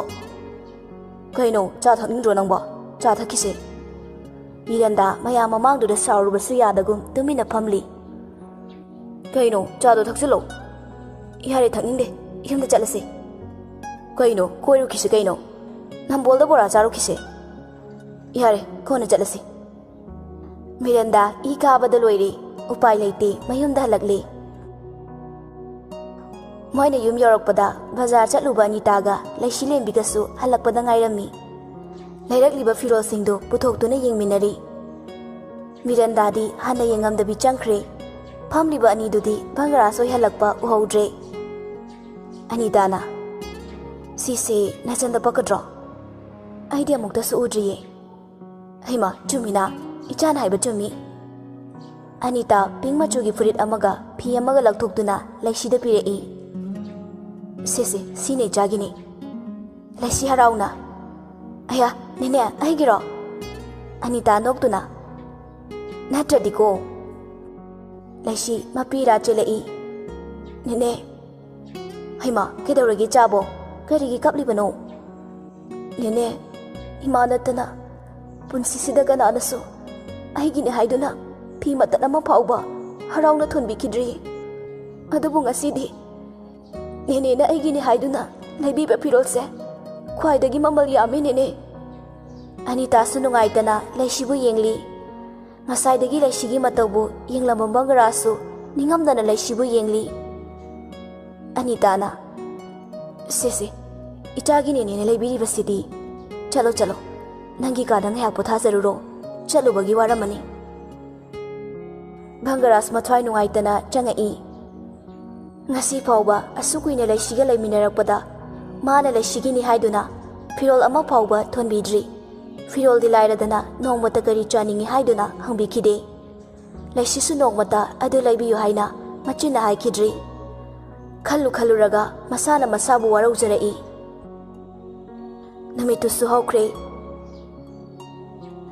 ꯅꯨꯡꯊꯤꯜꯒꯤ ꯃꯇꯝꯅꯤ꯫ ꯑꯣꯐꯤꯁ ꯑꯌꯥꯝꯕ ꯁꯨꯇꯤ ꯑꯣꯏꯔꯗꯨꯅ ꯁ꯭ꯇꯥꯐꯁꯤꯡꯗꯨ ꯃꯌꯨꯝ ꯃꯌꯨꯝꯗ ꯍꯟꯅꯈ꯭ꯔꯦ꯫ ꯃꯤꯔꯟꯗꯥꯁꯨ ꯃꯌꯨꯝꯗ ꯍꯟꯅꯕ ꯕꯪꯒꯔꯥꯖ ꯂꯥꯛꯄ ꯉꯥꯏꯔꯤ꯫ ꯃꯥꯒꯤ ꯐꯣꯟꯗꯨ ꯂꯧꯊꯣꯛꯇꯨꯅ ꯕꯪꯒꯔꯥꯖꯇ ꯀꯣꯜ ꯇꯧꯔꯛꯏ꯫ ꯍꯦꯜꯂꯣ, ꯗꯗꯥ, ꯑꯩ ꯉꯁꯤꯗꯣ ꯂꯧꯕ ꯂꯥꯛꯄ ꯐꯔꯛ ꯇꯥꯔꯅꯤꯌꯦ, ꯗ꯭ꯔꯥꯏꯚꯔ ꯑꯃ ꯊꯥꯔꯛꯑꯒꯦꯀꯣ?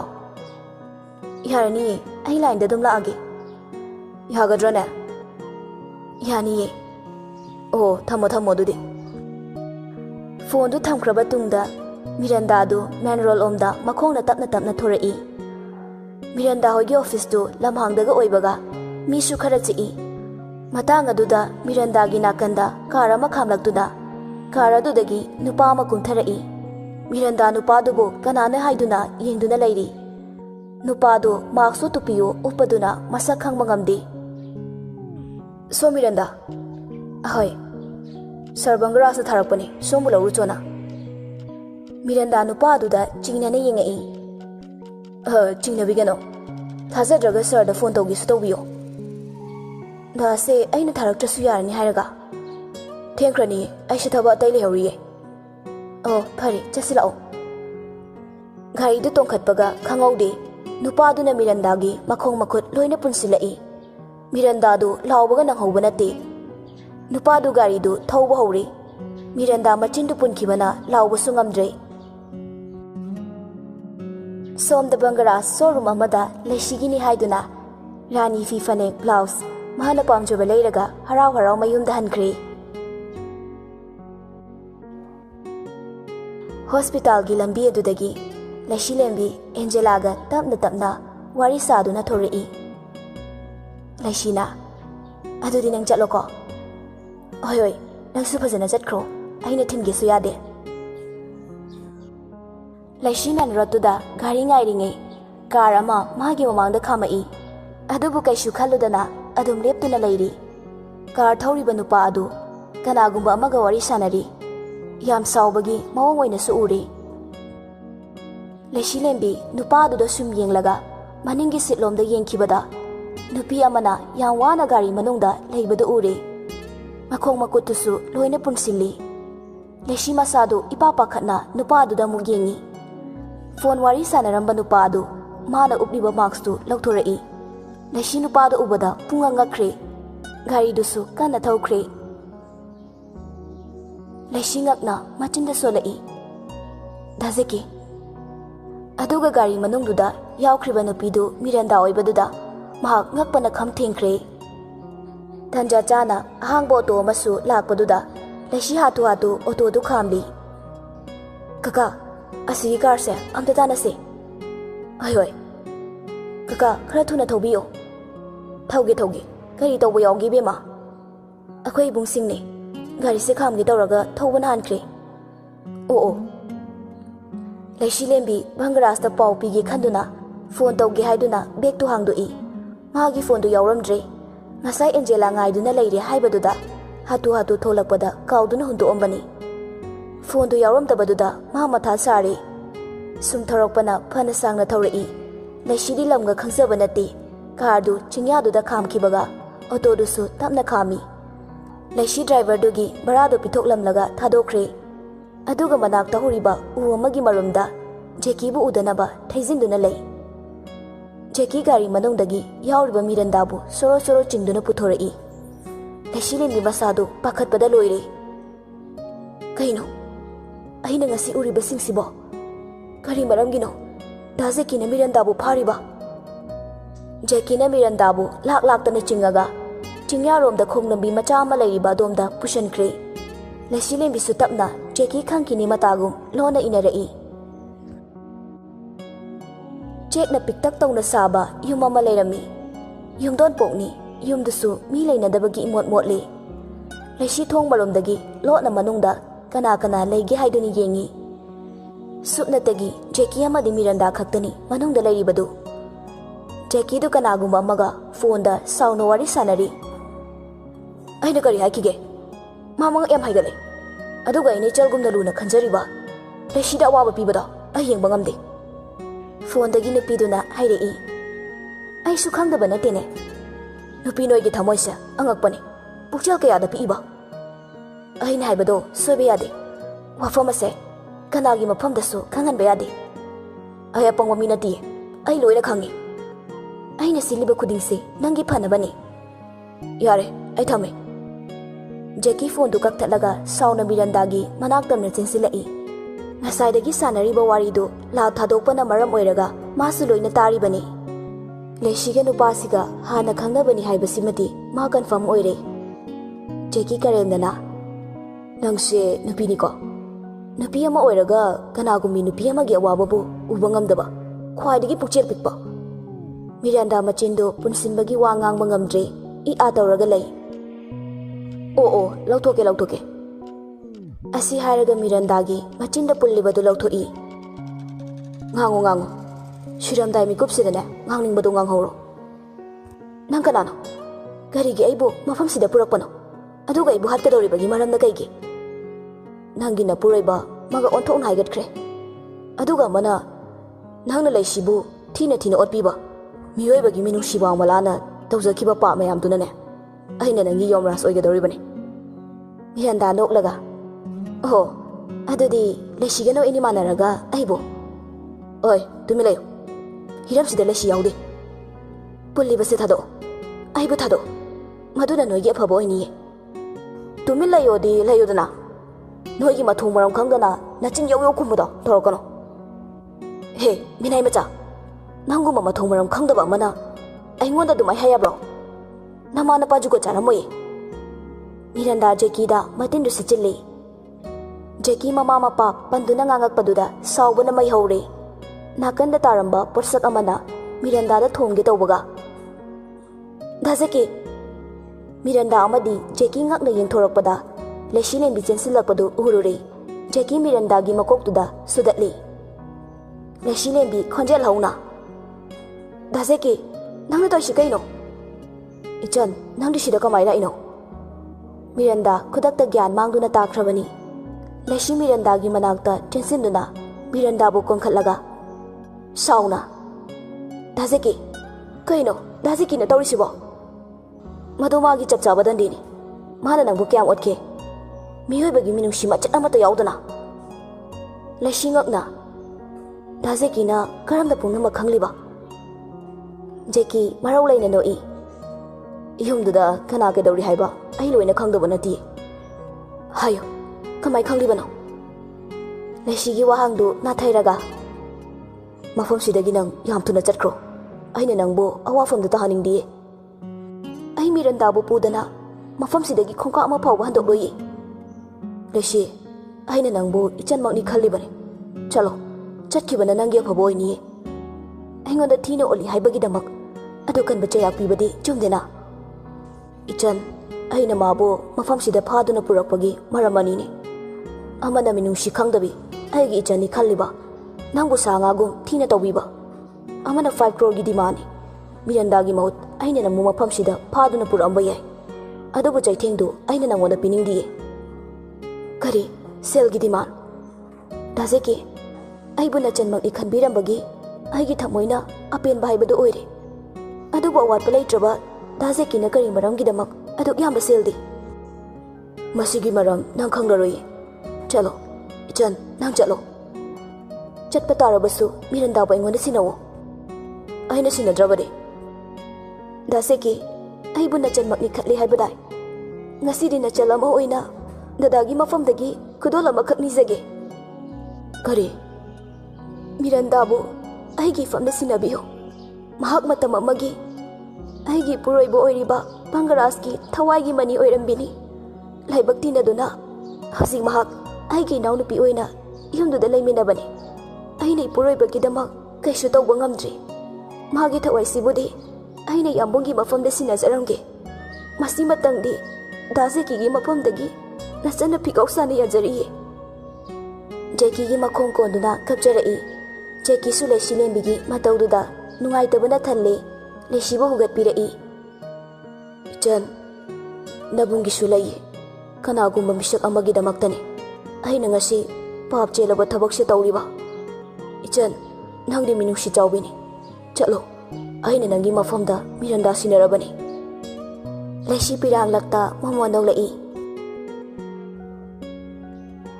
सोमता बंगरास माइथों मकालामना हलई मखुत्ता सुंगासाई माना लेसीगी हाइना लेरक्पा फिरोल दुसु पाइरी लेसी लेब्रा हाइदुना कोइतेथि लेबो उद्रबदा अनितागी मनाक्ता लाक्तुना लेसीबो हंगी अंते लेसीदि उदेना मसाई ममानबीगा हॉस्पिटल दा चटकिबनीने अंते कइगिनो माना हॉस्पिटल दा तोइना चटलिबा ऐसु खंगदेने इबुंगो माना हाइबदा मसाई नुंगाइते सुमचेक चटपनी हाइदा भंगरास वाखलदा करिगुम्बा खरा खलई इमा होइदि उदेना मेदाम दि थबा म चथोखरे खरा थिंगकनी हाइरमी मिरंदा सु हलक्ट्रिये कइनो आसिबो मिरंदा हजु हलक्ट्रिबो हलक्ट्रिये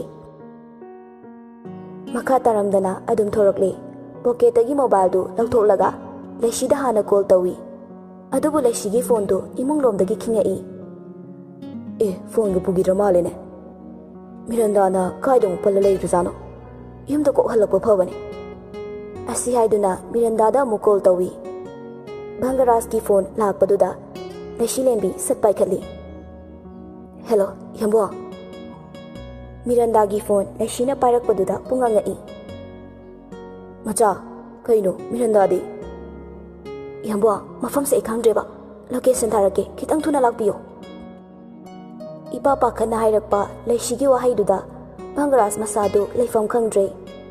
Laishina tharakpa notification duda makhoigi leifam du thiduna lai.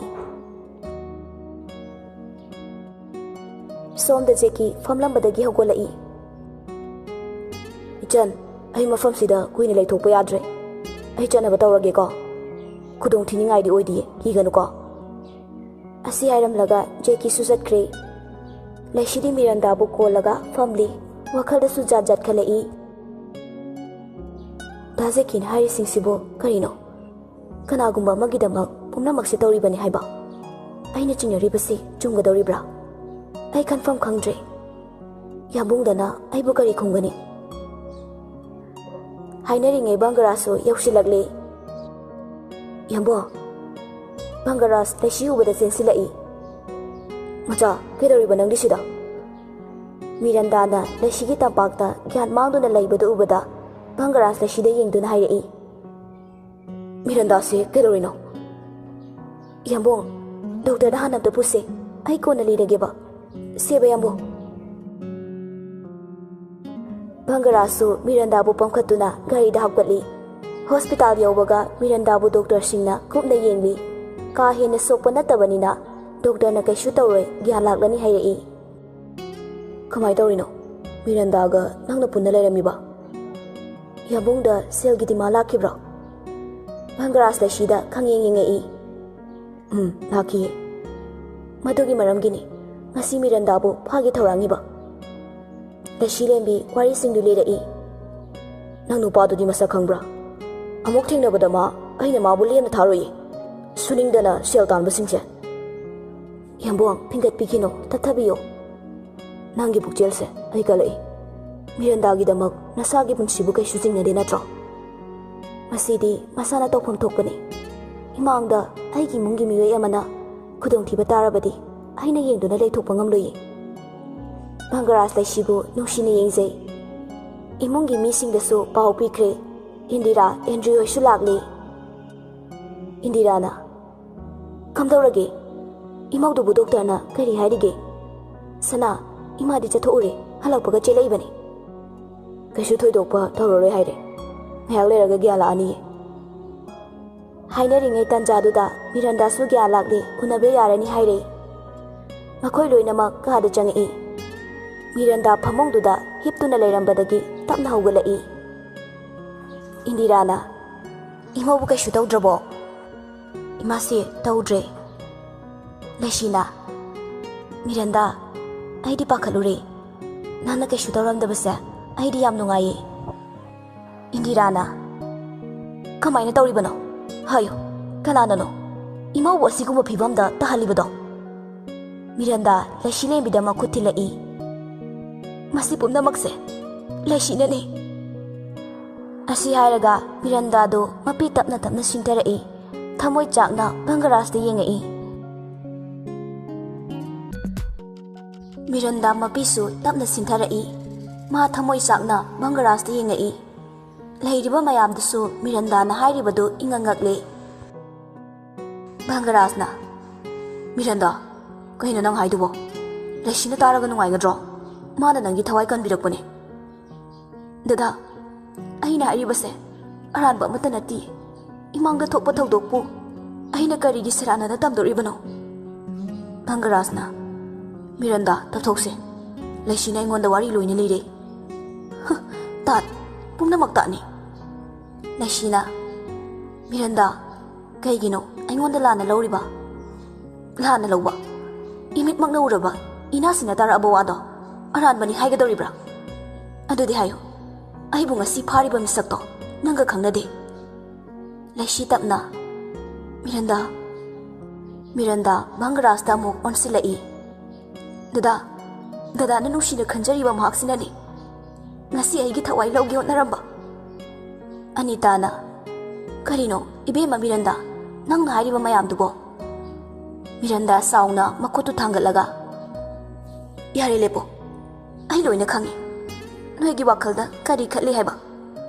Marak ama ai yamna soirure. Pumnamak ai naijinabani haina khalamgani.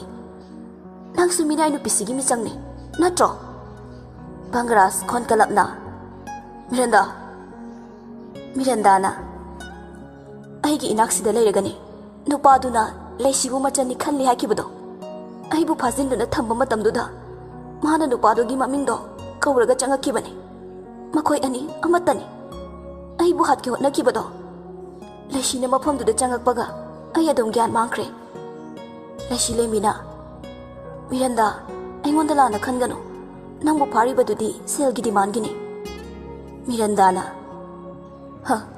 ꯐꯖꯩ ꯅꯪꯒꯤ ꯂꯤꯂꯥ ꯐꯖꯩ ꯉꯁꯥꯏ ꯃꯈꯩ ꯋꯥ ꯉꯥꯡꯗꯅ ꯇꯨꯃꯤꯟꯅ ꯂꯩꯔꯝꯕ ꯕꯪꯒꯔꯥꯖ ꯂꯩꯁꯤꯗ ꯌꯦꯡꯉꯛꯏ ꯕꯪꯒꯔꯥꯖꯅ ꯃꯆꯥ ꯅꯨꯄꯥꯗꯨ ꯀꯅꯥꯅꯣ ꯍꯥꯏꯕ ꯅꯪ ꯈꯪꯗꯦ ꯍꯥꯏꯕꯗꯥꯏꯅꯦ ꯂꯩꯁꯤ ꯈꯨꯝꯐꯝ ꯈꯪꯗ꯭ꯔꯤ ꯃꯃꯥꯏꯗꯨ ꯅꯣꯟꯊꯗꯨꯅ ꯂꯩ ꯕꯪꯒꯔꯥꯖ ꯑꯃꯨꯛꯀꯁꯨ ꯈꯨꯝꯃꯣ ꯅꯨꯄꯥꯗꯨ ꯀꯅꯥꯅꯣ ꯍꯥꯏꯕ ꯅꯪ ꯈꯪꯗꯦ ꯍꯥꯏꯕꯗꯥꯏ ꯑꯗꯨꯒ ꯃꯥꯒꯤ ꯃꯃꯤꯡꯅ ꯅꯪꯅ ꯀꯃꯥꯏ ꯈꯪꯂꯤꯕ ꯃꯥꯅ ꯅꯁꯛ ꯁꯨꯛꯈꯪ ꯈꯪꯗꯅ ꯅꯆꯟꯅꯤ ꯀꯔꯤꯒꯤ ꯍꯥꯏꯔꯤꯅꯣ ꯃꯤꯔꯟꯗꯥꯅ ꯍꯥꯏꯔꯤꯕꯁꯤꯡꯁꯦ ꯑꯆꯨꯝꯕ꯭ꯔꯥ ꯅꯪꯕꯨ ꯃꯤꯔꯟꯗꯥ ꯐꯥꯔꯤꯕꯁꯤ ꯁꯦꯜꯒꯤ ꯗꯤꯃꯥꯟꯒꯤꯅꯤ ꯍꯥꯏꯕꯗꯥꯏꯅꯦ ꯂꯩꯁꯤꯅ ꯑꯩꯅ ꯀꯔꯤꯒꯤ ꯌꯥꯝꯕꯨꯡꯗ ꯑꯣꯏꯗꯕ ꯉꯥꯡꯒꯗꯧꯔꯤꯕꯅꯣ ꯃꯤꯔꯟꯗꯥꯅ ꯁꯦꯜꯒꯤ ꯗꯤꯃꯥꯟꯗꯨꯁꯨ ꯅꯣꯏ ꯑꯅꯤ ꯃꯥꯟꯅꯔꯒ ꯇꯧꯕ ꯂꯩꯁꯤꯅ ꯃꯤꯔꯟꯗꯥ ꯅꯪ ꯑꯗꯨꯃꯥꯏꯅꯗꯤ ꯍꯥꯏꯒꯅꯨ ꯅꯨꯄꯥꯗꯨꯅ ꯍꯥꯏꯔꯝꯕꯗ ꯅꯪꯕꯨ ꯁꯦꯜꯒꯤ ꯗꯤꯃꯥꯟꯒꯤꯅꯤ ꯍꯥꯏꯔꯝꯕꯅꯤ ꯃꯤꯔꯟꯗꯥ ꯀꯞꯂꯗꯨꯅ ꯀꯩꯒꯤꯅꯣ ꯍꯥꯏꯌꯨ ꯅꯪꯅ ꯑꯩꯕꯨ ꯍꯥꯠꯀꯦ ꯈꯜꯂꯤꯕ ꯍꯥꯏꯌꯨ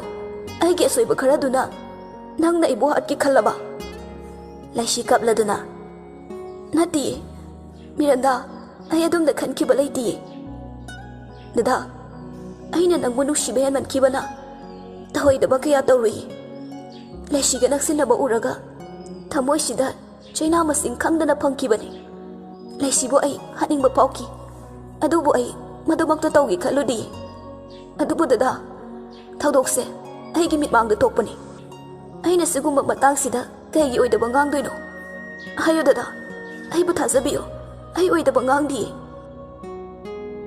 ꯂꯩꯁꯤ ꯅꯤꯡꯉꯝꯗꯅ ꯃꯤꯔꯟꯗꯥꯗ ꯌꯦꯡꯉꯛꯏ ꯑꯦꯟꯗ꯭ꯔꯤ ꯅꯨꯡꯉꯥꯏꯇꯅ ꯃꯦꯗꯥꯝ ꯃꯆꯥꯅ ꯑꯁꯨꯝꯕ ꯊꯕꯛ ꯇꯧꯔꯝꯒꯅꯤ ꯍꯥꯏꯕꯗꯤ ꯑꯩꯗꯤ ꯊꯥꯖꯕ ꯉꯝꯗꯦ ꯂꯩꯁꯤ ꯂꯦꯝꯕꯤ ꯃꯃꯤꯠ ꯇꯨꯁꯤꯟꯗꯨꯅ ꯈꯥꯡꯂꯤ ꯃꯤꯔꯟꯗꯥꯅ ꯑꯦꯟꯗ꯭ꯔꯤꯌꯣ ꯅꯪꯁꯨ ꯑꯩꯕꯨ ꯊꯥꯖꯗꯕ꯭ꯔꯥ ꯃꯃꯥꯡ ꯊꯛꯇ ꯑꯩ ꯂꯥꯟꯈꯤ ꯏꯁꯥꯒꯤ ꯏꯔꯥꯜꯁꯨ ꯏꯁꯥꯅ ꯌꯥꯖꯈꯤꯕꯅꯤ ꯃꯗꯨꯒꯤ ꯃꯇꯨꯡ ꯉꯁꯤ ꯐꯥꯎꯕ ꯑꯩ ꯂꯩꯁꯤꯗ ꯀꯩꯁꯨ ꯇꯧꯒꯦ ꯈꯜꯂꯨꯗ꯭ꯔꯦ ꯅꯣꯏꯁꯨ ꯑꯃꯨꯛꯇꯗꯤ ꯈꯜꯂꯣ ꯃꯤꯔꯟꯗꯥ ꯆꯥꯅꯅ ꯊꯃꯣꯏ ꯁꯣꯛꯈ꯭ꯔꯦ ꯕꯪꯒꯔꯥꯖꯁꯨ ꯀꯔꯤ ꯇꯧꯒꯗꯕꯅꯣ ꯈꯪꯗ꯭ꯔꯦ ꯑꯔꯣꯏꯕ ꯑꯣꯏꯅ ꯂꯩꯁꯤꯗ ꯃꯥꯒꯤ ꯊꯧꯔꯕ ꯃꯤꯠꯌꯦꯡꯗꯨꯅ ꯌꯦꯡꯉꯛꯏ ꯅꯨꯄꯥꯗꯣ ꯅꯪ ꯃꯁꯛ ꯈꯪꯗꯦ ꯍꯥꯏꯕꯁꯤ ꯆꯨꯝꯃꯕ꯭ꯔꯥ ꯑꯩ ꯈꯪꯗꯤꯌꯦ ꯀꯃꯥꯏꯅ ꯅꯨꯄꯤ ꯅꯪꯅ ꯁꯛ ꯈꯪꯗꯕ ꯅꯨꯄꯥꯗꯨꯗꯒꯤ ꯃꯤꯔꯟꯗꯥꯒꯤ ꯊꯋꯥꯏꯕꯨ ꯈꯜꯂꯛꯈꯤꯕ ꯍꯟꯗꯛꯇꯤ ꯂꯩꯁꯤ ꯃꯁꯥꯗꯨ ꯁ꯭ꯋꯥꯏ ꯂꯥꯎꯏ ꯋꯥꯐꯝ ꯑꯁꯤ ꯍꯪꯉꯛꯀꯅꯤ ꯈꯪꯅ ꯈꯪꯅ ꯃꯥꯒꯤ ꯄꯥꯎꯈꯨꯝ ꯂꯩꯈꯤꯗ꯭ꯔꯦ ꯍꯟꯗꯛꯇꯤ ꯃꯍꯥꯛ ꯃꯔꯥꯜ ꯂꯩꯔꯕꯤ ꯑꯃꯒꯨꯝ ꯇꯨꯃꯤꯟꯅ ꯂꯩꯈ꯭ꯔꯦ ꯈꯨꯝꯃꯣ ꯅꯪꯒꯤ ꯄꯥꯎꯈꯨꯝꯗꯨꯅ ꯋꯥꯍꯪꯁꯤꯒꯤ ꯑꯔꯣꯏꯕ ꯄꯥꯎꯈꯨꯝꯅꯤ ꯂꯩꯁꯤ ꯂꯦꯝꯕꯤ ꯈꯣꯟꯖꯦꯜ ꯅꯤꯛꯅ ꯑꯩ ꯈꯪꯗꯤꯌꯦ ꯏꯟꯗꯤꯔꯥꯅ ꯀꯌꯥꯗ ꯇꯧꯉꯝꯂꯤꯕ ꯅꯨꯄꯤꯅꯣ ꯆꯦꯟꯐꯝꯁꯨ ꯂꯩꯔꯔꯣꯏꯗꯕ ꯋꯥꯁꯤꯗ ꯈꯪꯗꯦ ꯍꯥꯏꯅ ꯌꯦꯠꯂꯤꯅꯦ ꯄꯨꯝꯅꯃꯛ ꯅꯪꯒꯤ ꯈꯨꯖꯤꯜ ꯊꯧꯔꯥꯡꯅꯤ ꯀꯌꯥꯗ ꯃꯕꯨ ꯐꯠꯇ꯭ꯔꯤꯕ ꯅꯨꯄꯥꯗꯨꯒ ꯃꯥꯟꯅꯔꯒ ꯅꯪꯅ ꯏꯆꯥꯕꯨꯁꯨ ꯃꯊꯥ ꯁꯥꯍꯟꯕ ꯃꯔꯥ ꯂꯩꯖꯗꯕ ꯏꯃꯧꯕꯨꯁꯨ ꯍꯥꯠꯀꯦ ꯊꯧꯔꯥꯡꯕ ꯑꯩꯅꯗꯤ ꯅꯪꯕꯨ ꯏꯃꯧꯅꯤ ꯀꯣꯛ ꯈꯜꯂꯒ ꯃꯤꯅꯨꯡꯁꯤ ꯊꯝꯒꯦ ꯈꯜꯂꯝꯕꯅꯤ ꯑꯗꯨꯕꯨ ꯅꯪꯗꯤ ꯃꯤꯅꯨꯡꯁꯤ ꯎꯠꯂꯨꯕ ꯌꯥꯔꯝꯗ꯭ꯔꯦ ꯏꯕꯦꯝꯃ ꯑꯦꯟꯗ꯭ꯔꯌꯨꯗꯤ ꯀꯔꯤꯁꯨ ꯍꯥꯏꯕ ꯉꯝꯗꯅ ꯅꯤꯡꯉꯝꯗꯅ ꯊꯣꯛꯈ꯭ꯔꯦ ꯑꯅꯤꯇꯥꯁꯨ ꯂꯩꯁꯤꯕꯨ ꯀꯜꯂꯨꯕꯒꯤ ꯊꯧꯅꯥ ꯂꯩꯇ꯭ꯔꯦ ꯃꯔꯝꯗꯤ ꯄꯨꯝꯅꯃꯛꯇ ꯂꯩꯁꯤꯒꯤ ꯆꯦꯟꯐꯝ ꯂꯩꯇ꯭ꯔꯦ ꯂꯩꯁꯤ ꯂꯦꯝꯕꯤꯅꯁꯨ ꯃꯤꯁꯛꯇꯨ ꯖꯦꯀꯤꯅꯤ ꯍꯥꯏꯕꯁꯤꯃꯗꯤ ꯍꯥꯏꯗꯣꯛꯂꯔꯣꯏꯒꯦ ꯍꯥꯏꯅ ꯆꯞ ꯌꯨꯡꯅ ꯂꯦꯞꯈ꯭ꯔꯦ ꯃꯍꯥꯛꯀꯤ ꯃꯆꯤꯟꯗꯒꯤ ꯑꯩ ꯈꯪꯗꯦ ꯍꯥꯏꯕ ꯋꯥꯍꯩꯁꯤ ꯅꯠꯇꯅ ꯑꯇꯩ ꯄꯥꯎꯈꯨꯝ ꯄꯤꯔꯛꯈꯤꯗ꯭ꯔꯦ ꯕꯪꯒꯔꯥꯁꯨ ꯂꯩꯁꯤ ꯂꯦꯝꯕꯤꯗ ꯋꯥꯔꯧꯅ ꯌꯦꯡꯉꯛꯏ ꯑꯩꯅ ꯅꯪꯕꯨ ꯀꯌꯥꯗ ꯊꯥꯖꯔꯨꯕ ꯃꯁꯛ ꯎꯗꯕ ꯊꯃꯣꯏꯕꯨ ꯊꯥꯖꯔꯨꯕ ꯑꯩꯒꯤ ꯏꯔꯥꯜ ꯑꯣꯏꯔꯗ꯭ꯔꯥ ꯄꯨꯟꯁꯤꯁꯤꯗ ꯅꯪꯕꯨꯗꯤ ꯑꯩꯅ ꯊꯃꯣꯏ ꯁꯦꯡꯅ ꯅꯨꯡꯁꯤꯖꯈꯤꯕꯅꯤ ꯑꯩꯒꯤ ꯊꯃꯣꯏꯁꯤꯗ ꯅꯪꯒꯤ ꯃꯐꯝ ꯄꯤꯔꯨꯕ ꯑꯩꯒꯤ ꯏꯔꯥꯜꯅꯤ ꯑꯗꯨ ꯄꯨꯛꯆꯦꯜ ꯄꯤꯛꯑꯝꯒꯅꯤ ꯍꯥꯏꯕꯗꯤ ꯈꯜꯂꯨꯗꯕꯅꯤ ꯏꯄꯪ ꯄꯪꯖꯕꯤ ꯏꯆꯝ ꯆꯝꯖꯕꯤ ꯁꯇꯤ ꯁꯥꯕꯤ ꯅꯪꯒꯤ ꯅꯇꯧꯗꯨꯗ ꯊꯥꯖꯔꯨꯕ ꯑꯩꯒꯤ ꯏꯔꯥꯜꯅꯤ ꯅꯪꯗꯤ ꯃꯍꯨ ꯄꯨꯕꯤ ꯂꯤꯂꯝꯃꯣꯝꯅꯤ ꯅꯪꯒꯤ ꯅꯁꯛꯇꯣ ꯑꯩꯒꯤ ꯏꯃꯥꯡꯁꯤꯗ ꯑꯃꯨꯛ ꯍꯟꯅ ꯎꯠꯂꯛꯀꯅꯨ ꯑꯩ ꯀꯅꯥꯕꯨꯁꯨ ꯊꯥꯖꯗ꯭ꯔꯦ ꯕꯪꯒꯔꯥꯖꯀꯤ ꯀꯜꯂꯕ ꯋꯥꯍꯩꯅ ꯉꯁꯤꯗꯤ ꯂꯩꯁꯤꯒꯤ ꯊꯃꯣꯏ ꯃꯆꯦꯠ ꯂꯤꯁꯤꯡ ꯊꯣꯛꯅ ꯀꯥꯏꯔꯔꯦ ꯑꯃꯨꯛ ꯍꯟꯅ ꯁꯝꯖꯤꯟꯅꯕ ꯌꯥꯗ꯭ꯔꯕ ꯃꯑꯣꯡꯗ ngasi di mahak ichum chum na lalhore. Wadu ngangjaba phaw ngamkhidre thamoi chakna. Yambung Bangarasna nangi na chinduna yambung haina koroklibado pap langsinjabani amuk hanna na chindudagi nang yambung haina korokano. Laishilembi Bangarasta ningamdana yengjarai magi yambung dudi mangonda hanna phawba yengakte. Anita laishigi mataudu yengba ngamdraduna ka adudagi thokre. Indira su thokre. Mafamduda laihoriba haibabu makhoi ahum khakta ngaihori. Miranda tapna dada ai maga yumduda laiminaba ngamoye. Bangaras khumde mara leire khangnaba mabu dada nangakpiduna thamkidro. Mafamduda leitrabadi madi kaida leirune. Miranda kappaga yare ai loina khangi dada na mabu lapthokningde natro ai yam wai dada ai maga laiminaba ngamoye. Bangaras Miranda ki mataudo amuksu nungaijade. Masado ison sole kuina kapubagi Miranda makoktu chiglaktuna haitharai laishi pakatna chensinge tawi. Bangaras na Miranda bu tapna ngakpiraduna Miranda gi makokta tapna nanthabirai. Pirangtana chotlaba maithonglakta misna aniduna Bangaras amadi Miranda gi mataudubu mamonokna yengsaramduna ningamdana mafam adudagi thorai. Mapalomda tholakpada makhoi kanasu leiramdre. Bangaras Miranda gi makokta tapna nanthabi. Wakhaldadi laishigi wakhal khalanu hairi adubu thamoi manadi yaningdri. Macha ai nangumna pukchel pikpadi oiroye aigi firepti hongloye karigino nangna Miranda bu hatke khaluriba ai nangbudi warawi.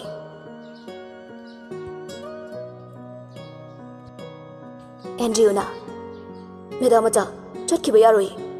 Medamacha na chatkrabadi yumase hyang hangorani. Medam laitaba yumse aishu leningdi. Andrew nang su khangliba natra aigi iralgi dandi oina mafam se thadoklage. Mafam asida aigi changjafam leiraroye. Nang aibudi warauganuko nakoi mayamgi thajaba aina manghale khanduna. Tarakliba mapidu amo makutuna taitokli. Nene aina nenebu hek pokpiba imamakni khanjarure. Nene na aigidama wabikiba mayamdo nasana kaujadiye. Mapoksina hingli makhaidi nene hoibu kaubudi leiroye. Anita laishibu chena konsinduna kapli. Nene gi laishi nene gi khungangduda aiga punna leirurase. Laishi kolibadu handoi. Nene madu yadi ai kanagi dasu leiroye. Karigumba mathang mapok haibaduna leiramlabadi nene hek nabok toki na cha oina phangboy jagiko. Handakti Anita gi thamoi puba ngamdre. Laishi tapna mafam adudagi khongthangdorai. Andrew ga Anita ga su laisibu khamsabadi ngamda laishi gi maikai tabu yengduna leihawi. Ibom chana bema kaka ibom sa kapladuna bema kaka ni chagi matengsu pangma ngamdre. Nang kaka hoibu warauganuko kaka gi da leirurasi haibasu nangna mayade do. Kaka nangaitaba khanbigano ai amuk hanna mafam sida lakini. Laishi aroiba oina yum madubu amuk halaklaroi matagum pukning nusina yengjarami. Thangliba khongthang adugi khongka masingsu yamsilakle. Chatna punsigi tangka kharabu ningsingai. Mapuroibagi yumduda man ihan hana lakiba mikup Bangaras na hanna fawba yengbikidaba. Taibang fawjiba angangdu kaikiba. Ngarang na hanta Bangaras na magidamak lepikiba. Makhoi anigi wari ningsinglakpada mitludagi pirang masu khamba yada sintharai. Mamsilakpa dwaida Miranda su putharakle. Miranda bu pothalamaga Bangaras thorai. Magi kada changduna dress hongdoklaga iruluja thoi. Loiraga masado phamungna ngayak tingthoi. Namidangdu mayam pumnamak cha ising chananaba kitchen da pullare. Miranda su tholaktuna chak tu chanaba tauri. Anita gi maithongdu imak makshilli. Andrew di chaningdre haiduna tholaktre. ꯃꯌꯥꯝꯒꯤ ꯑꯋꯥꯠ ꯑꯄꯥ ꯉꯁꯤꯗꯤ ꯑꯅꯤꯇꯥꯅ ꯂꯣꯏꯅ ꯍꯣꯠꯅꯔꯤ ꯏꯃꯨꯡꯒꯤ ꯃꯤ ꯂꯣꯏꯅ ꯁꯨꯔꯤ ꯑꯗꯨꯕꯨ ꯂꯩꯁꯤꯂꯦꯝꯕꯤꯗꯤ ꯃꯌꯥꯝ ꯃꯔꯛꯇꯨꯗ ꯌꯥꯎꯕ ꯎꯗꯦ ꯕꯪꯒꯔꯥꯖ ꯊꯣꯏꯅ ꯈꯜꯂꯨꯗꯦ ꯃꯥꯒꯤ ꯋꯥꯈꯜꯗ ꯂꯩꯁꯤꯗꯨ ꯉꯁꯥꯏꯒꯤ ꯊꯧꯗꯣꯛꯇꯨꯅ ꯊꯣꯛꯂꯛꯇꯕꯅꯤ ꯍꯥꯏꯅ ꯈꯜꯂꯨꯏ ꯂꯩꯁꯤꯂꯦꯝꯕꯤꯗꯁꯨ ꯋꯥꯔꯧꯔꯤꯕ ꯑꯣꯏꯕꯅ ꯊꯣꯏꯅꯗꯤ ꯈꯜꯂꯨꯗꯕꯅꯤ ꯂꯩꯁꯤ ꯆꯥꯛ ꯆꯥꯗ꯭ꯔꯤꯕ ꯀꯔꯤꯒꯤꯅꯣ ꯍꯥꯏꯕꯁꯨ ꯍꯪꯂꯨꯗ꯭ꯔꯦ ꯅꯨꯃꯤꯠ ꯑꯗꯨ ꯍꯧꯈ꯭ꯔꯦ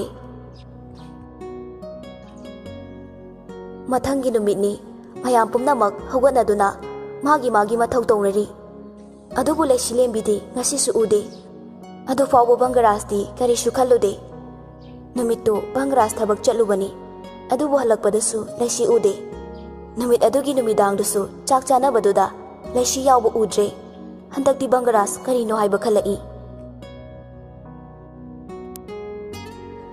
ꯃꯌꯥꯝ ꯑꯗꯨ ꯇꯨꯝꯕ ꯆꯪꯅꯈ꯭ꯔꯦ ꯕꯪꯒꯔꯥꯖ ꯑꯅꯤꯇꯥꯒꯤ ꯊꯣꯡꯖꯤꯟꯗ ꯂꯦꯞꯇꯨꯅ ꯊꯣꯡꯗꯣ ꯍꯥꯏꯐꯦꯠ ꯊꯤꯜꯂꯒ ꯑꯅꯤꯇꯥꯕꯨ ꯀꯧꯏ ꯑꯟꯇꯤ ꯑꯟꯇꯤ ꯑꯅꯤꯇꯥ ꯇꯥꯔꯗꯨꯅ ꯊꯣꯡꯗꯣ ꯍꯥꯡꯗꯣꯔꯛꯏ ꯁꯔ ꯀꯔꯤ ꯍꯥꯏꯕꯤꯒꯗꯕ ꯂꯩꯁꯤꯗꯣ ꯃꯥꯒꯤ ꯀꯥꯗꯁꯨ ꯂꯩꯕ ꯎꯔꯝꯗꯤꯌꯦ ꯉꯔꯥꯡꯁꯨ ꯎꯗꯦ ꯉꯁꯤꯁꯨ ꯎꯗꯦ ꯑꯅꯤꯇꯥ ꯅꯤꯡꯉꯝꯗꯅ ꯕꯪꯒꯔꯥꯖꯇ ꯌꯦꯡꯉꯛꯏ ꯕꯪꯒꯔꯥꯖꯁꯨ ꯑꯅꯤꯇꯥꯒꯤ ꯃꯤꯠꯌꯦꯡꯗꯨ ꯆꯤꯡꯅꯔꯛꯏ ꯏꯜꯂꯤꯕ ꯐꯤꯖꯤꯗꯨꯅ ꯃꯃꯤꯠ ꯑꯅꯤꯗꯨ ꯇꯩꯊꯣꯛꯂꯒ ꯎꯔꯔꯣꯏ ꯌꯨꯝ ꯑꯁꯦ ꯁꯤꯟꯕ ꯊꯨꯡꯅ ꯊꯤꯔꯕꯁꯨ ꯏꯃꯧꯗꯣ ꯎꯕ ꯐꯪꯉꯔꯣꯏ ꯃꯐꯝꯁꯤ ꯊꯥꯗꯣꯛꯇꯨꯅ ꯆꯠꯈ꯭ꯔꯕꯅꯤ ꯋꯥꯍꯩꯗꯨ ꯇꯥꯕꯗ ꯕꯪꯒꯔꯥꯖ ꯂꯦꯞꯂꯤꯕ ꯈꯣꯡꯐꯝꯗꯨ ꯇꯨꯡꯍꯜꯂꯤ ꯀꯔꯤ ꯂꯩꯁꯤꯕꯣ ꯏꯃꯧ ꯑꯗꯣ ꯌꯥꯝ ꯅꯤꯡꯉꯝꯗꯅ ꯆꯠꯈꯤꯕꯅꯤ ꯑꯩꯅꯁꯨ ꯈꯥꯝꯕ ꯌꯥꯈꯤꯗ꯭ꯔꯦ ꯑꯦꯟꯗ꯭ꯔꯌꯨꯅꯁꯨ ꯈꯥꯝꯕꯅꯤ ꯑꯗꯨꯕꯨ ꯃꯥ ꯆꯠꯈꯤꯅꯨ ꯍꯥꯏꯕ ꯌꯥꯈꯤꯗ꯭ꯔꯦ ꯕꯪꯒꯔꯥꯖ ꯑꯅꯤꯇꯥꯗ ꯋꯥꯍꯩ ꯑꯃꯠꯇꯁꯨ ꯍꯥꯏꯔꯝꯗꯅ ꯇꯨꯃꯤꯟꯅ ꯊꯣꯔꯛꯏ ꯑꯩꯕꯨ ꯀꯩꯗꯧ ꯍꯥꯏꯕꯅꯣ ꯅꯪꯒꯤ ꯅꯔꯥꯜ ꯆꯥꯎꯅ ꯂꯩꯌꯦ ꯅꯔꯥꯜꯗꯣ ꯌꯥꯖꯗꯨꯅ ꯅꯪ ꯃꯐꯝꯁꯤ ꯊꯥꯗꯣꯛꯇꯨꯅ ꯆꯠꯂꯕ ꯅꯠꯇ꯭ꯔꯥ ꯐꯔꯦ ꯑꯩ ꯅꯪꯕꯨꯗꯤ ꯊꯤꯔꯛꯑꯔꯣꯏꯌꯦ ꯑꯩꯁꯨ ꯏꯗꯣꯝ ꯍꯤꯡꯕ ꯇꯝꯂꯒꯦ ꯍꯞꯇꯥ ꯑꯃꯗꯤ ꯍꯧꯖꯤꯟꯈ꯭ꯔꯦ ꯁꯣꯝꯗ ꯅꯤꯈꯤꯜꯒꯤ ꯌꯨꯝꯗꯅꯤ ꯒꯨꯅꯅ ꯍꯥꯏ ꯏꯕꯨꯡꯉꯣ ꯅꯪ ꯁꯤ ꯒ꯭ꯌꯥꯟ ꯇꯥꯗꯦꯗ ꯀꯔꯤꯅꯣ ꯑꯩꯈꯣꯏꯅ ꯍꯧꯖꯤꯛ ꯇꯧꯒꯗꯕꯁꯤꯕꯣ ꯃꯤꯒꯤ ꯃꯃꯥꯡꯁꯤꯗ ꯏꯀꯥꯏꯈ꯭ꯔꯦꯗ ꯁꯥꯛꯁꯤꯅꯤꯅ ꯑꯩꯒꯤ ꯏꯆꯥꯁꯨ ꯏꯆꯥꯅꯤ ꯁꯥꯛꯁꯤꯅꯤ ꯑꯟꯖꯂꯤꯗ ꯑꯣꯟꯁꯤꯟꯗꯨꯅ ꯁꯥꯎꯅ ꯍꯥꯏꯔꯛꯏ ꯅꯪꯅ ꯁꯣꯏꯕꯗꯒꯤ ꯊꯣꯛꯂꯤꯕ ꯉꯥꯛꯇꯅꯤ ꯑꯟꯖꯂꯤꯅ ꯀꯩꯅꯣ ꯏꯃꯥꯅ ꯍꯥꯏꯕꯤꯔꯤꯗꯨꯕꯣ ꯅꯆꯥ ꯅꯨꯄꯥꯅ ꯂꯝꯆꯠꯂꯨꯗ꯭ꯔꯒ ꯑꯩꯉꯣꯟꯗ ꯇꯥꯏꯅꯔꯛꯏꯁꯤꯕꯣ ꯅꯤꯈꯤꯜ ꯈꯨꯝꯗꯦ ꯁꯥꯛꯁꯤꯅꯤꯅ ꯑꯩꯒꯤ ꯏꯆꯥꯗꯕꯨꯗꯤ ꯂꯝꯆꯠꯂꯨꯗꯕ ꯍꯥꯏꯔꯤ ꯅꯪꯗꯤ ꯀꯌꯥꯝ ꯂꯨꯕꯤꯅꯣ ꯅꯪꯅ ꯌꯨꯝꯁꯤꯗ ꯅꯤꯡꯊꯤꯅ ꯌꯨꯝꯒꯤ ꯃꯧ ꯑꯃ ꯑꯣꯏꯕꯒꯤ ꯂꯣꯟꯆꯠ ꯆꯠꯂꯝꯃꯕꯗꯤ ꯁꯤ ꯊꯣꯛꯈꯤꯗ꯭ꯔꯣ ꯑꯟꯖꯂꯤꯅ ꯅꯣꯏ ꯑꯝꯇ ꯂꯦꯝꯅ ꯊꯥꯔꯣꯏꯌꯦ ꯏꯃꯥꯒ ꯄꯥꯕꯨꯡꯒ ꯂꯥꯛꯈꯤꯁꯅꯨ ꯒꯨꯅꯗꯤ ꯋꯥ ꯉꯥꯡꯈꯤꯗ꯭ꯔꯦ ꯅꯤꯈꯤꯜꯒꯤ ꯅꯥꯀꯟꯗ ꯄ꯭ꯔꯤꯟꯁꯤꯁꯨ ꯐꯝꯂꯤ ꯄ꯭ꯔꯦꯃꯤꯂꯥꯒ ꯖꯤꯇꯦꯟꯒꯁꯨ ꯌꯥꯝ ꯁꯥꯎꯅ ꯆꯪꯉꯛꯏ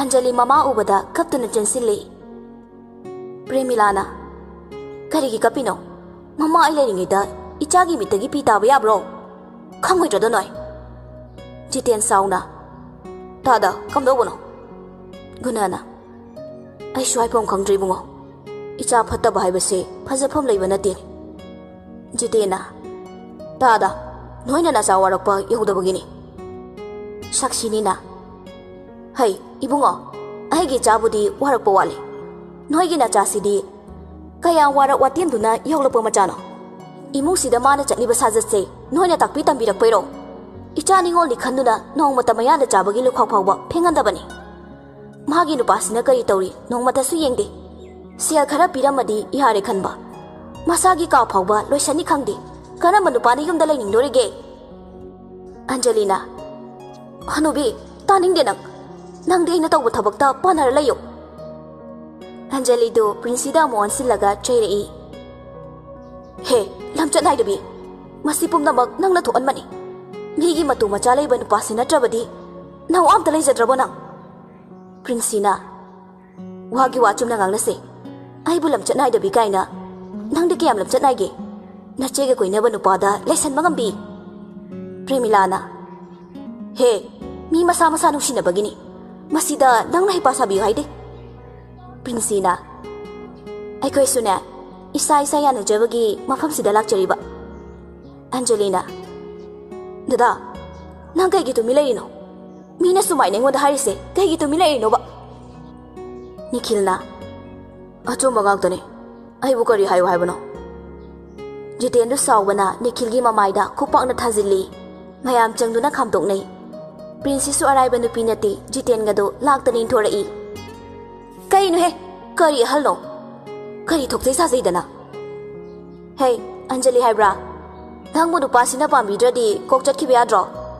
Nama na pala ingi sida, namay do kay draw. Anjali sounding badaloy re. Premilana, hey, nangi wangang sangang do hen maliko nang. Ta do hoy gisidi ay koy bosita bani. Angang sigsina as ugat pa na idana wangang sangang sijina do na ay koy bungang laga wahya mata suhay da ba. Gunana, ibema sabi kino, kari na pagadagi habado kana kisi. Jitena, sida kana ningay waka shulay tina. Hay mama, chana ba tawsi? Premilana, layroy, sway daga kuy na layroy. Bema, chalo, angang do puro, yung na chana ba tawsi? Shaksi nina, isudo di pukino, ay koy gi ine, ay gi isuni. Premilana, mama gi manalta, machana lay bahay basi, chana bini. Sida wa kaya ngang dibo, natrabadi ne, noya paboy roy ko. Nikhil su macha ko banina nushiri bani, adu ma kari shuhai bangam hode, guna su adu mangai, angang du badu mak pu duna chatkre. Anjali hoina case tawrai, Nikhil hoina du mak ngam kre, angang adu di pikli banina mama ga laibada tare, taseng na hairabada Nikhil ga Anjali ga kainare.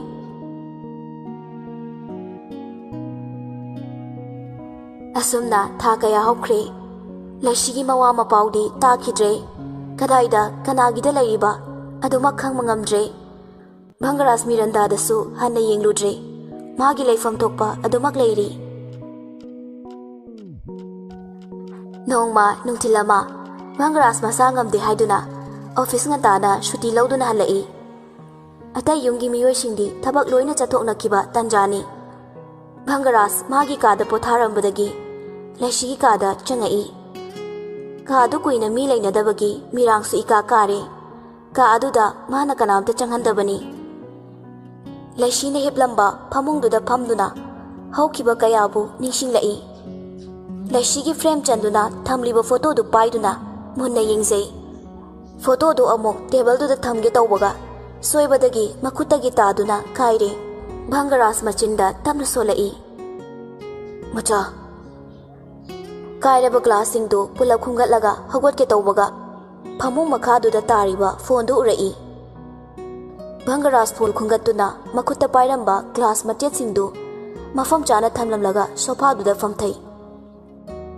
Phone du laishile bina pairambadoni madu uraga Bhangaras nungaizade. Switch on tawbusu battery yaudabana on tawba yadre. Ka du thonglon silaga magi ka tamna lai. Phone du charge tawsinduna thanamli. Nimidangi matamni, Miranda mai thongdu imak maksina layri. Laishigi wakhalda, hauzik phawba aibu mirari. Aisu chaina fangi, nakoi khakta nati. Ai phana phatrabasu mi hatkidi khaludi. Aibu adu ushiramba mana, binai nupidugi wakhalda aibu hana yengdraba. Somda Bhangaras ahingdu tumthaba yaramde. Thenglaba michik mirau khol tadraba matamda, laishibu ningsingba helai. Karigino, aina mabu hozik phawba kawba ngamdriba. Aigi sibu mabu hozik phawba. Nate, madi tadhaibini. Magi wahai pumnamak oidabani. Ai mabu kawthokani. Amuk hanasu ngakpiba ngamoi. Bhangaras amuk laishigi wakhal khandana bhotnai. Ngasai laishigi phone du khangni ningsingakduna phugawalaga charge tawramba phone du lauthoklaga switch on tawi. Kaino otuna yengambadagi gallery du changduna photo sum yengi. Laishigi photo su amani yaurami. Amana Angela naminaba photo ni. Atay atopana angangi masak nungsiba photo ni. Ha, angang masak nungsiba ngakta. Sum mathang yengtharakpada Bhangaras ngakna. Imasi photo du da yauri batu atay kana sunate. मागी ममासी इंदिरागा अगांग नुपामचा अमगा पुन्ना नमिनबनी इंदिराना अगांगदुबु पमली इमासीगा पुन्ना photo नमिनरिबो अगांगसी कना ओइगदोरिबो अइना मुक्तसु उखिद्रिना अदुगा फोटोसिना लैसिगी फोनदा करम यावरमिबो इमासीनदी मागी मरी मता अमता लैत्रे हाइबदाय अदुगा अगांगसिना कना ओइगदोरिबो अइबु इमासीदा हंगसिराने लैसिगी फोनदा यावरमबसिनदी करिगुम्बा खरादी लेरंबा याय असुमना मतम खरा सोख्रे इंदिरागा मिरंदागा वारी सानरी मिरंदाना इमासी आई कई हाइगदबनो खंग्रे ददासे आई बुहन फाव येंग्रे लैसिगी वाखल तसेंगना कावबा ngamdra माले आई याम पेंदी आई बुहत के खलिबा मिसक्तुबो दाना कैसुम तौदे हेन दो मागी वाखल द लुख्रे इंदिराना नंगबो तसेंगना खंगबो माना हात के तौरिन हाइदुबो खंग्रसु ओइरे कैनो इमासे नुपादुगा मागा खंगनरी अदोइदी मबानी सिनबनी हाइबा ताबा नुपादुना इंगोंदा खुत्तागे तौबगा लैसिदो नुपादुदा सावबने ऐसु दादा खर हेंजिना तंबने चटख्रेदना हजिकते हाउख्रे वाई संगेदा तसेंगबदी लैसिनैगी पुंसि कनबने आई मते खर खक्तनी ज्ञान मांगबा अदो ओइरबसु ऐगदागा लापनद्र लोइरे नंगसु याइनि फजना ऐगी इमौनि हाइबदा पंगनोप नोपते तुंगदगी खुबा खुरगा फजै नंगी ड्रामा अनी दो फट ओंथोरकपदा भंगरास लेपतुना लेरंबदुदा खंगप्रेक खंगी मिरंदा पाखतना ददा पुंसी असिदा नंग नबु फत्तबा पुकचेल पिकपा थेंगनरक्ट्रिये नंगबु मिरो नंगदि साने न पुंसीदो मफम मरांग खंगदना सिरंगदबदगी मसागी पुंसीबु कीदना नंगी थवाइदबु कनबिरखिबने ददा नंग याम फत्तबा नुपीनी नंग लैबु नुसि हाइबदो ताने मिनंबने इमुसिगी हानबा लुहोंगदुना लौबा नुपी पुंसी तेनगने हाइबा मतमदुदा नंग हरा हराव यारमगा करिगी इफमदगी लोले लैसिबु लुहोंगदबा मतुंगदा नंग इफमदा मुक लाखिबा नत्रा करिगे दो पुकचेल पिकलिबा अइना नंगबु कयागी मते नुसिजखिबा नंगी मरमगी इचम चमजबी माबु कयादा ताथिना तौरुबा मराइबक थिरबी मागिदमक अइना पाम्बोम तिंगबदा नाना दु कलकपा करिगी खंगलोय मधु पुंबा आई खंगना खंगना उसिनखिदबने मरमदि आई नोइगी पुकचेल चपचाना खंगी लैसिदे हेना कुदोंग थिरकनी खंगबनाने आइगी पुंसिना आइगी मचाबु आइगी थवाइदगी सुहेना नुसिरुरे हौजिकती मंगोंदगी हेनबा कनाबुसु लैत्रे अतोपा कनाबुसु नुसिबा ngamlaroy मरा लेजद्रबा आइगी मचादो बिनुसी खंगदना चैरुबा मचिंदुना याबुंग हाइना कौजरकपदा पाप चेलबा इचिनसिना थीना चैबिखिबने भंगराज की वाई सिंधु ताबदा मिरंदा इकाई नुसियानरे किजबसु फौरमी मरमदि मागिसु मराल चाउना लेरुबना भंगराज असाउबना ममित्तु इमु ngangi मिरंदागी मनाक्ता साउना संसिलक्तुना मिरंदागी ममाइदुदा खुपांग हंजिन हंजिन थाजिल्ली इंदिराना भंगराज बुखामदोई ममा मोइरगा मिनुसी खंगदबे नंबु करम ममानो मियोइबगी मिनुसी हाइबदो नोइगी नफमददी थुंग्रबो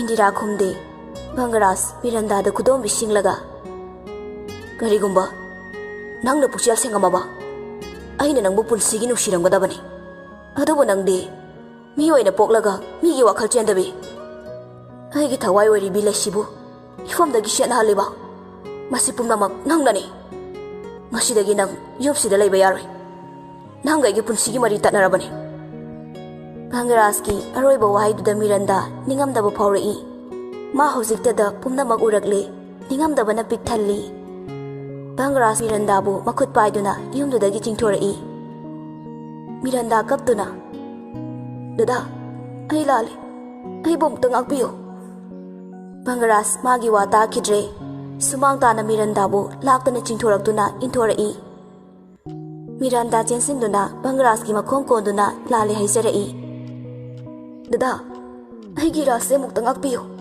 लैसी लांदिये लालिबदी आइने आइना पुकचेल पिकपा वाखल Khanta हौदबदगी थोखिबा ngaktane ai matung tawraroye nanggi tat ki langtuda amuk hana thogadaba misakto aidi nate lal haibada ikai ba khangdabe mi amada lal haijabase kaya mi kai ningai oi haiba nang khangdabra mana tawba asoibadunani Kayara khan nalale hai jakinang.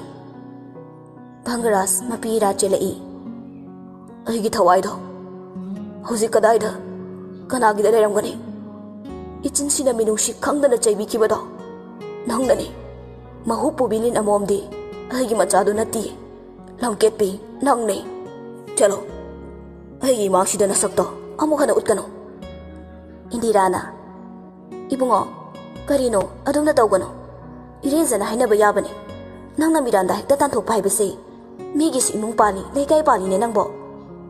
Miranda bu macha oina phangjiroba. Makhoi maralni. Ai kanabu sukide. Andrew mapira chena harauna yengduna leiri. Miranda tapna. Dada, ai chatlage. Ai gi iralgi dandini. Ai kaishu khallaroye. Nungaitabsu phawraroi. Aroiba oina ai lale haizari. Ai ba mukta piyo. Dada gi ngakpiri haiba wahidu taraga ai chatsakige. Bangaras khomdabi chankige tawi. Mirandana. Phare dada, ai chatlage. Miranda chatkige tawbaga. Ngaiko. Chalambadu chapleptuna. Ikhau langba mityenga loinana. Bangarasna kari hairakadage khanduna ngairi. Mafam sida nang amuk hano khongul tarakpasu yaroi. Hayang yaudringai nangina pona chei kudingmak nayumda yawalakani. Wahai khara sikhak hairamlaga Bangaras Miranda da hanna fok yenglamdana changkhre. Langzaruba maralgi dandi oina Miranda yumdudagi khong thangdokre.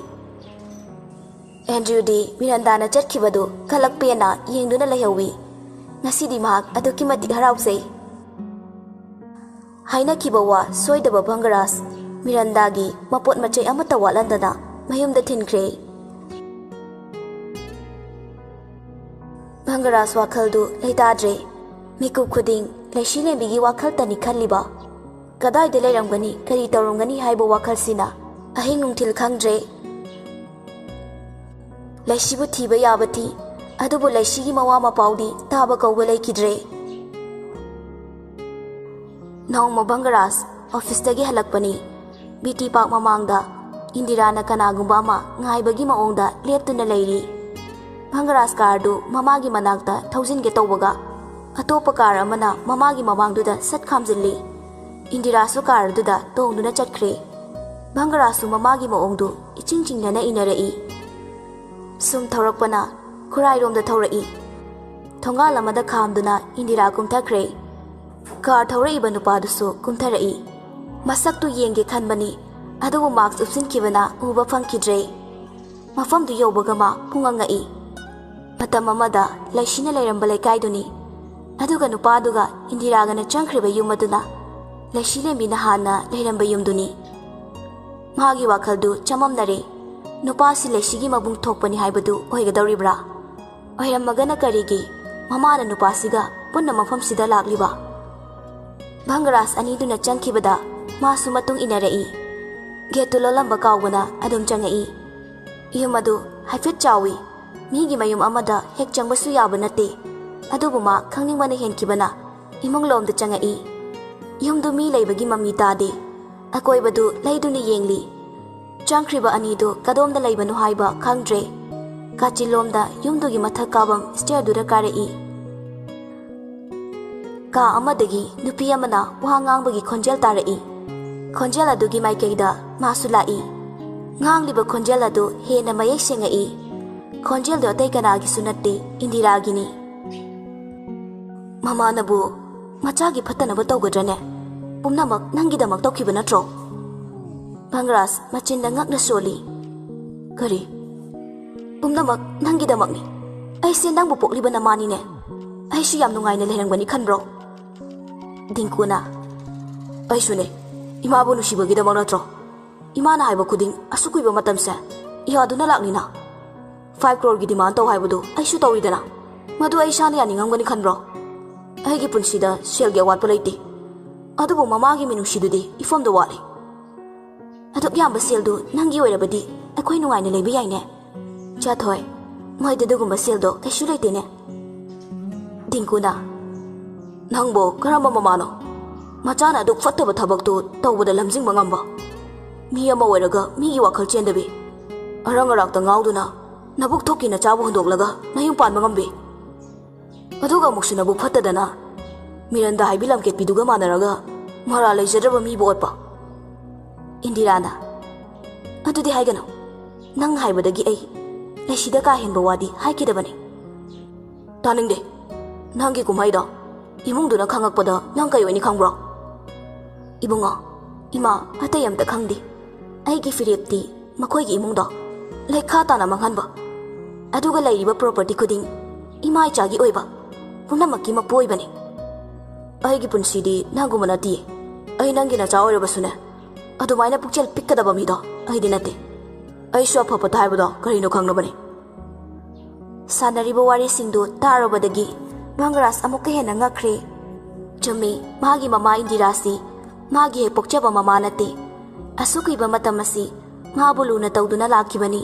nongmatasu mana mamabu phatana khalluba leite ngasidi mahak pumna makhangle mamagi khujil thawra ngaktani haiba Bangaras asawba saktamga loinana thong thang doktuna changai Indiradi ngakpada loikre dingkusu adu mangai Indirana Icha thoi Bangaras na Kanagi cha thoi Ai nangi na cha thoi na ti Karino nang na hairi badubo Ina sina tara phawba image sina ura phawba chen ga dawri bra Haujik di nangi chen pham lai trabani Ai na nangbo apopoi ma mangni khaliba Aduga nang na di ai bu yen bagum khalama ba Indira khangle sanariba wari pumba Bangaras na takre haiba Dinkuna Mr. Bangaras Bangaras Dinkuda mamitu khani yengai Dinkuna Ngaiko tapthaku ai wari pumba tamna khangange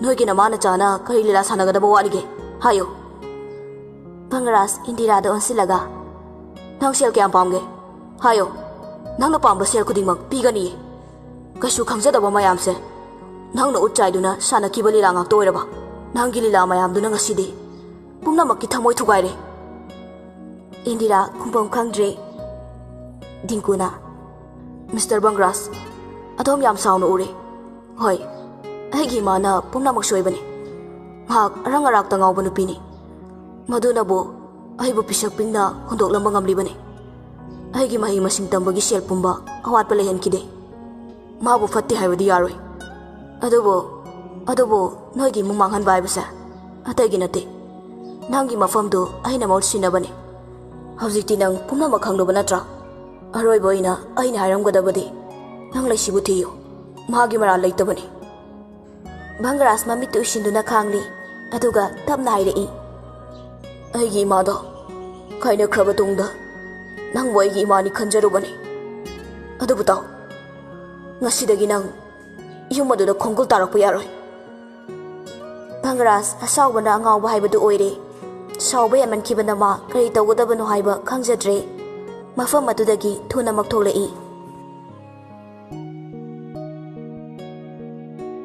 Pakasana chawrba yumduda mathasana hangat handa chatli Bangarasna Babo Pakasana tapna Sana Nachada warobra Sana Ichada ipana kari warogani Warogde Ichana tawribado chap charabani Aisha kayada pangruribano Namana sana balalo khangrudre Ipa khaluragani ngamaktrene Babo adom nabigano Miranda hoigi imungdi kari shwarak dabra Hairambane Nganso mamala ambane Moina lanbani na aina wa ama haibada kumpham leitabani Babo moigi wasi toksida Phare Ipasu warabani Lamsang lakpagine ngayakta wakhalse ingna potharuge Hoi Babo phajana pothabiro Aishu thabang mafamda ngayaktang yorukige Hoi Bangarasu mapanda thorai adugi entry bu kawrai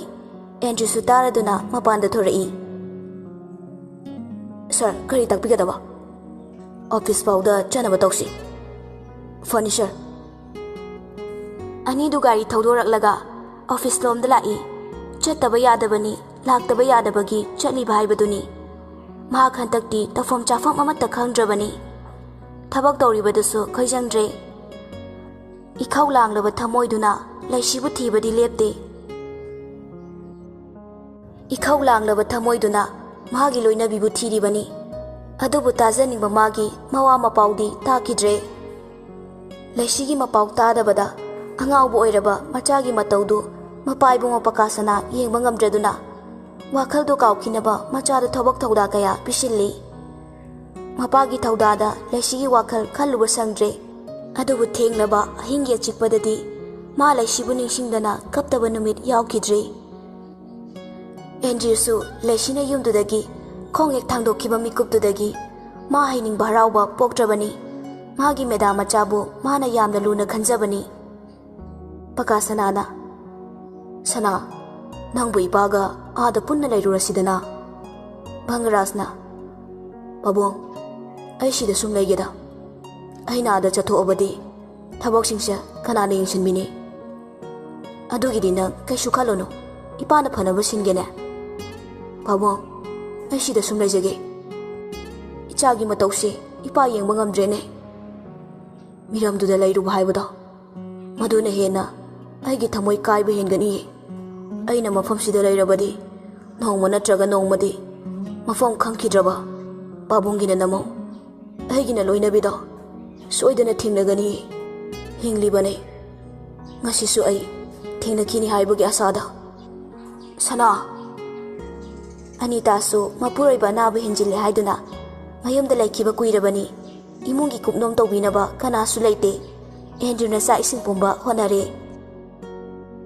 Andrew na baba chalore chana ba tawrase pakasanana hoi charorse ahum du punna chak tu chaminare icha Andrew na thongba cha insang si loina hawkre on thokna haikreda icha se wadi wajarabani imungi thabak mayam si wanabada Andrew na fe tawraga wadi da babu pakasanana सुमाइना हजिलिबसे फरबनी हयेंवाई इचागी मौदुदी वारारोइदबनी एंड्री इकायदना अस पाबुंगसिमा इकारिरो इचाबो पाबुंगना नुसिदना लक्नबनी इकायददा पाबुंग केके हापखोगे यारे यारे इपा ओगली नबानी चाहोरो अनिदुना सानरिबो वारिदो भंगराज तारिब्रा ताद्रिब्रा खंगदे मागी चाफम थोकपा चारगा अनिदो कोलिक वारेम रोशिनमिनै कुइना लैमिनरक्लबनिना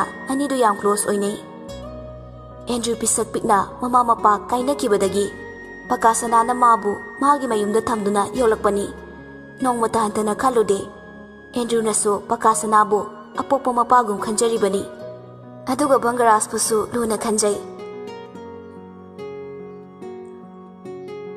प्रेमिलागा जितेनगा अनिदो हंदक्ति मचानुपीगी हक्तक्ता अवाबा हाइबदु ओइरे अंजलि मयुमदा खाइनरगा हलक्तुना लैरबसु लैसाबी सादुना कोया हादुना लै मचा पिकपदुना ममा प्रेमिलागा थनमलगा माना लैसाबी सादुना कोइचा चटली प्रेमिलासु मचाना हाइ मखै तौरी मखै याय जितेना ममा नचानुपीदी ममा नबिकी बर्थडे पार्टी अमा यावबा चटखिबने नुपी माना नुमिदांगसिदा नुपादौना कोइ चटलिबा मचा पिकपसु थनमलगा ममा नंदी करिम थाइदबनिने करिनो खरसु चटससनो इचादो मराइबक थिजरबिनी इचाना युमसिदा तुफक तुफाइ चन्ना लैबदो ममाइदी येंबा ngamdiye aduna khara chasasano magi nuaijanaba hai adubu haiba ayuk nungthil hairabadi khara phaidana lekai na ngangnaribase aidi taba ngamdrene he ho lekai gi mawa lawruno moidi ngangnaragi sidani maya singdo kathoga leirabani mama nang si onthokpani da leisi gi haktak tasune aikoi bu lekai sina thina ngangnakibani aikoi na leisibu oktabini haiduna pithokredana hantak na amu nachanu pisigi haktak ta ai ko kok yam sadawri ho yare se lekai mi wa lawdiye adu saruna suse ni hakta pamuse ai cham ta losiluki ge Premila masudu jiten da piram laga chakom lom da changkre jiten masudu pam laga sumlak na rambadagi angang du sutum thakre tumli ba masunu pibu yeng laga punsigi hauki ba tangka kharabu ningsinga i tharikna mai pabo icha thoi bi saheng wa charaga kayo hinsige jitena aigi icha di mapai na doctor o hendori bane tharikna ꯑꯩꯁꯨꯅꯦ ꯅꯨꯄꯤꯅ doctor ꯑꯣꯏꯕꯁꯦ ꯌꯥꯝ ꯄꯥꯝꯖꯩ ꯌꯥꯝꯅꯁꯨ ꯂꯦꯝꯃꯤꯀꯣ ꯂꯦꯝꯃꯤ ꯑꯗꯨꯅ ꯑꯩꯅ ꯏꯆꯥ ꯊꯣꯏꯕꯤꯁꯦ doctor ꯑꯣꯏꯍꯟꯗꯣꯏꯅꯤ ꯊꯥꯔꯤꯛ ꯅꯨꯡꯉꯥꯏꯇꯅ ꯑꯩꯗꯤ ꯏꯆꯥꯒꯤ ꯀꯨꯝꯍꯩꯁꯦ ꯌꯦꯡꯕ ꯐꯪꯂꯔꯣꯏꯀꯣ ꯊꯥꯔꯤꯛ ꯀꯔꯤꯅꯣ ꯅꯪꯅ ꯍꯥꯏꯔꯤꯗꯨꯕꯣ ꯑꯗꯨꯝꯅ ꯍꯥꯏꯍꯩꯗꯦ ꯑꯩ ꯂꯩꯔꯤꯕꯁꯤꯗꯤ ꯑꯩꯅ ꯅꯪꯕꯨ ꯂꯥꯌꯦꯡꯒꯗꯧꯔꯤꯕꯅꯤꯅꯦ ꯑꯩ ꯀꯔꯤꯒꯨꯝꯕ ꯑꯃꯈꯛꯇ ꯍꯥꯏꯖꯒꯦꯕ ꯍꯥꯏꯌꯣ ꯍꯌꯦꯡꯋꯥꯏ ꯑꯩ ꯂꯩꯇ꯭ꯔꯕ ꯇꯨꯡꯗ ꯏꯆꯥ ꯊꯣꯏꯕꯤꯁꯦ ꯂꯨꯅ ꯇꯧꯕꯤꯌꯨꯀꯣ ꯏꯆꯥꯒꯤ ꯃꯃꯤꯠꯇꯒꯤ ꯃꯄꯤ ꯇꯥꯍꯟꯕꯤꯔꯛꯀꯅꯨ ꯊꯥꯔꯤꯛ ꯅꯪ ꯋꯥꯈꯜꯗꯣ ꯌꯥꯝ ꯍꯦꯟꯖꯤꯟꯅ ꯈꯜꯂ ꯃꯥꯜꯂꯦ ꯁꯦ ꯏꯆꯥ ꯊꯣꯏꯕꯤꯁꯦ ꯑꯩꯒꯤ ꯏꯆꯥꯅꯤꯅꯦ ꯀꯔꯤꯒꯤ ꯑꯩꯅ ꯏꯆꯥꯒꯤ ꯃꯃꯤꯠꯇꯒꯤ ꯃꯄꯤ ꯇꯥꯍꯟꯒꯗꯧꯔꯤꯕꯅꯣ ꯑꯉꯥꯡ ꯀꯛꯂꯛꯄꯒꯤ ꯃꯈꯣꯟꯗꯨꯗ ꯖꯤꯇꯦꯟꯗꯨ ꯋꯥꯈꯜ ꯂꯥꯛꯏ ꯃꯥꯒꯤ ꯅꯨꯄꯤ ꯄ꯭ꯔꯦꯃꯤꯂꯥ ꯆꯥꯛꯁꯨ ꯂꯣꯏꯔꯝꯂꯦ ꯑꯟꯖꯂꯤꯁꯨ ꯍꯜꯂꯛꯂꯝꯃꯤ ꯃꯥ ꯋꯥꯈꯜ ꯑꯃꯗ ꯇꯥꯎꯔꯤꯉꯩ ꯈꯪꯍꯧꯗ꯭ꯔꯕꯅꯤ ꯈꯜꯂꯨꯔꯒ ꯃꯥ ꯅꯤꯡꯉꯝꯗꯕꯅ ꯄꯤꯛ ꯊꯜꯂꯦ ꯃꯥꯒꯤ ꯍꯦꯛ ꯄꯣꯛꯆꯕ ꯃꯆꯥꯕꯨ ꯃꯥꯅ ꯀꯌꯥꯗ ꯃꯤꯔꯥꯏꯔꯨꯕ ꯃꯁꯥꯃꯛꯀꯤ ꯃꯆꯥꯕꯨ ꯃꯤꯉꯣꯟꯗ ꯌꯣꯟꯊꯣꯛꯄ ꯉꯝꯂꯕ ꯄꯨꯝꯅꯃꯛꯁꯤ ꯈꯜꯂꯨꯔꯒ ꯃꯍꯥꯛ ꯃꯇꯣꯝꯇ ꯇꯨꯀꯠꯆꯔꯛꯏ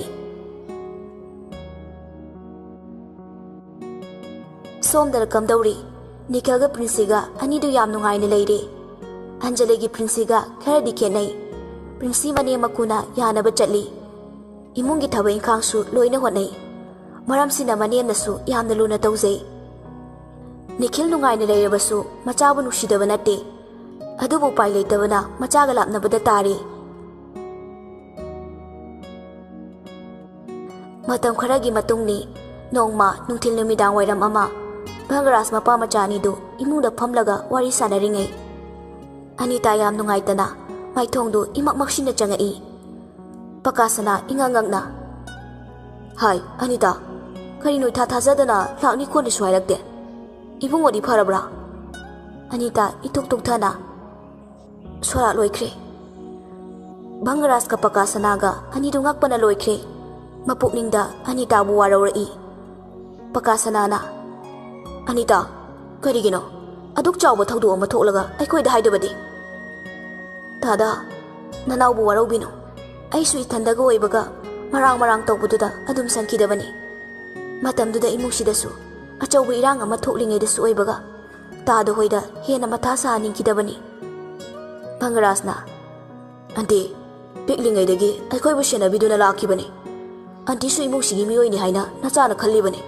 ꯑꯗꯨꯒ ꯍꯟꯗꯛꯀꯤ ꯃꯇꯥꯡꯁꯤꯃꯗꯤ ꯑꯟꯇꯤ ꯈꯤꯇꯪ ꯅꯨꯡꯉꯥꯏꯖꯗꯦ ꯑꯟꯇꯤꯁꯨ ꯑꯩꯉꯣꯟꯗ ꯋꯥꯔꯧꯕ꯭ꯔꯥ ꯍꯥꯏ ꯑꯉꯥꯎꯕ ꯀꯔꯤꯒꯤ ꯏꯆꯥꯕꯨ ꯋꯥꯔꯧꯒꯗꯒꯦ ꯑꯅꯤꯇꯥ ꯁꯣꯔ ꯁꯥꯡꯅ ꯍꯣꯟꯗꯣꯛꯏ ꯗꯥꯗꯥ ꯉꯁꯤ ꯑꯩꯅ ꯃꯐꯝꯁꯤꯗ ꯂꯥꯛꯆꯔꯤꯕꯁꯦ ꯑꯇꯩ ꯀꯔꯤꯒꯤꯁꯨ ꯅꯠꯇꯦꯗꯣ ꯁꯔꯁꯨ ꯇꯥꯕꯤꯌꯣ ꯄꯀꯥꯁꯅꯥꯅ ꯍꯥꯏꯌꯨꯅꯦ ꯑꯩꯈꯣꯏꯅ ꯃꯇꯝ ꯀꯨꯏꯅꯗꯒꯤ ꯊꯤꯔꯛꯂꯤꯕ ꯃꯤꯁꯛꯇꯨꯒꯤ ꯂꯩꯐꯝꯗꯣ ꯉꯁꯤꯗꯤ ꯈꯪꯂꯦ ꯚꯪꯒꯔꯥꯖ ꯑꯅꯤꯇꯥꯗ ꯏꯈꯧ ꯂꯥꯡꯅ ꯌꯦꯡꯉꯛꯏ ꯄꯀꯥꯁꯅꯥꯅ ꯅꯪꯅ ꯍꯥꯏꯔꯤꯕꯁꯤꯕꯨ ꯃꯥꯅꯤ ꯇꯥꯗꯅ ꯈꯜꯂꯤꯕꯗꯨꯅꯤ ꯂꯩꯁꯤꯒꯤ ꯂꯩꯐꯝ ꯈꯪꯂꯦ ꯑꯅꯤꯇꯥꯒꯤ ꯋꯥꯍꯩꯁꯤꯡꯗꯨ ꯇꯥꯕꯗ ꯚꯪꯒꯔꯥꯖ ꯍꯔꯥꯎꯕ ꯀꯞꯅꯤꯡꯕꯅ ꯊꯜꯂꯔꯦ ꯑꯟꯇꯤ ꯑꯆꯨꯝꯕ꯭ꯔꯥ ꯍꯥꯏꯕꯤꯌꯨ ꯑꯟꯇꯤ ꯑꯆꯨꯝꯕꯅꯤ ꯁꯔ ꯃꯥ ꯍꯧꯖꯤꯛ ꯀꯥꯏꯗ ꯂꯩꯒꯦ ꯑꯩ ꯃꯥꯒ ꯎꯅꯒꯦ ꯑꯩ ꯃꯉꯣꯟꯗ ꯂꯥꯜꯂꯦ ꯍꯥꯏꯖꯒꯦ ꯑꯩ ꯃꯥꯒ ꯎꯅꯒꯦ ꯑꯟꯇꯤ ꯁꯔ ꯑꯃꯨꯛꯇ ꯉꯥꯏꯕꯤꯈꯣ ꯃꯥꯒꯤ ꯂꯩꯐꯝ ꯍꯥꯏꯗ꯭ꯔꯤꯉꯩ ꯃꯇꯝ ꯀꯨꯏꯅ ꯈꯪꯍꯟꯗꯅ ꯂꯣꯠꯁꯤꯟꯗꯨꯅ ꯊꯝꯂꯛꯄ ꯋꯥꯔꯤꯗꯣ ꯉꯁꯤꯗꯤ ꯍꯥꯏꯔꯒꯦ ꯚꯪꯒꯔꯥꯖꯅ ꯀꯔꯝꯕ ꯋꯥꯔꯤ ꯄꯀꯥꯁꯅꯥꯗꯤ ꯇꯨꯃꯤꯟꯅ ꯑꯗꯨꯃꯛ ꯐꯝꯂꯤ ꯑꯅꯤꯇꯥꯅ ꯋꯥꯐꯝ ꯑꯁꯦ ꯏꯃꯧꯗꯨꯅꯗꯤ ꯀꯅꯥꯒꯤ ꯃꯐꯝꯗꯁꯨ ꯍꯥꯏꯗꯣꯛꯀꯅꯨ ꯍꯥꯏꯗꯨꯅ ꯑꯩꯕꯨ ꯋꯥꯁꯛꯍꯟꯈꯤꯕꯅꯤ ꯑꯗꯨꯕꯨ ꯋꯥꯐꯝ ꯑꯁꯦ ꯑꯩꯅ ꯅꯉꯣꯟꯗ ꯍꯥꯏꯍꯧꯗ꯭ꯔꯕꯗꯤ ꯅꯤꯡꯉꯝꯗꯅ ꯑꯗꯨꯃꯛ ꯂꯩꯍꯧꯔꯅꯤꯌꯦ ꯚꯪꯒꯔꯥꯖ ꯆꯤꯡꯅꯅ ꯍꯥꯏꯕꯤꯌꯨ ꯑꯟꯇꯤ ꯑꯩ ꯇꯥꯅꯤꯡꯕꯅ ꯂꯥꯡꯇꯛꯅꯔꯦ ꯂꯩꯁꯤꯂꯦꯟꯕꯤꯒꯤ ꯍꯛꯆꯥꯡꯗ ꯁꯥꯒꯩꯁꯤꯒꯤ ꯏꯅꯥꯎ ꯄꯨꯔꯝꯃꯤ ꯋꯥꯍꯩꯗꯨ ꯇꯥꯕꯗ ꯚꯪꯒꯔꯥꯖ ꯑꯃꯗꯤ ꯄꯀꯥꯁꯅꯥ ꯄꯨꯡꯉꯛ ꯉꯛꯈ꯭ꯔꯦ ꯚꯪꯒꯔꯥꯖꯅ ꯀꯔꯤ ꯑꯗꯨꯗꯤ ꯑꯩꯒꯤ ꯏꯆꯥ ꯂꯩꯁꯤꯂꯦꯟꯕꯤꯅ ꯅꯥꯎ ꯄꯨꯔꯝꯕ ꯑꯟꯇꯤ ꯏꯆꯥꯗꯨ ꯃꯥꯒꯤ ꯃꯅꯥꯛꯇ ꯂꯩꯕ ꯅꯠꯇ꯭ꯔꯣ ꯍꯥꯏꯕꯤꯌꯨ ꯑꯟꯇꯤ ꯁꯔ ꯑꯉꯥꯡ ꯑꯗꯣ ꯉꯁꯤꯒꯤ ꯇꯥꯏꯕꯪꯁꯤꯗ ꯂꯩꯇ꯭ꯔꯦ ꯚꯪꯒꯔꯥꯖ ꯃꯄꯤ ꯏꯔꯥ ꯆꯦꯜꯂꯛꯏ ꯀꯔꯤ ꯃꯇꯧ ꯀꯔꯝꯅ ꯂꯩꯁꯤꯅ ꯑꯩꯒꯤ ꯐꯝꯗ ꯍꯥꯏꯗ꯭ꯔꯕꯅ ꯀꯔꯤꯒꯤ?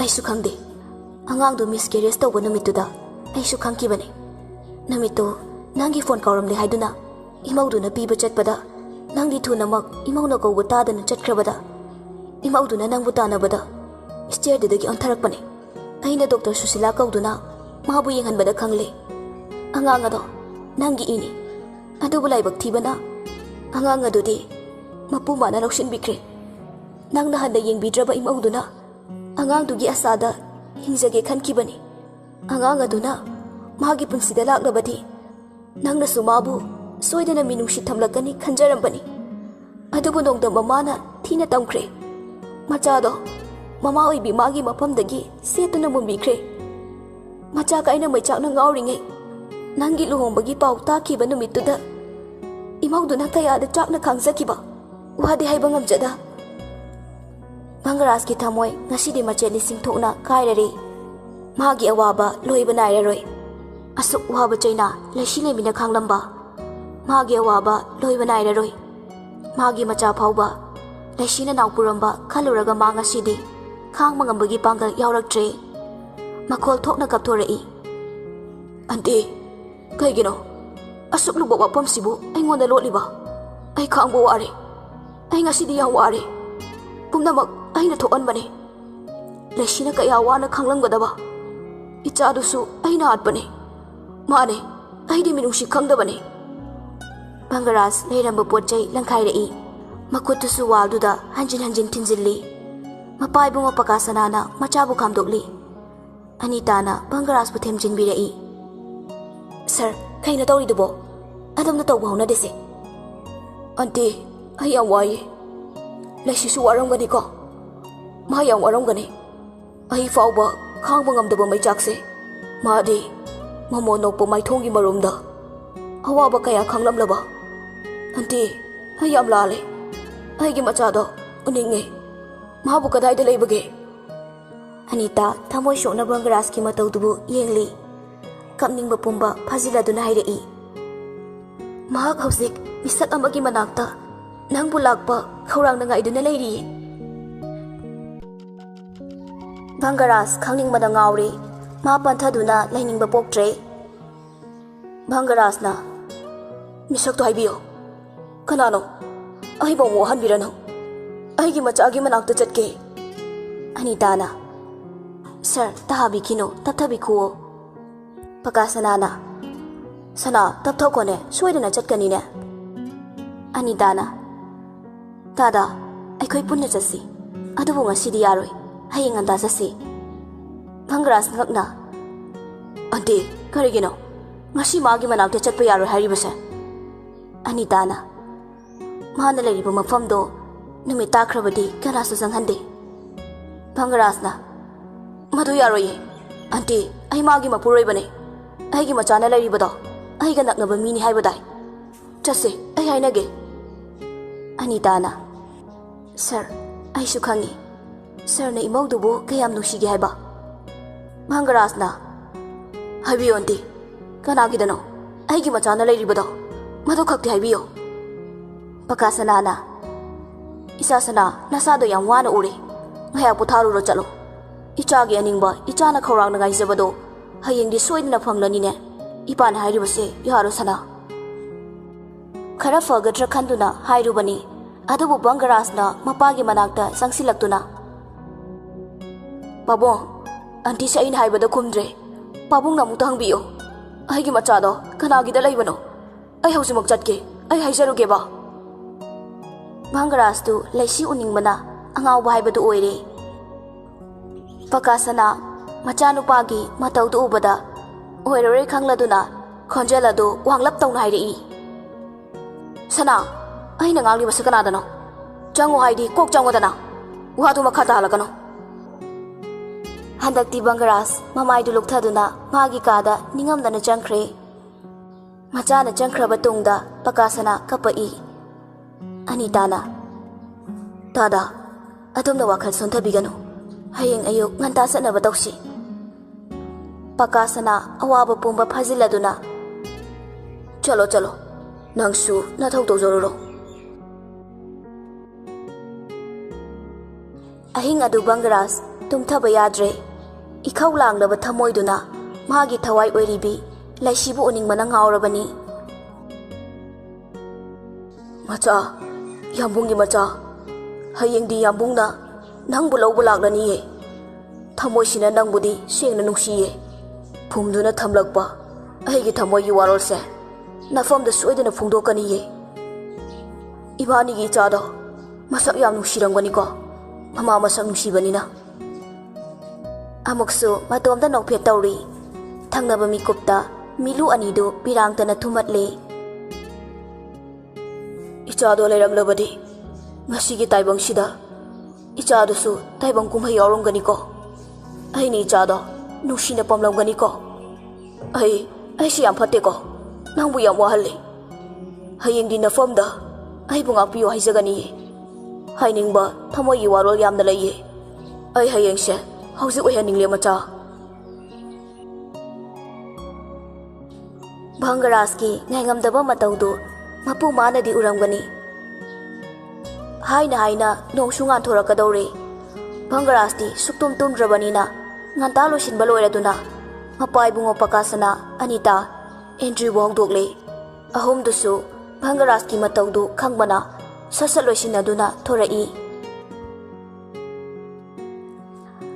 Anita na haibagi matung inna garido khurairom da thorai. Len hoigi lekaidu yausilakle. Bangaras haujiktada wakhal lai. Anita na haikiba maga khwaidagi naknaba misaktu leni haiba. Garidu khamlaga makhoi marimak mathang kumtharakle. Bangaras imunglomda chensilaktuna lena madi manibu kauri.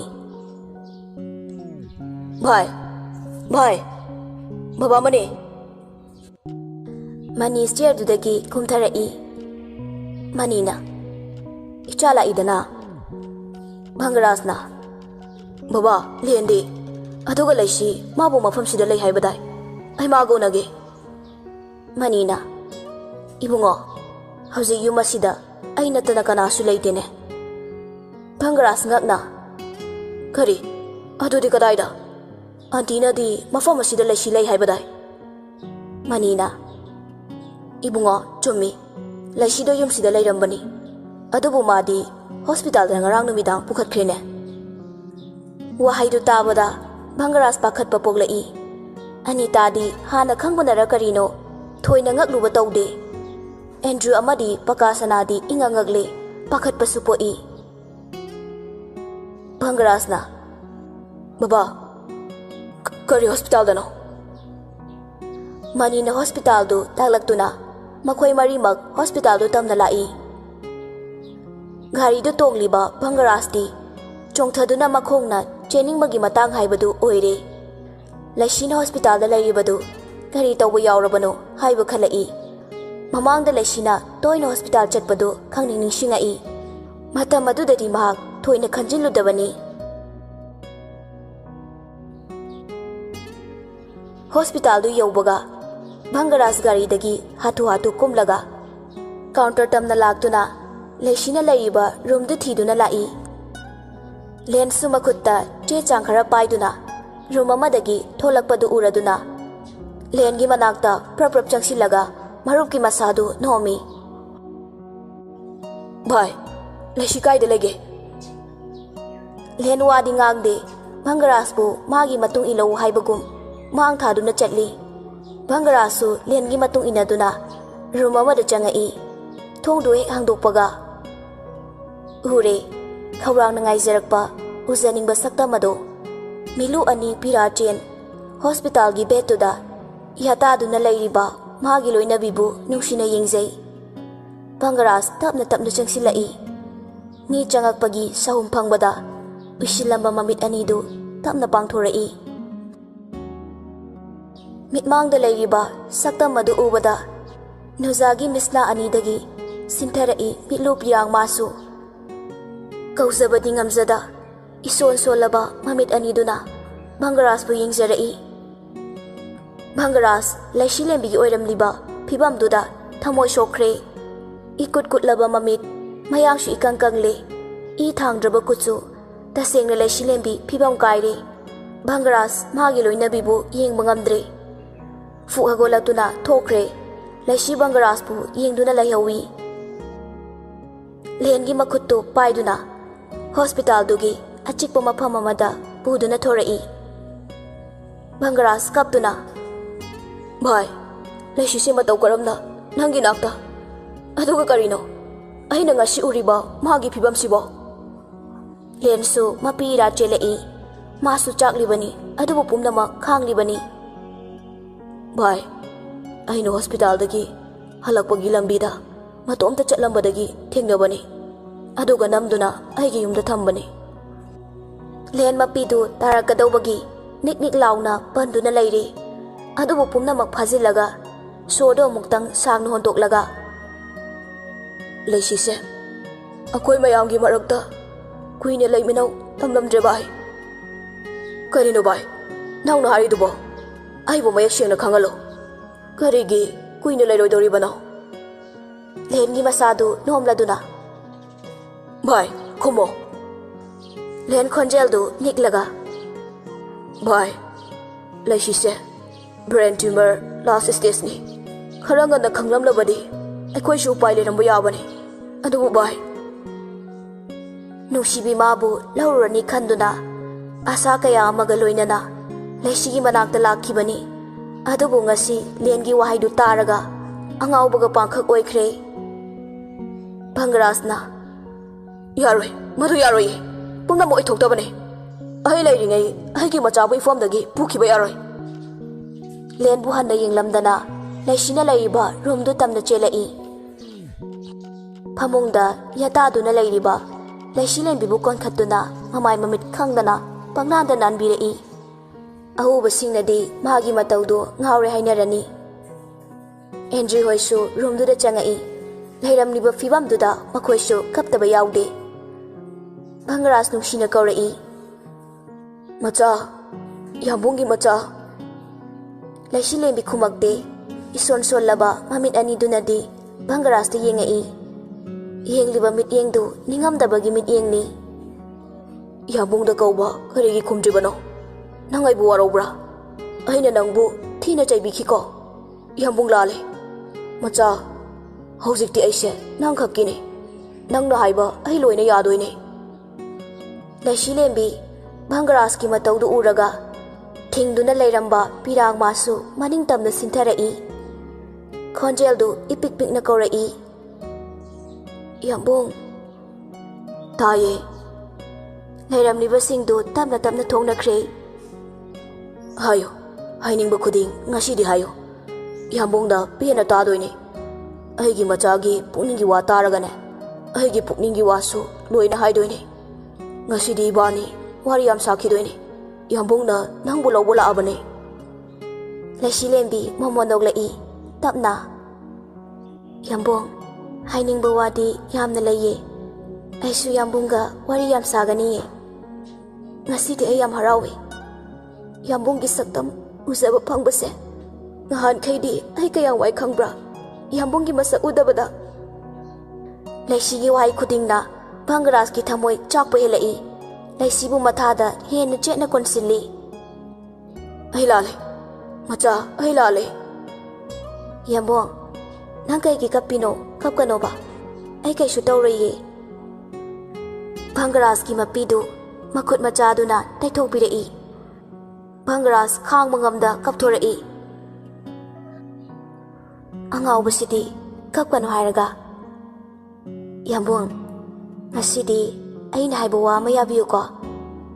ꯍꯥꯏꯌꯨ, ꯑꯩꯒꯤ ꯃꯆꯥꯅ ꯍꯥꯏꯕ ꯈꯨꯗꯤꯡꯅꯦ ꯂꯣꯏꯅ ꯌꯥꯗꯣꯏꯅꯤ꯫ ꯂꯩꯁꯤ ꯂꯦꯟꯕꯤ ꯚꯪꯒꯔꯥꯖꯄꯨ ꯆꯦꯠꯅ ꯀꯣꯜꯂꯛꯏ, ꯑꯗꯨꯒ ꯇꯞꯅ ꯍꯥꯏꯔꯛꯏ, ꯑꯩꯈꯣꯏꯅꯤꯒꯤ ꯏꯆꯥꯗꯣ ꯑꯩꯅ ꯀꯟꯕ ꯉꯝꯍꯧꯗ꯭ꯔꯦ꯫ ꯁꯦ, ꯑꯗꯨꯗꯤꯅꯦ ꯌꯥꯝꯕꯨꯡ ꯀꯩꯁꯨ ꯈꯟꯗꯦꯕ꯫ ꯏꯕꯥꯅꯤꯒꯤ ꯏꯆꯥꯗꯤꯅꯦ ꯃꯊꯪ ꯂꯩꯔꯁꯨ ꯌꯥꯏꯌꯦ꯫ ꯑꯗꯣ ꯅꯪꯅ ꯋꯥ ꯑꯃ ꯍꯥꯏꯅꯤ ꯍꯥꯏꯕꯗꯣ ꯍꯥꯏꯔꯣꯕ, ꯌꯥꯝꯕꯨꯡ ꯇꯥꯅꯤꯡꯕꯅ ꯉꯥꯎꯔꯦꯕ꯫ ꯂꯩꯁꯤ ꯑꯃꯨꯛꯁꯨ ꯃꯣꯃꯣꯟ ꯇꯧꯔꯛꯏ, ꯌꯥꯝꯕꯨꯡ, ꯑꯩꯕꯨ ꯅꯨꯡꯁꯤ ꯑꯃꯨꯛꯇ ꯍꯥꯏꯕꯤꯌꯨ꯫ ꯌꯥꯝꯕꯨꯡꯒꯤ ꯆꯤꯝꯕꯥꯜꯗꯨꯗꯒꯤ ꯑꯩꯕꯨ ꯅꯨꯡꯁꯤ ꯍꯥꯏꯕ ꯋꯥꯍꯩꯗꯣ ꯑꯩ ꯇꯥꯅꯤꯡꯉꯦ꯫ ꯍꯥꯏꯒꯅꯤꯌꯦ, ꯁꯣꯏꯗꯅ ꯍꯥꯏꯒꯅꯤꯌꯦ꯫ ꯑꯩꯒꯤ ꯃꯆꯥꯅ ꯑꯩꯒꯤ ꯊꯋꯥꯏꯅꯤ, ꯅꯪꯅ ꯑꯩꯒꯤ ꯄꯨꯝꯅꯃꯛꯅꯤ꯫ ꯑꯩ ꯅꯪꯕꯨ ꯌꯥꯝ ꯆꯦꯠꯅ ꯀꯣꯜꯂꯝꯕ ꯃꯈꯨꯠ ꯑꯅꯤꯗꯨ ꯇꯞꯅ ꯊꯥꯗꯣꯔꯛꯏ꯫ ꯚꯪꯒꯔꯥꯖ ꯃꯈꯣꯜ ꯊꯣꯛꯅ ꯀꯞꯄꯛꯏ꯫ ꯂꯩꯁꯤꯒꯤ ꯃꯁꯥꯗꯨ ꯍꯦꯟꯅ ꯆꯦꯠꯅ ꯀꯣꯟꯁꯤꯜꯂꯤ꯫ ꯃꯆꯥ,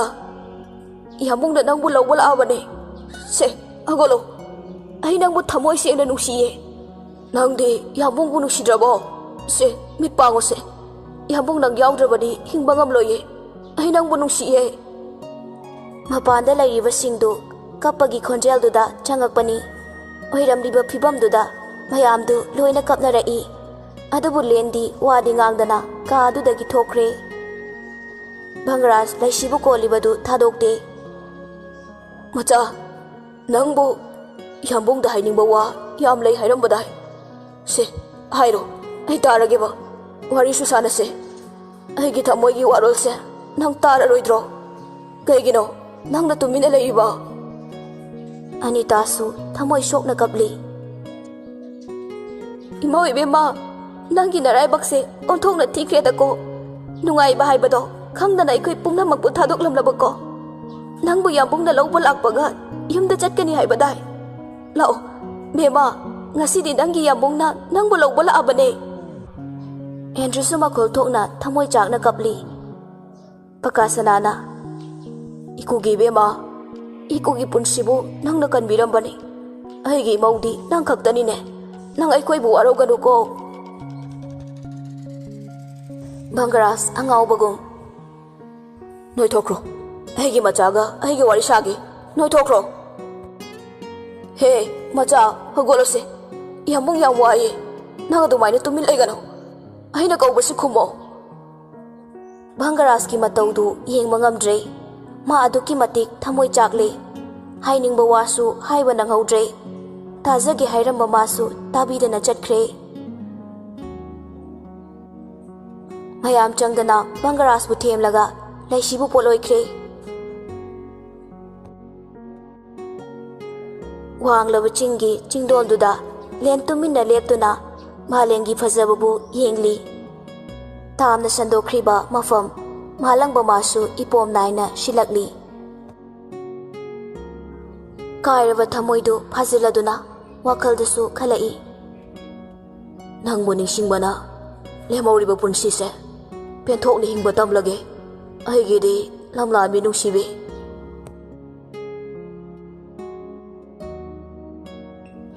ꯃꯐꯝ ꯃꯐꯝ ꯈꯨꯗꯤꯡ, ꯃꯆꯤ ꯃꯆꯤ ꯈꯨꯗꯤꯡ ꯍꯣꯡꯗꯨꯅꯇ ꯂꯩꯔꯦ꯫ ꯃꯥꯒꯤ ꯋꯥꯈꯜꯗ ꯂꯩꯁꯤꯂꯦꯝꯕꯤ ꯈꯛꯇꯅꯤ ꯈꯜꯂꯤꯕ꯫ ꯅꯤꯡꯁꯤꯡ ꯅꯤꯡꯁꯤꯡ ꯀꯞꯂꯤ꯫ ꯑꯃꯨꯛꯁꯨ ꯂꯩꯁꯤꯒꯤ ꯀꯥꯗ ꯆꯪꯗꯨꯅ ꯂꯩꯁꯤ ꯂꯩꯕ꯭ꯔꯥ ꯍꯥꯏꯗꯨꯅ ꯀꯣꯏꯊꯤ ꯊꯤꯔꯨꯏ꯫ ꯂꯩꯔꯝꯗ꯭ꯔꯕ ꯃꯤꯀꯨꯞꯇ ꯑꯃꯨꯛ ꯀꯞꯀꯅꯤ꯫ ꯇꯁꯦꯡꯅ ꯚꯪꯒꯔꯥꯖ ꯑꯉꯥꯎꯕ ꯍꯥꯏꯕꯗꯨ ꯑꯣꯏꯔꯦ꯫ ꯍꯥꯏꯅꯤꯡꯕ ꯋꯥꯁꯨ ꯍꯥꯏꯍꯧꯗ ꯃꯍꯥꯛ ꯃꯁꯥꯅ ꯃꯁꯥꯕꯨ ꯄꯦꯟꯗꯅ ꯋꯥꯔꯧꯔꯤ꯫ ꯍꯥꯟꯅꯗꯒꯤ ꯍꯦꯟꯅ ꯃꯁꯥꯗꯨ ꯁꯣꯛꯆꯤꯜꯂꯦ꯫ ꯂꯩꯁꯤꯅ ꯂꯩꯔꯝꯕ ꯀꯥ ꯑꯗꯨꯗ ꯑꯗꯨꯝ ꯂꯩ꯫ ꯀꯅꯥꯁꯨ ꯃꯥꯅ ꯀꯥ ꯑꯗꯨꯗ ꯆꯪꯍꯟꯗꯦ꯫ ꯀꯥ ꯑꯗꯨꯗꯒꯤ ꯃꯄꯥꯟꯁꯨ ꯊꯣꯔꯛꯇꯦ꯫ ꯌꯦꯡꯂꯨ ꯌꯦꯡꯂꯨꯕ ꯈꯨꯗꯤꯡ ꯅꯤꯡꯁꯤꯡꯅꯕꯒꯤ ꯈꯨꯗꯝꯅꯤ꯫ ꯍꯦꯟꯅ ꯊꯃꯣꯏꯗꯨ ꯃꯩꯆꯥꯛ ꯄꯤꯔꯔꯤ꯫ ꯃꯥꯅ ꯀꯥꯗ ꯆꯪꯉꯛꯄꯗ ꯂꯩꯁꯤꯂꯦꯝꯕꯤꯗꯨ ꯐꯃꯨꯡꯗ ꯍꯤꯞꯂꯤꯕꯣꯏ ꯈꯜꯂꯨꯏ꯫ ꯂꯩꯔꯝꯗ꯭ꯔꯕꯗ ꯑꯃꯨꯛꯁꯨ ꯀꯞꯂꯤ꯫ ꯃꯆꯥ, ꯑꯩ ꯌꯥꯝ ꯋꯥꯔꯦ, ꯅꯪ ꯑꯃꯨꯛꯇ ꯍꯜꯂꯛꯈꯨꯋꯣ꯫ ꯌꯦꯡꯂꯨ ꯌꯦꯡꯂꯨꯕ ꯈꯨꯗꯤꯡ ꯅꯪꯕꯨ ꯅꯤꯡꯁꯤꯡꯅꯕꯒꯤ ꯈꯨꯗꯝ ꯉꯥꯛꯇ ꯉꯥꯏꯔꯦ꯫ ꯅꯪꯕꯨ ꯌꯥꯝꯕꯨꯡꯅ ꯀꯔꯝꯅ ꯀꯥꯎꯒꯅꯤ? ꯑꯍꯤꯡꯒꯤ ꯃꯇꯝꯅꯤ꯫ ꯚꯪꯒꯔꯥꯖ ꯕꯦꯜꯀꯣꯅꯤꯗ ꯂꯦꯞꯇꯨꯅ ꯑꯍꯤꯡꯒꯤ ꯑꯆꯤꯛꯄꯕꯨ ꯌꯦꯡꯂꯤ꯫ ꯊꯥꯞꯅ ꯃꯨꯁꯤ ꯃꯨꯁꯤ ꯉꯥꯜꯂꯤꯕ ꯃꯩꯉꯥꯜꯗꯨꯕꯨ ꯊꯋꯥꯏ ꯇꯥꯅ ꯌꯦꯡꯂꯤ꯫ ꯂꯩꯁꯤ ꯃꯕꯥꯅꯤꯅ ꯑꯍꯤꯡ ꯑꯃꯗ ꯑꯗꯨꯝꯅ ꯌꯦꯡꯃꯤꯟꯅꯈꯤꯕꯗꯨ ꯅꯤꯡꯁꯤꯡꯂꯛꯏ꯫ ꯃꯣꯕꯥꯏꯜꯗꯨ ꯄꯨꯊꯣꯛꯂꯒ ꯂꯩꯁꯤꯂꯦꯝꯕꯤꯅ ꯇꯨꯝꯂꯤꯉꯩ ꯃꯥꯅ ꯂꯣꯟꯅ ꯅꯝꯍꯧꯕ ꯐꯣꯇꯣꯗꯨꯕꯨ ꯅꯨꯡꯁꯤꯅ ꯌꯦꯡꯖꯔꯤ꯫ ꯊꯋꯥꯏꯅꯤ ꯅꯪꯗꯤ, ꯑꯩꯒꯤ ꯅꯨꯡꯁꯤꯕꯤꯅꯤ꯫ ꯄꯨꯟꯁꯤ ꯇꯥꯡꯀꯛ ꯑꯃꯗ ꯇꯠꯇꯅ ꯍꯪꯈꯤ ꯏꯐꯝꯗ ꯂꯝꯂꯥꯟꯕꯤꯔ ꯅꯨꯡꯁꯤꯕꯤꯔ꯫ ꯇꯥꯔꯛꯂꯤꯕ ꯃꯤꯠꯀꯤ ꯄꯤꯗꯨꯁꯨ ꯃꯈꯨꯠꯇꯨꯅ ꯇꯩꯊꯣꯛꯂꯤ꯫ ꯃꯇꯥꯡ ꯑꯁꯤꯗ ꯂꯝꯂꯥꯟꯕꯤꯔ ꯅꯨꯡꯁꯤꯕꯤꯔ ꯍꯥꯏꯔꯤꯕ ꯋꯥꯔꯤ ꯑꯁꯤ ꯂꯣꯏꯁꯤꯟꯖꯔꯦ꯫ ꯋꯥꯔꯤꯁꯤ ꯀꯝꯗꯧꯕꯒꯦ ꯍꯥꯏꯕꯗꯨ ꯀꯣꯃꯦꯟꯠ ꯁꯦꯛꯁꯟꯗ ꯃꯌꯥꯝꯒꯤ ꯃꯣꯠ ꯑꯃꯃꯝꯇꯪ ꯊꯝꯕꯤꯔꯝꯃꯨ꯫ ꯋꯥꯔꯤꯁꯤ ꯄꯥꯊꯣꯛꯄ ꯃꯇꯝꯗ ꯁꯣꯏꯈꯤꯕ ꯂꯥꯟꯈꯤꯕ ꯌꯥꯎꯔꯕꯁꯨ ꯃꯌꯥꯝ ꯄꯨꯝꯅꯃꯛꯅ ꯉꯥꯛꯄꯤꯒꯅꯤ꯫ Warisik hek hꯧbadagi loiba phawba tabiriba listener pumnamakpu Manipur Story Collection gi maikeidagi thagatpa phongdokchari. Mathangdasu amuk hena nungaiba hena interesting oigadaba anawba wari ama puduna lakchage mayam pumnamakna ngaibiramu.